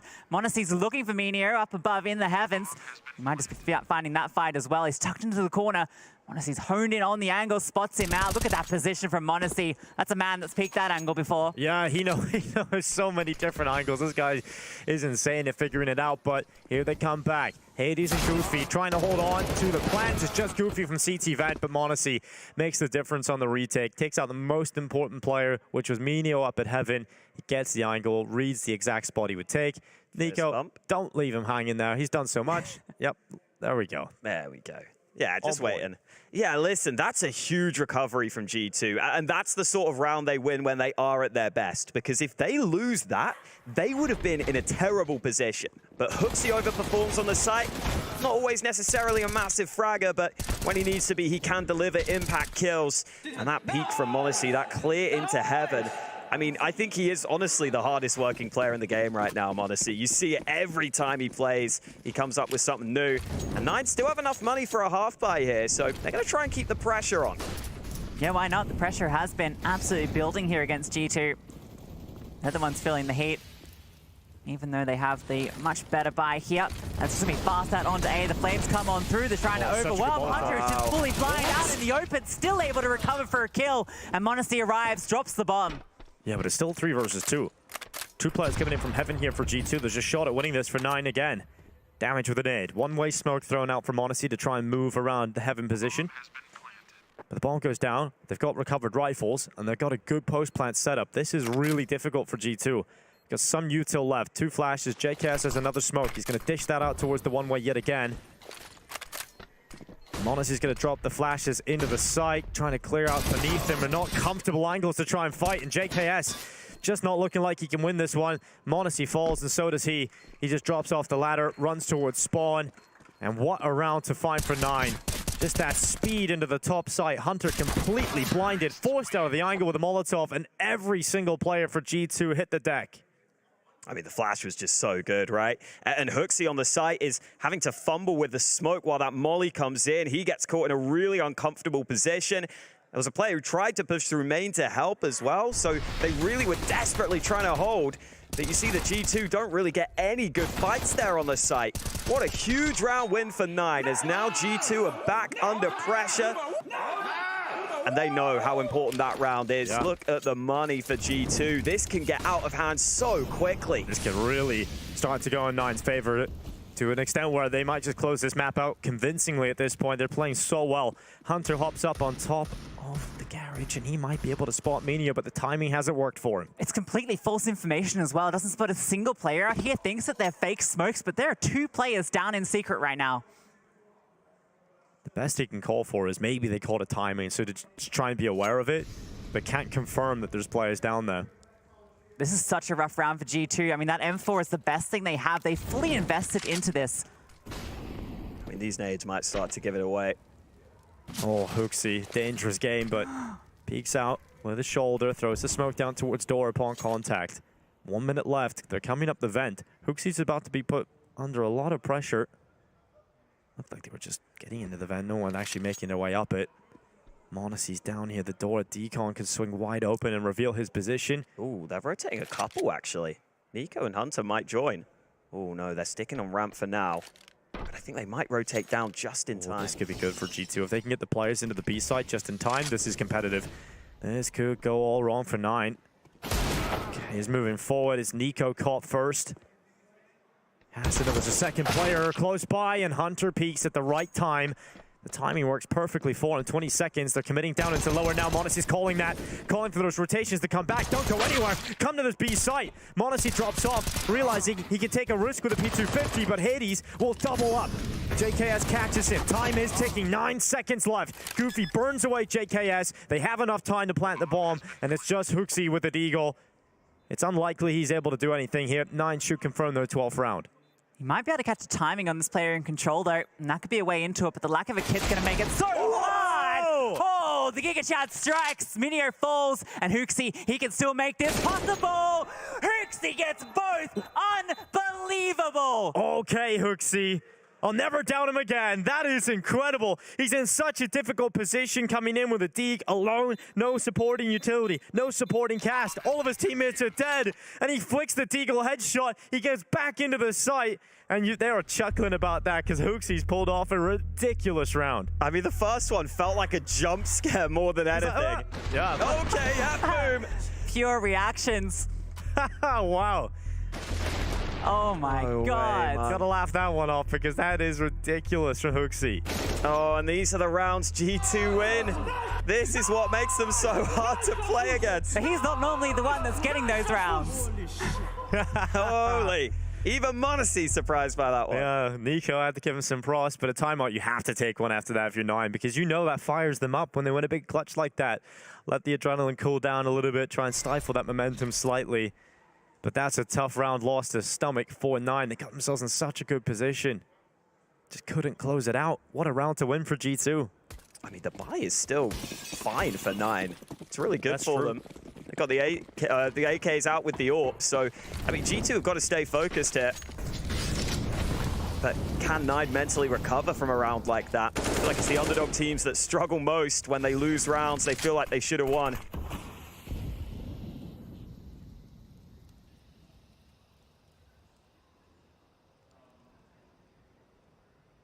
Nico is down secret, so he can call that B is not really a concern right now.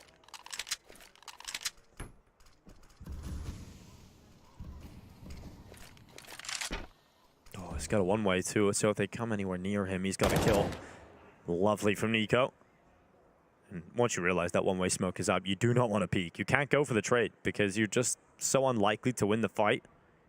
You just have to wait that smoke out. Man, yeah, and it wastes so much of the T utility. That's a dink onto Hades. That's unbelievable. He makes it look so easy. You see that smoke there, and you know it's a one-way if Secret's smoked, and yet still you lose a player and almost a follow-up. This could be the critical engagement. K and Hooksy out in the open. Yeah, his position's not great here. Yeah, he's going to get caught because of it. Tried to drop back towards CT Vent, just didn't really have the timing to do it, but there's still 2 players here for G2. Hunter close towards Hot. Oh, what a shot from Kylar. And a second follow-up into the back of the site. But Nico and JKS come crunching in on them. And G2 recover what was looking like a bit of a mess on the A site. Wow, you rarely see a player fly up the vents and get kills so clean like that. But Nico knows exactly how to do it. Even with that crazy shot coming in from Kyler, it looked like that could have been the difference maker, but not meant to be. G2 hold on again. They're being pushed here. They're having to win these close clutch rounds we know them for, but they are coming through. And now they finally break the bank of 9. Yeah, the CT movements were so good in that round. That's what we know G2 well for. This one, it is just going to be these pistols. They've got a bit of utility to take the outside control. Smokes go on down. And actually, getting a little bit of pressure out onto m0NESY here with the AWP, but he's a man that thrives under pressure. Misses the third shot. HooXi is here with the FAMAS to get 2 more. So Minio, well, he might have gotten down into secret. Can't really do too much here. A default knife. A default skin enjoyer. Yeah. Nice. That's cool. That's not really. What? No, I like it. It's, we saw someone rocking like the Vice gloves earlier and then a default AWP, and I was thinking that's really wrong priorities. But you can always see the gloves. You can't always see the AWP. Again. Yeah, that's true. That is true. You can always see the gloves. But HooXi had some crazy impact in this game so far. I mean, he hasn't got the most amount of kills, but just think of the rounds that he's won, right? So he's won the round in the clutch with a deagle, but also when they lost the A site and there was the Minio Heaven wrap, he also gets the double kill with the FAMAS close towards HUD. So although he doesn't get the most amount of kills, the ones he is finding are really, really impactful. And then this round's solid as well. He's an AWPer as well. What can he do? Yeah, he did have a lot of great AWP rounds back at Katowice, if you remember. Yeah, man. On Anubis, he was loving it. Doesn't mind the AWP occasionally. He's got the MP9 in this round, though, as 9 are back on the buy themselves. No AWP for 9. No AWP for Hades. He's been so good so far. You would love to get that into his hands as much as you can. But the money isn't there yet. And HooXi, because he has the weaker guns, he can just get aggressive. He can take a few risks. And that feels rough if you're Goofy. I mean, listen, Goofy chose to stick around in the smoke. He extinguished the molly himself. I like that play from HooXi, getting aggressive with the incendiary. HooXi with the reads now. It's looking pretty good. The smoke's keeping Hunter's attention, but Nico has his back. See that there were a couple of players floating around outside. Now they're grouping up in lobby. Minio is looking for anything that's going to be given to him. This kill might come the way of m0NESY. He's been patient here in HUT, has not budged. Has this entire angle closed off, just knowing that after that kill went down from HooXi that no one could be here. And finally rewarded with the kill on Decay. Oh, Nico chimes in second. They have slipped down the vent, but how much can they really do about it? JKS nearly gets a chance to shut them down before they even enter Decon, but JKS gets caught on the double door swing. Kylo has hit some lovely headshots so far in this half. And the bomb goes down, a 2 versus 4 still ahead of them, but a chance given to 9 for this. G2 got 2 players in ramp, and 2 coming through from the door side, so right now, 9 just waiting for that first movement that is coming their way. G2 are running this clock down. They're really limiting the time they have left to make this work. Nico and Hunter, though, swoop in, get the kills, and getting a player with a kit onto that defuse as G2 retake the lower bomb site. Yeah, relied there on Kyler behind the silo to at least get one and then stay alive, but the fact that he goes down immediately allows the flank to come through. Signal for a timeout there, I believe, on the 9 side. There have been a couple of moments in this game that could have swung the game into 9's favor. But G2 have pulled through when they've been in those precarious positions. And that is indeed the 3rd timeout taken by 9. I think this is where it starts to get serious, starts to get scary. You start to realize how difficult it can be to beat G2, even when you're playing well yourself against them. Nico's quietly put up 22 kills. m0NESY has now started to show up on this second half, up to 2nd on the board. As you were saying, HooXi's definitely had impact with his frags. If anything, it's Hunter that's been pretty quiet, but a few important kills there on the retake scenarios. 11-11. 9 don't really have the kind of buy that inspires you with confidence, but maybe with some sheer force and overwhelming outside, they might get some space here against m0NESY. Such a powerful outside position that G2 have been able to get. Player on top of Garage, m0NESY up at red. This is good for many frags. There comes the first. m0NESY backs on back and it's gonna spam on through. Okay, Fair enough from Hunter. Gets one through the smoke. Nico on top didn't really need to do anything. It's not that easy for them to respond down to this B site, actually, because they were so focused on Yard. But I think because 9 have slowed down, they will now get back in time. Yeah, it'll allow G2 that time to readjust. JKS is already down here on this side, so really good position. Monacy's rotated into ramp. JKS handles Hades. G2 now 5 in a row. Go on fire. They also take the lead. Really good recovery here from G2. Can 9 keep it close themselves? This is where it can be hard to recover, where you feel like you've had opportunities snatched away from you. At least you're going to get that gun round together. Nice, clean, guys. It is getting clean for G2, honestly. They're not being stressed out as much in these recent rounds, but we do now have that AWP out for Hades. Yeah, that's true. Let's see if it's a big difference maker. K gets run boosted over the initial utility towards outside. Didn't get over the box, but didn't get close enough. And JKS caught in an aggressive position by Kylar. Kylar's been killing it in the recent rounds. His AK looks sharp. And that opens up a massive area of the map to work with. You see the response trying to come through there for Hunter. He wanted to apply pressure towards ramp, or rather lobby, now that they lost ramp. And Nico drifts too far outside. And Hades had pushed up towards red, so he gets the angle on Nico. And a second kill for 9 to kick this off. I felt like he had to find something, right? And instead finds an AWP bullet. Look where the bomb is, though. If Monacy keeps moving forward, if Hades picks up this bomb and tries to join his teammates, he will be cut off in the rest of the pack. That will then draw the other players back from ramp to lobby because they have to recover the bomb. They use util, they do. Yeah, there it is. That's all they need. Monacy looking back, finally. Something for G2 in this round. Fast flick, but ramp's still open and no one on G2 ready to respond at this B site immediately. I think Monacy gets here a little late. Swings the decon door open. Util's going to come in and block his vision yet again.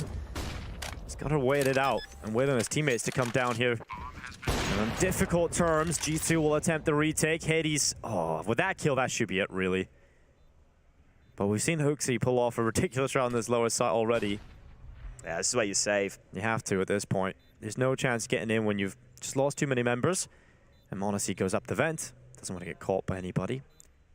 And Hooksy will join him from secret. So the streak of 5 rounds in a row now come to an end for G2. And it's 12-12. We're tied up again. Yeah, it's in the second T round here, 4-9. It's been a bit of a struggle here on the attack, but this one's pretty clean. Keeping 4 players alive as well will feel pretty comfortable. And I think it's a testament to the importance of getting the AWP out for Hades. You know, immediately when you get it out, Nico's dead at the start of the round. Hades finds an important kill that closes the chances on the retake. It's good to see him back with a big green gun. Yes, it's Kylo who's been the one really popping off on this T side, though, honestly. Like, the shots he's landing are crazy. They're really nuts. Yeah, and the fact that he gets that ramp kill was maybe one of the reasons why Nico feels uncomfortable and feels like he has to move in the first place. That Kylar K combo is deadly. Update from the other stream. NIP have just collected their first victory over Eternal Fire, 16-11 on Mirage. Good win for NIP. Definitely one they needed. Nico again in secret. Different play this time, though. Same one way, but different position. I think you can see 9 a little scared of that. Yeah, they're going to waste utility trying to force him out. Well, they waste utility forcing him out. What was the point in that molly? What were they I think they wanted to go behind the stairs. Right? Yeah. Oh, that's the point. Okay. That's the point. Wow. To set up Kylar to come around the backside onto Nico. Kylar's killing it on this T side. Keeps on getting into good positions. Keeps on winning fights. And now Hunter, the first responder.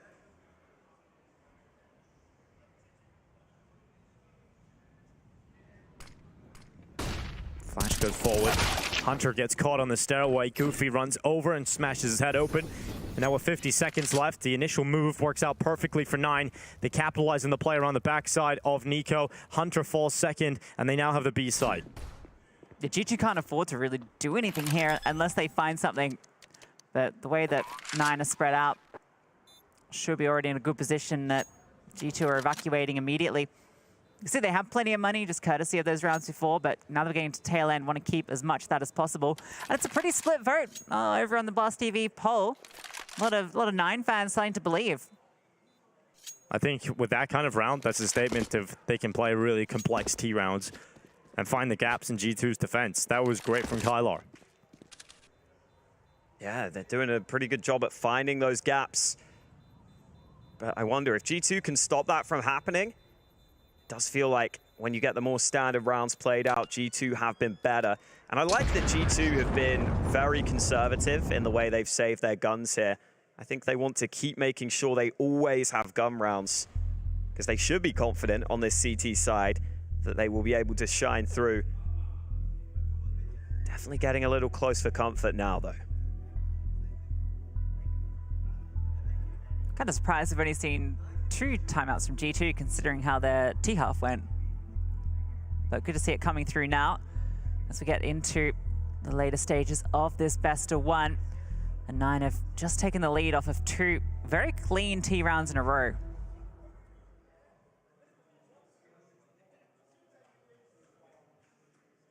Is this where G2 step up, though? In the past, in their tournament wins, it seems like whenever the game gets late, they find a way to come through with some crazy plays. Honestly, he had a good spawn, decides not to use it. Haven't seen him AWPing yard too often.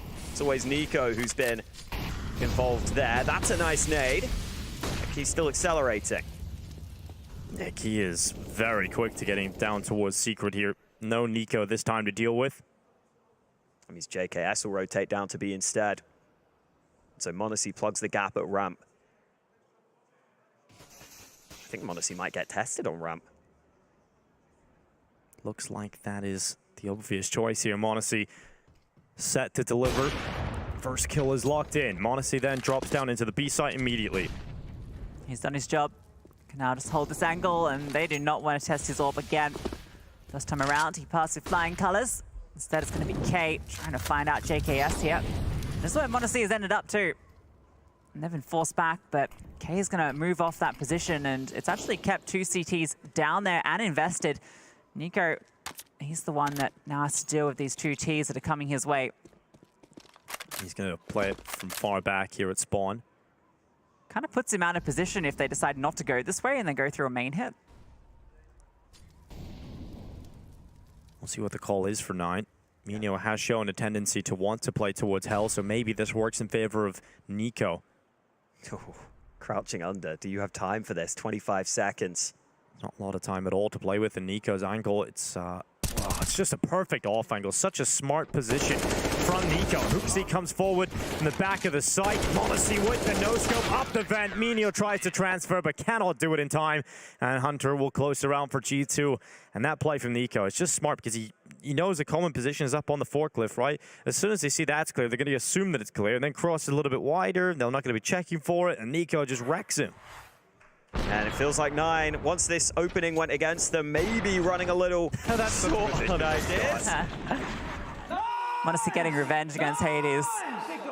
But yeah, it's a bit unfortunate there for 9. You can tell the idea, you know, as soon as K goes down, it's immediately okay, they have to just fall back to the A hit. Maybe if they'd gone for that immediately, it might have worked out a little bit better. Bit of an early fight towards Squeaky. Gonna leave everyone feeling okay. No huge damage done. Such an important round here as well. 13-13 in the game. Money's pretty decent here, 4-9 in terms of being left over. Kind of the same for both teams, really. Yeah, both spots. G2 are a little bit more healthy up. He's really wanting this yard fight, or at least spotting towards yard. All right, JKS on the ramp. Been m0NESY here a few times. JKS now takes the position with a rifle. This is the position he's famous for. Let's see how 9 deal with JKS. He's just drifting between both angles. Not gathering a lot of info from this spot, obviously, so they could slip out on a timing on him. But now he's getting a bit more hungry for that info and gets it. A couple of shots whiz towards him. And the utility's coming in. JKS feels pressure, decides to use utility and drop down into B. Yeah, Smoke doesn't really achieve anything for him, but at least Hunter's found K. That's a big kill to find. He can come back and help out JKS. Still have that rotate option through the vents, and now with Nico dropping the bomb, this gets awkward for 9. 28 seconds. They're going to try and go into those 2 players on B. Yeah, JKS is in a really strong spot and one of the best anchor players in terms of being able to step up from these kind of spots. So It's going to be rough for 9 to get through him, but they do. Headshot lands out to the right side. Window's broken open. Hunter trying to track the sound as they move forward to the side. He's going to use the nade instead to throw that in. Goofy's denied his life, and Nico spams the bullets in. Combo that with a nade thrown from his cousin Hunter, and it's an instant death. Hades has to save the AWP. Not enough time for the bomb plant, and G2 will go up to 14 rounds, 2 away from victory. And a hard-fought one at that, considering where we were at the half. This CT side has looked very good, save for those 2 rounds that 9 were able to find. This one came down to what you expect on the CT side from G2, just finding these timings where they can find these individual fights. And Nico is just in insane form on this map. I saw some shit play with up, guys. Damn. Yeah, a little too obvious at the end of the round there from 9, unfortunately, as they go down to B. Rotate was always going to be there. And you do just get the feeling, you do just wonder whether 9 had their chances earlier in the half. They weren't able to take them. And now G2 have had the money built up. It's just looked very solid for them. Unless 9 can find an opening move very early in a round, they have not been finding success here. It seems like it's key for them to find an opening, find a way in, or at least find an unexpected position. Let's see if 9 have anything up their sleeve in this one. Oh, it's quick. Pressure towards top side, but no one making the play just yet. They're letting K make his way through main, and they have caught him completely unaware. Huxi was staring into the void. And Kai will take that kill without issue. m0NESY, look at this. Look at the risk, and unfortunately for him, does not pay off. And they've opened up the round entirely. Turns out he really is the key to success. Goofy comes through, and that's 9, shutting down G2's defense very quickly indeed. They've tied up the scoreline again. Yeah, what a round from K. Truly is the key to success here. 3 massive kills. Gonna go down at the end here to JKS. JKS just wants to try and get out of this. They're gonna still have plenty of money for the final rounds, but yeah, a bit of a change in pace and just what pays off for 9. That feels like it has to be a miscommunication, though. Like, Nico started the round ramp. He wasn't even watching Yard. He was playing down on the lower site. So the fact that Huxi is so clueless to that position must have been some sort of miscommunication or misunderstanding. 9 will take it, though, all day long. Split into the A site. They try something different. They catch G2 off guard. Now we are indeed going the distance. Yeah, we're into murky waters now. G2, plenty of money left, though. But anyone can come out on top of this game at this point. What a round from K. I think he was loving the fact that G2 hadn't clocked on to his aggressive maneuver towards outside. Can't believe he finds that 3rd kill. That just feels so unreasonable. Yeah, definitely. You should expect him. Okay, maybe you get away with 1 or 2 here, but staying alive for that 3rd is nuts. But 14-14, round 29. Goofy blows off the squeaky door, and it's pretty quick for him to take this first fight, but he's smoked off, and that'll slow the play down 4-9. Yeah, they had players in lobby, so maybe if there was a pick through squeaky, they would have committed behind it. There does seem to be a smoke that's landed way off the mini-map, but we won't comment on that. Maybe we get a view of that at some point. But now 9 just kind of forced further and further back at the beginning of the round. No real control established just yet towards outside, but obviously can go with that late round execute if they decide to want to throw their smokes towards Yard. And that is the call. Here comes the smokes out. m0NESY applying some pressure in towards lobby. Kylar, if he peeks, it's going to be a real rough shot for him to have to deal with. Ooh, Nico up on top of the garage. Wow. So exposed out there. Can't find a single kill. Hades takes off his head. And you can see the immediate reaction when Nico goes down there. They're trying to push through the door. m0NESY's trying to make some space, but both players towards outside have gone down now. Luckily, Hunter's rotated towards B. 45 seconds. He has to deliver more than 1 here to make this feel comfortable for G2.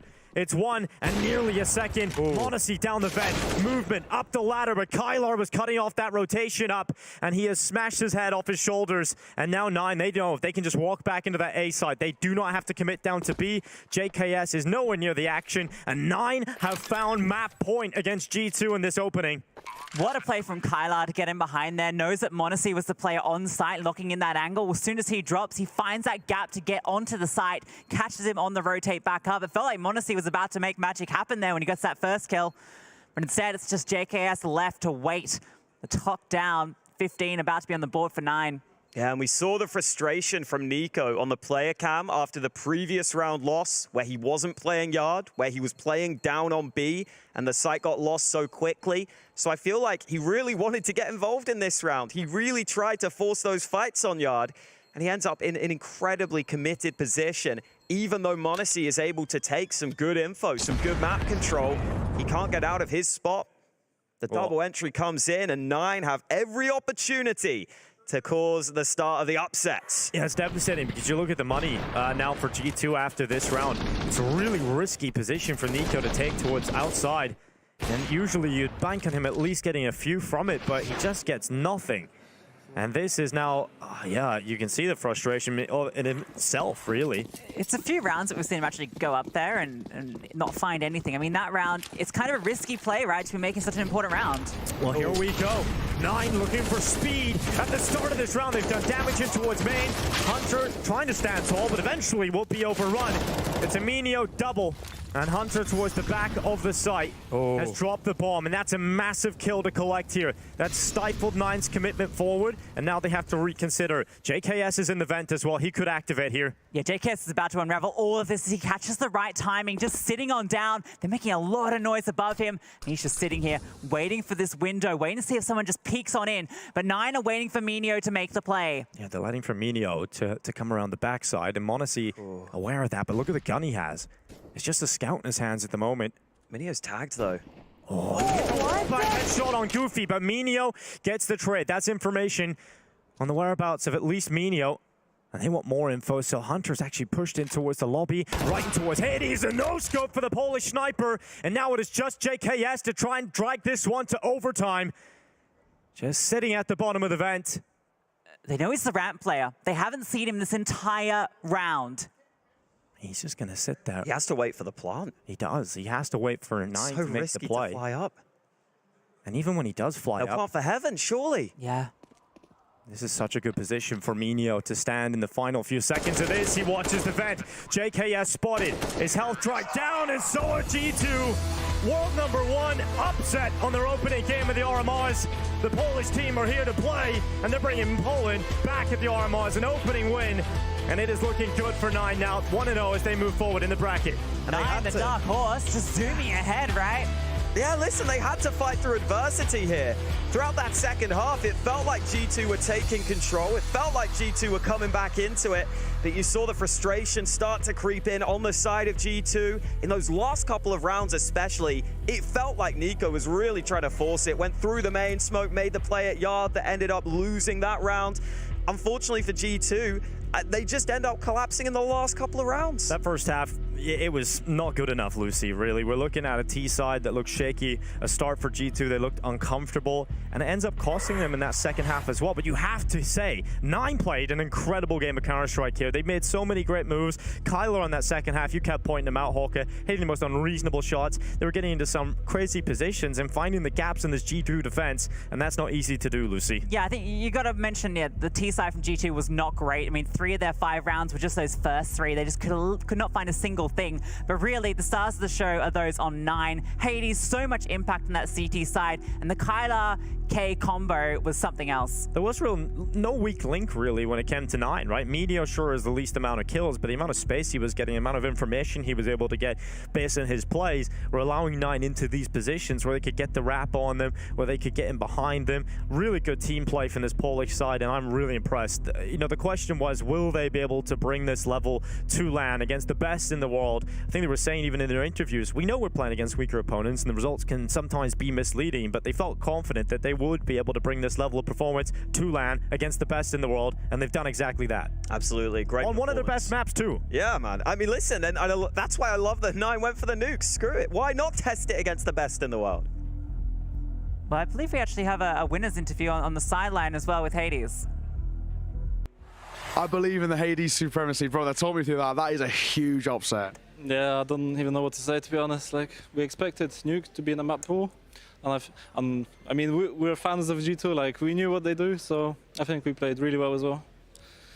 For you guys as well, coming into this game, was there a big preparation stage? You know, obviously you know you're coming against G2. Was it counter-stratting because it looked like you had the edge on them kind of for the majority of that game? I mean, like I said, we watch all of G2 like all the time. Like we take a lot of stuff from them, so we know how they play. And we just added a few of our stuff, and it somehow worked, you know. And for you as well, how does it feel to be back in kind of elite level Counter-Strike? You had a little bit of a gap, then it started this year, you come back in towards 9, and now the project's doing so well. How does it feel for you personally to be playing at the top again? It feels good because like got dropped, I had a bit of a rough time towards my end events, so it feels good to be back, and hopefully you can just build on from here all the time. And lastly, of course, you know, to go 2-0 today, what would that mean to you boys? I mean, you are dark horses and you continue to prove people wrong. How does it feel if you are able to go 2-0? I mean, 2-0 is nice, but we need 3-0, you know? We just need those 3 wins. Like, it doesn't matter if we go 2-0, if we end up with 2-3, so we just need to keep calm and do our job. Love to say, man. Well, congratulations. Thanks, man. Good to hear from Hades in terms of his ideas around the 2-0, because we've seen FaZe last week. They went 2-0. They got the 2 best of 1s and couldn't quite complete it. It's about getting those 3 wins here on LAN, and that's what 9 are focused in on. So did Bait, man. A couple of the 2-0 teams struggling as soon as they didn't make it through. Yeah, it can be tough, so good to see that they're already focused forwards. And also great to hear, listen, they're fans of G2. They come into this tournament and they beat them. Yeah, it's kind of crazy, right? G2, I mean, they are the best team in the world right now, but 9 just made them, well, eat those words, 16-14. We can see all the results from today as they've come through. A few upsets in the mix. Yeah, the first round definitely had a few upsets, as the RMR always provides. Cloud9 looking like the strongest side, in my opinion, from that result over 4s. I thought that would have been a far closer game, but they look good. Everyone else is being a little shaky apart from Heroic, so definitely looking good for Cloud9 and Heroic. We'll look at the bracket and see how things shape up based on those results. We've got our 1-0 column. We'll have Aurora versus Heroic, Cloud9 taking on Monty, 9 versus Big, NIP taking on Vitality, and in that 0-1 bracket, it's 500 versus Spirit, and 4's G2 versus iNation. So if you have a regional matchup actually coming in there, Holka. Yeah, oh man, ENCE 4s, that is an interesting one for 0-1. 2 teams that probably had a chance to win their opening BO1, weren't able to. I think all in all, we have pretty good matchups there. I mean, 9 versus Big also. 9 have got to be looking at that and saying 2-0 very much on the cards. Yeah, absolutely, Lucy. But it's been a fantastic first round of games, and I'm looking forward to getting into more of them. But we do have to take a break, an extended one at that. It's going to be about 45 minutes long. We have to give the team some time to prepare for their next opponents. And when we do have that break, we'll come back, we'll get the RMR back underway, and the Counter-Strike will continue.